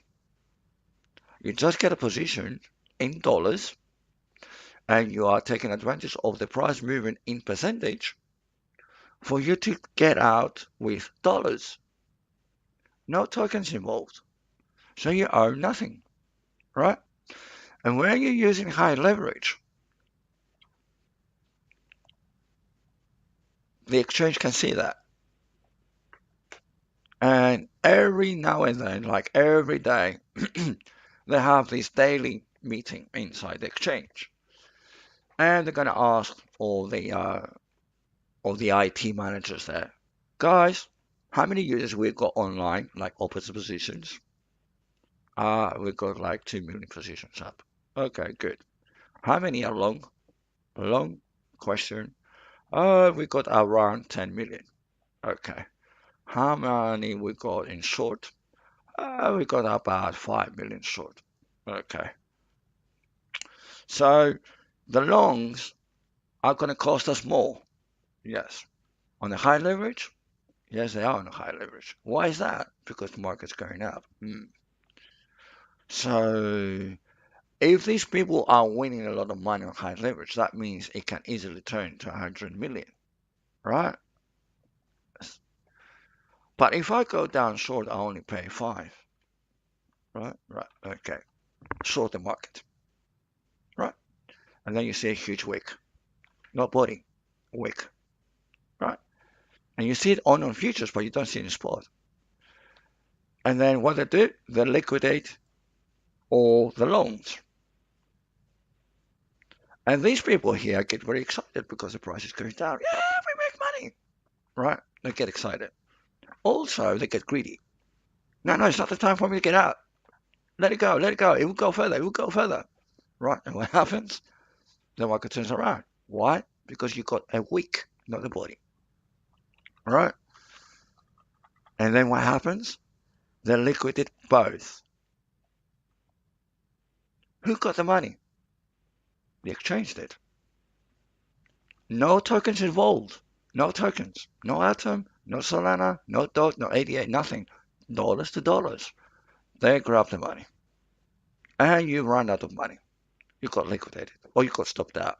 You lost some money. You gave the money, your money is back to the market. Right? So, that's why don't go heavy on leverage. Don't use leverage as your primary tool. No.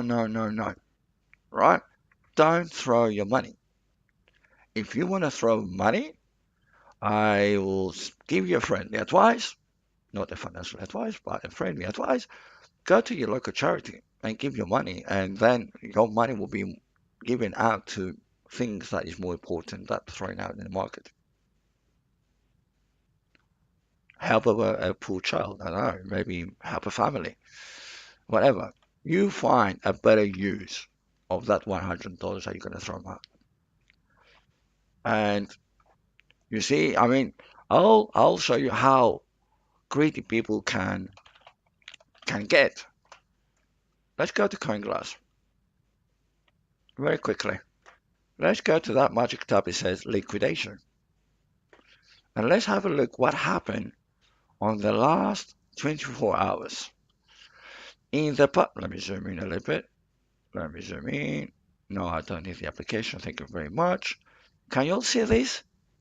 In the past 24 hours, 33,408 traders got liquidated. And the total liquidation comes to 96 million, right? One guy, the largest single liquidation, one guy lost on Bybit. Bybit, large wicks, remember? They lost 2.18 million on Bitcoin. It's crazy. 2.8 million. One guy, one trade. That's a single trade. 2.1 million. It's crazy, right? So, we know that we are going to lose sometimes in the market, but it's okay because we've got the risk management. We know how much we're risking. We put our numbers down, and we are good with our numbers. I know that I'm going to give something back, no problem. No problem. But 2.1 million? No, hell no. Right? We need that money. We need us to become independent, like financial free, not them. A poor guy just lost 2.1 million, right? So, be careful out there. What else can we see? Liquidation heat map. Can we see a little bit? Okay, I can see a little bit here. Let's have a look. Let's have a look. Come on. I can't scroll down. Here it is. We got a lot of price action below, right? We've got a lot of yellow below. Look at that on 28. It's full yellow. 29 a little bit there. And we've got something on 32. Nothing above. What usually the markets do, they move from liquidity pool to liquidity pool, if you heard that term, right? Otherwise, in other words, what are they doing? They're moving towards where the money is sitting on the table. So the market will turn around, right?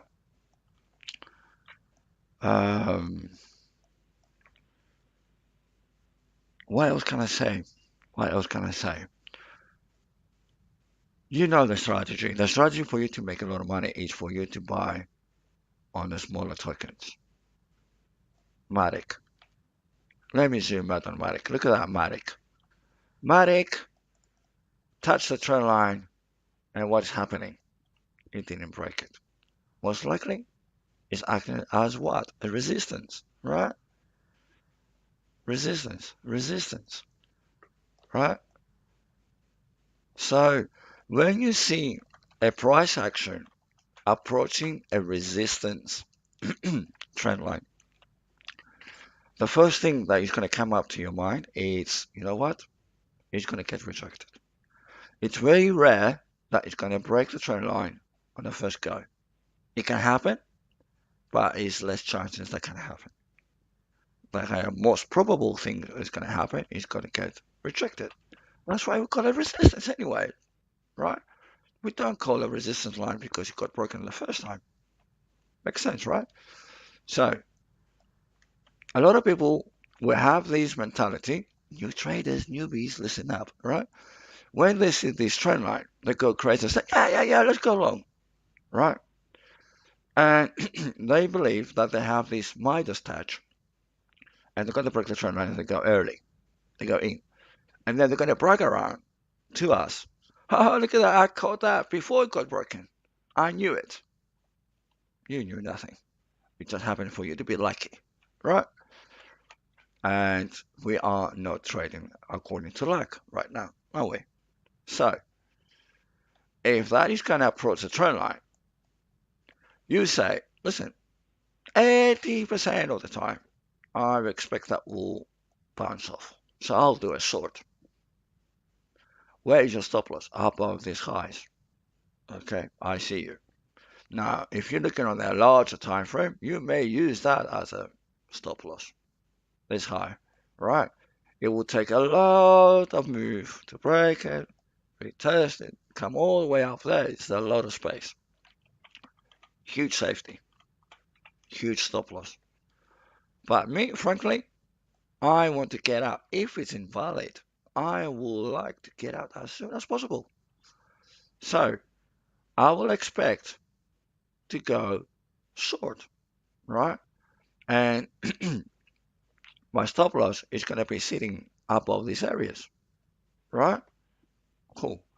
I'll try to get into the short position as close as possible, as high as possible, right? I don't want to get in here. I want to get as close as possible to these levels, right? These levels there. So I'll target that resistance. Why? Well, let's have a look. Well, this is why. This is why. This is why. This is why. What to expect? It's a support, right? It's going to bounce. You see, it didn't go break on the first time, not the second time, not the third time, not on the fourth time. Maybe the fifth time, maybe, I don't know. But that is my target, right?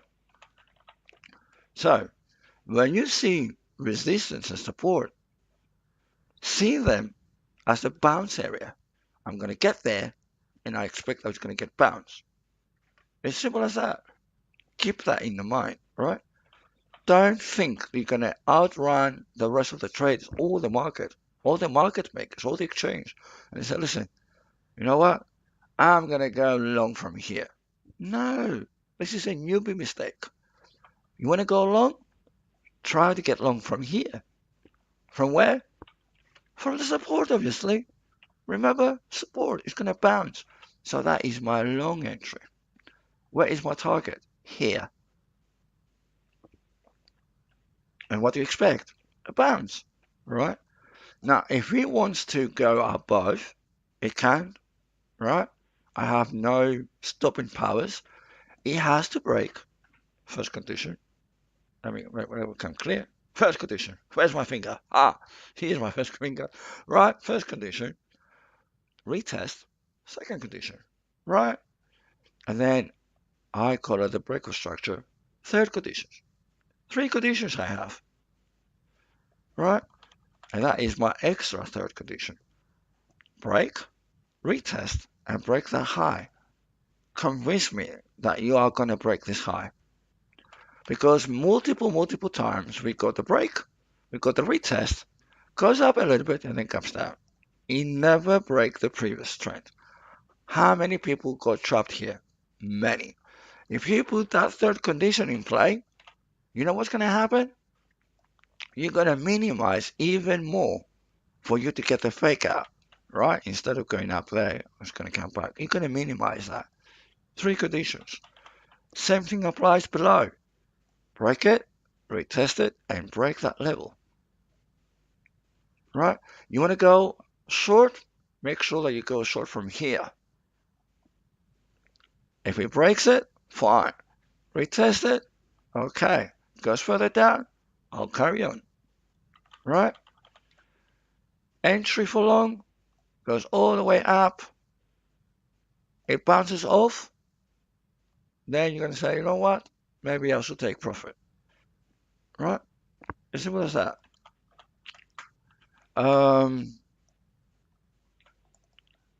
What else? Risk management. Risk management is crucial. Crucial. I've told you it's the only success. A strategy. You only need one strategy. One strategy. And get good at it.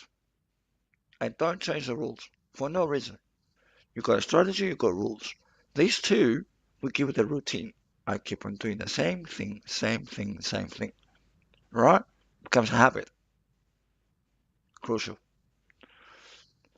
The risk management, however, it's the one that's going to determine, is going to make you successful in the long run. And why is that? Let's say I got my number. My number, everybody knows, is 2%.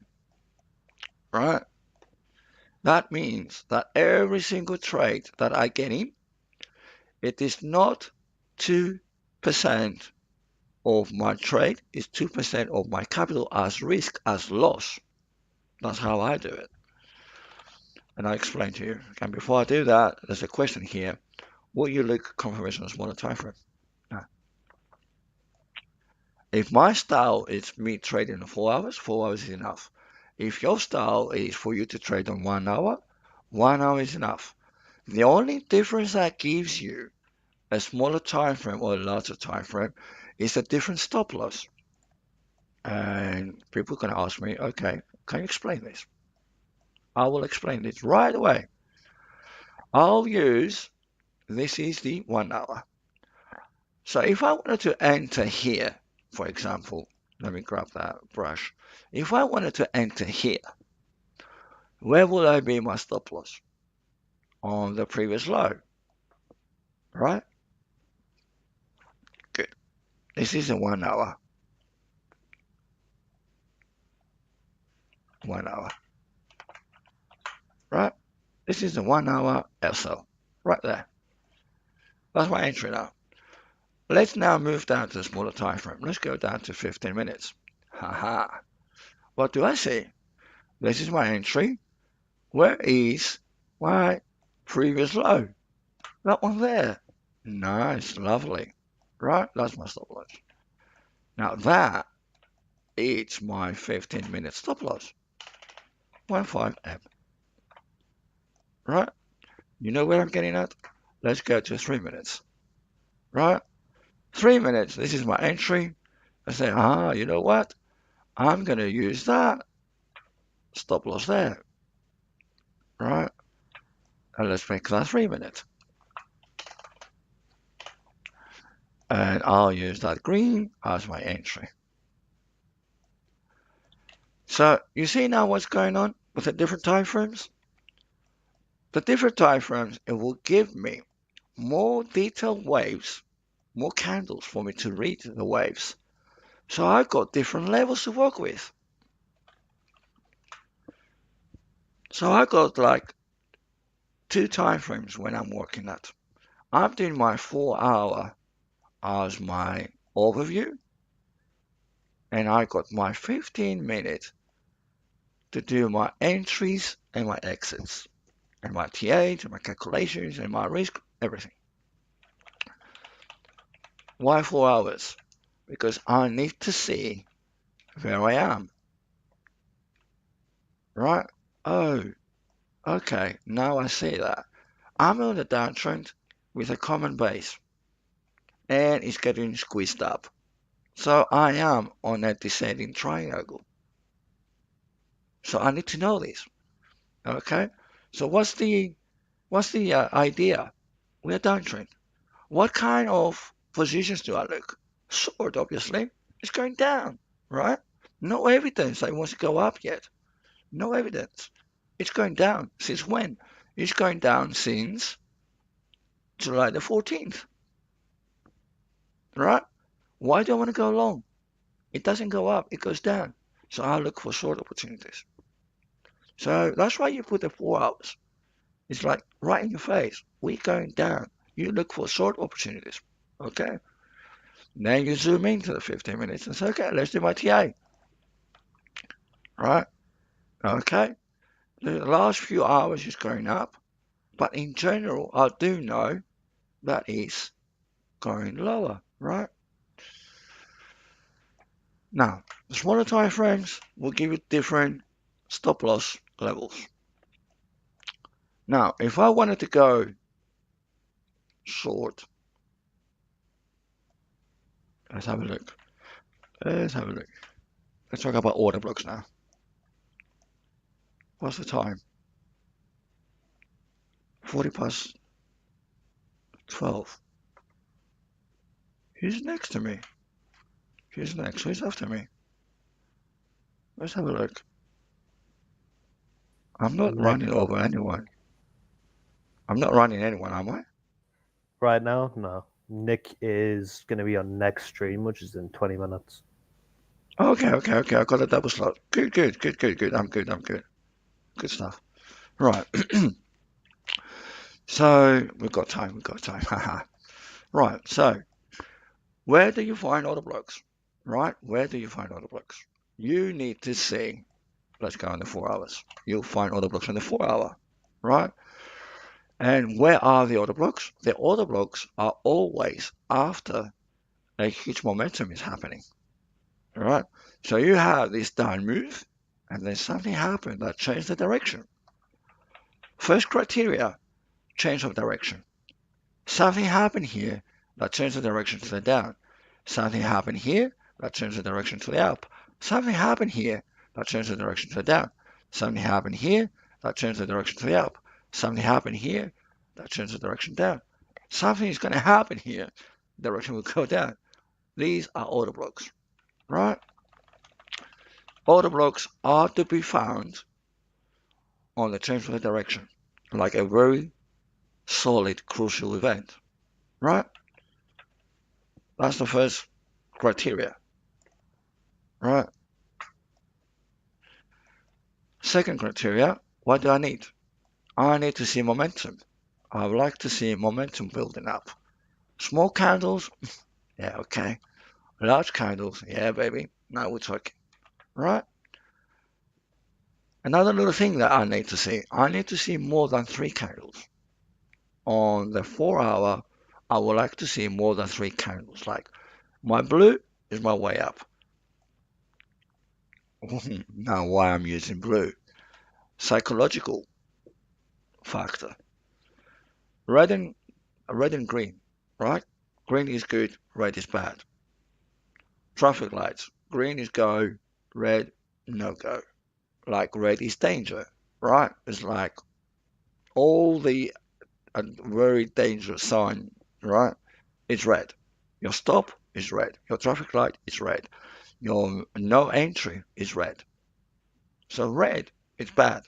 If you cut yourself and you see blood run, which is red, obviously, right? You're gonna be scared. Oh shit, it's red, right? It's like blood. If you get a small cut and you don't see blood, you're not bleeding. You're gonna be, oh yeah, it's okay, I'm all right. But when you got bleeding and bleeds a lot, you get scared, right? And this is psychological factor. So I said I need to remove from my chart the red and green, right? So go to settings, and I've changed my color to pink. Here it is, pink. I just went to dark pink, and I use bright pink on my borders. And the up move is not green, it's like neon blue, right? And that's it. So back to order blocks. We know that we need to investigate the levels that we got the change of direction, right? And we need to see momentum, right? What's the other criteria? Well, on the way down, which is the previous wave, right? All the way down, right? Goes down, goes down. You need to see where is the last high on the way down. I'll say it again. You need to identify your last high low, right?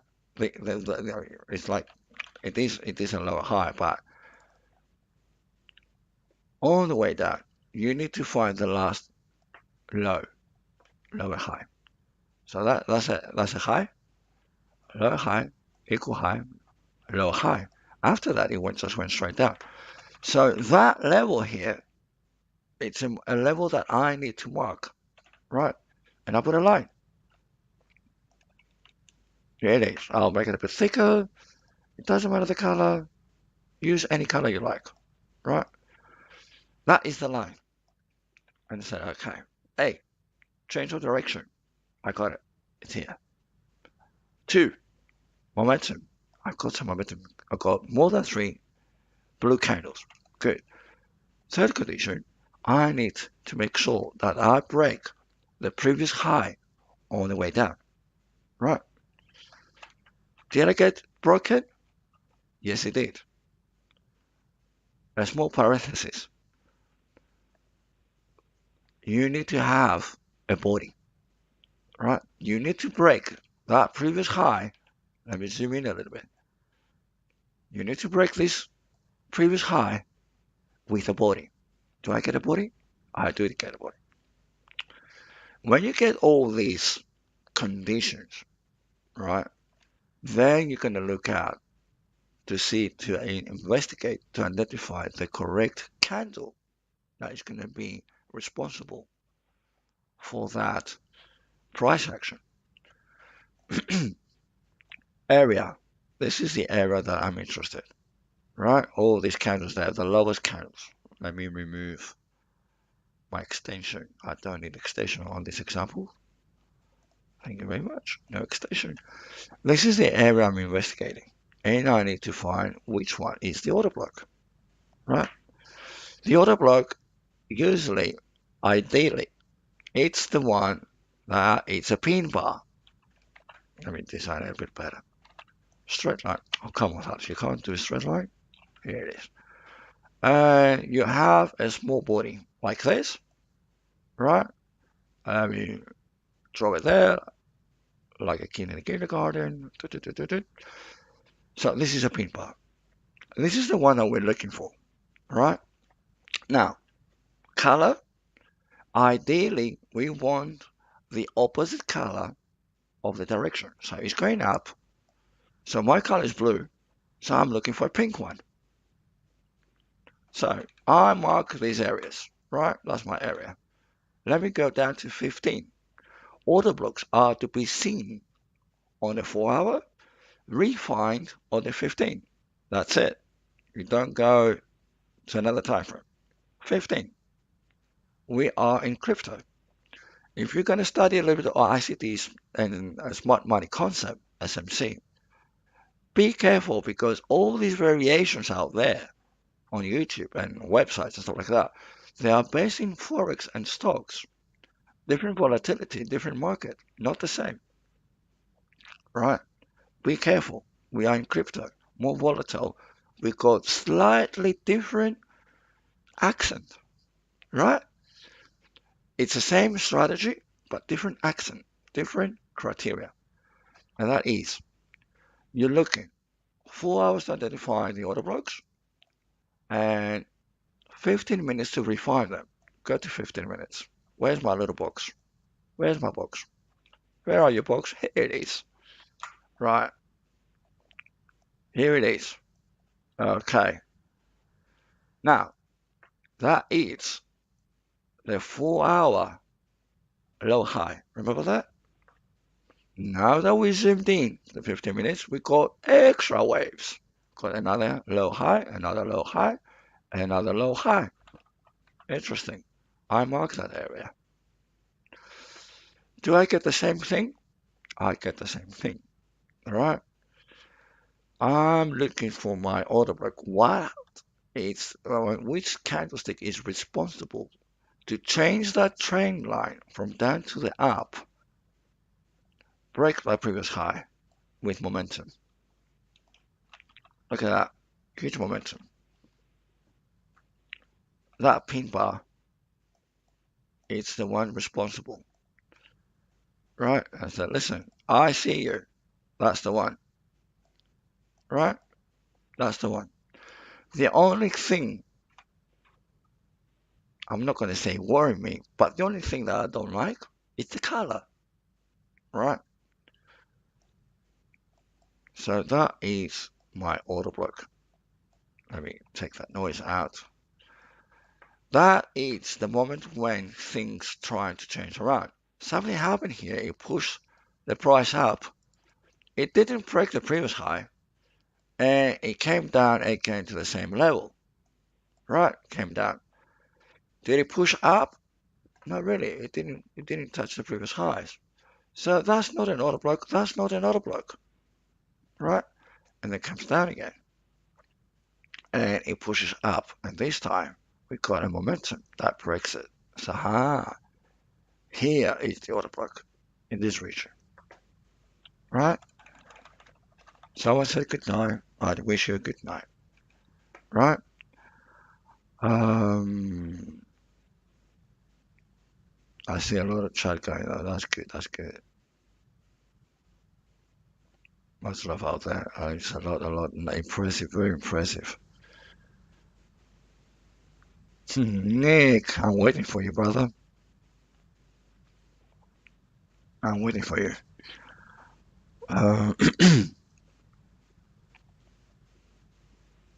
Yeah, I like this comment. I like the little game that you have there with Dave. Good, good, good, good, good. So now you identify which is the valuable order block. Right, now you identify the order block. It broke the previous high. Right, it has a momentum into it. And you identify the order block. What do you expect? What do you expect? You expect that when, I mean, let's put another factor there that I want you to understand. For you to go back and look for that order block, it means that you had already the turn, you had already the break of the highs, you had that momentum, and time-wise, by the time that the price reaches up here, right, it's the time that you're looking back in time to see where the order block is. So that order block is already done its job, right? And you're going to say, oh, I missed it. Well, there is no way for you to identify the order block prior to these conditions. You need to wait and see these conditions to play out for you to determine where's the order block. So there's nothing you can do about this move, right? But it's when it's going to come back to these areas. And that's why you need to mark them.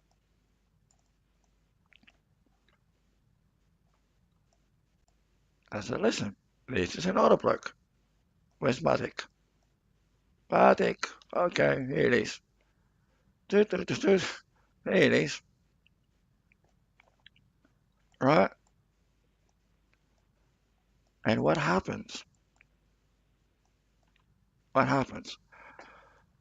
Obviously, the momentum on the way down, right? The momentum was so hard.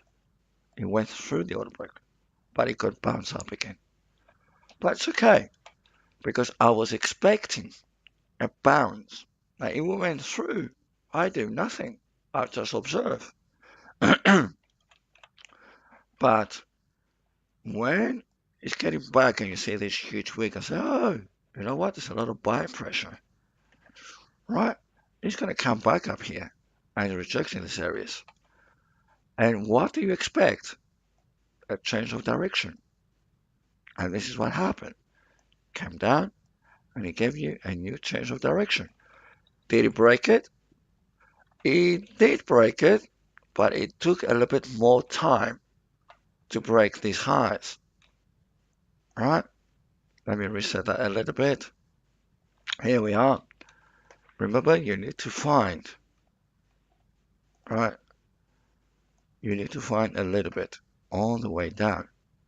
Where are the waves? That was a down move, that was an up move, and that's a down move. So that, let me do that yellow. Now that is your last high on the way down, right? It's here, that blue candle.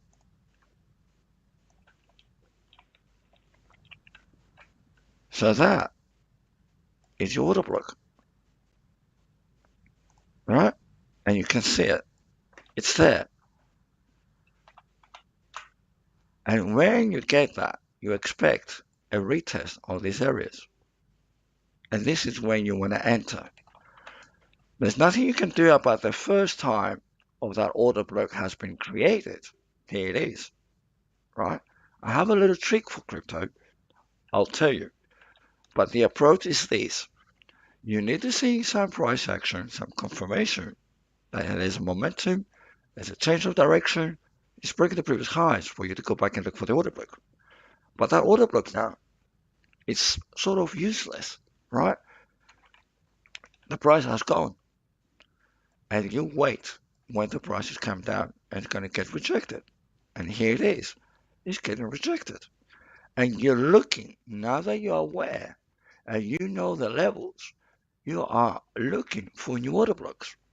And since you identify them because you are alert now, you know that order block has been mitigated and you expect an order block above the old order block. I'll say it again. When you have an order block and the price is moving away from the first time, it's going to come back, you expect a bounce and then a retest. The retest is a new order block. And thanks to the old order block, now you can see the new order block in time. And you're going to grab this opportunity. Now, crypto is volatile and is way faster. Do I need really to wait from this point to this point 14 days? It's like a whole lot of time, really. No. I got a little trick for you. 15 minutes. Right?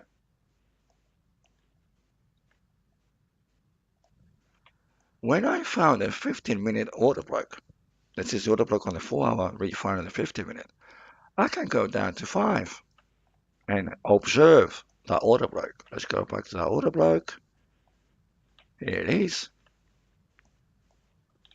I'm doing little cheeky thing here, right?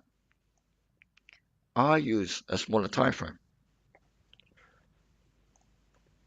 and that was a level that got broken, right? And I got a few conditions on a smaller time frame.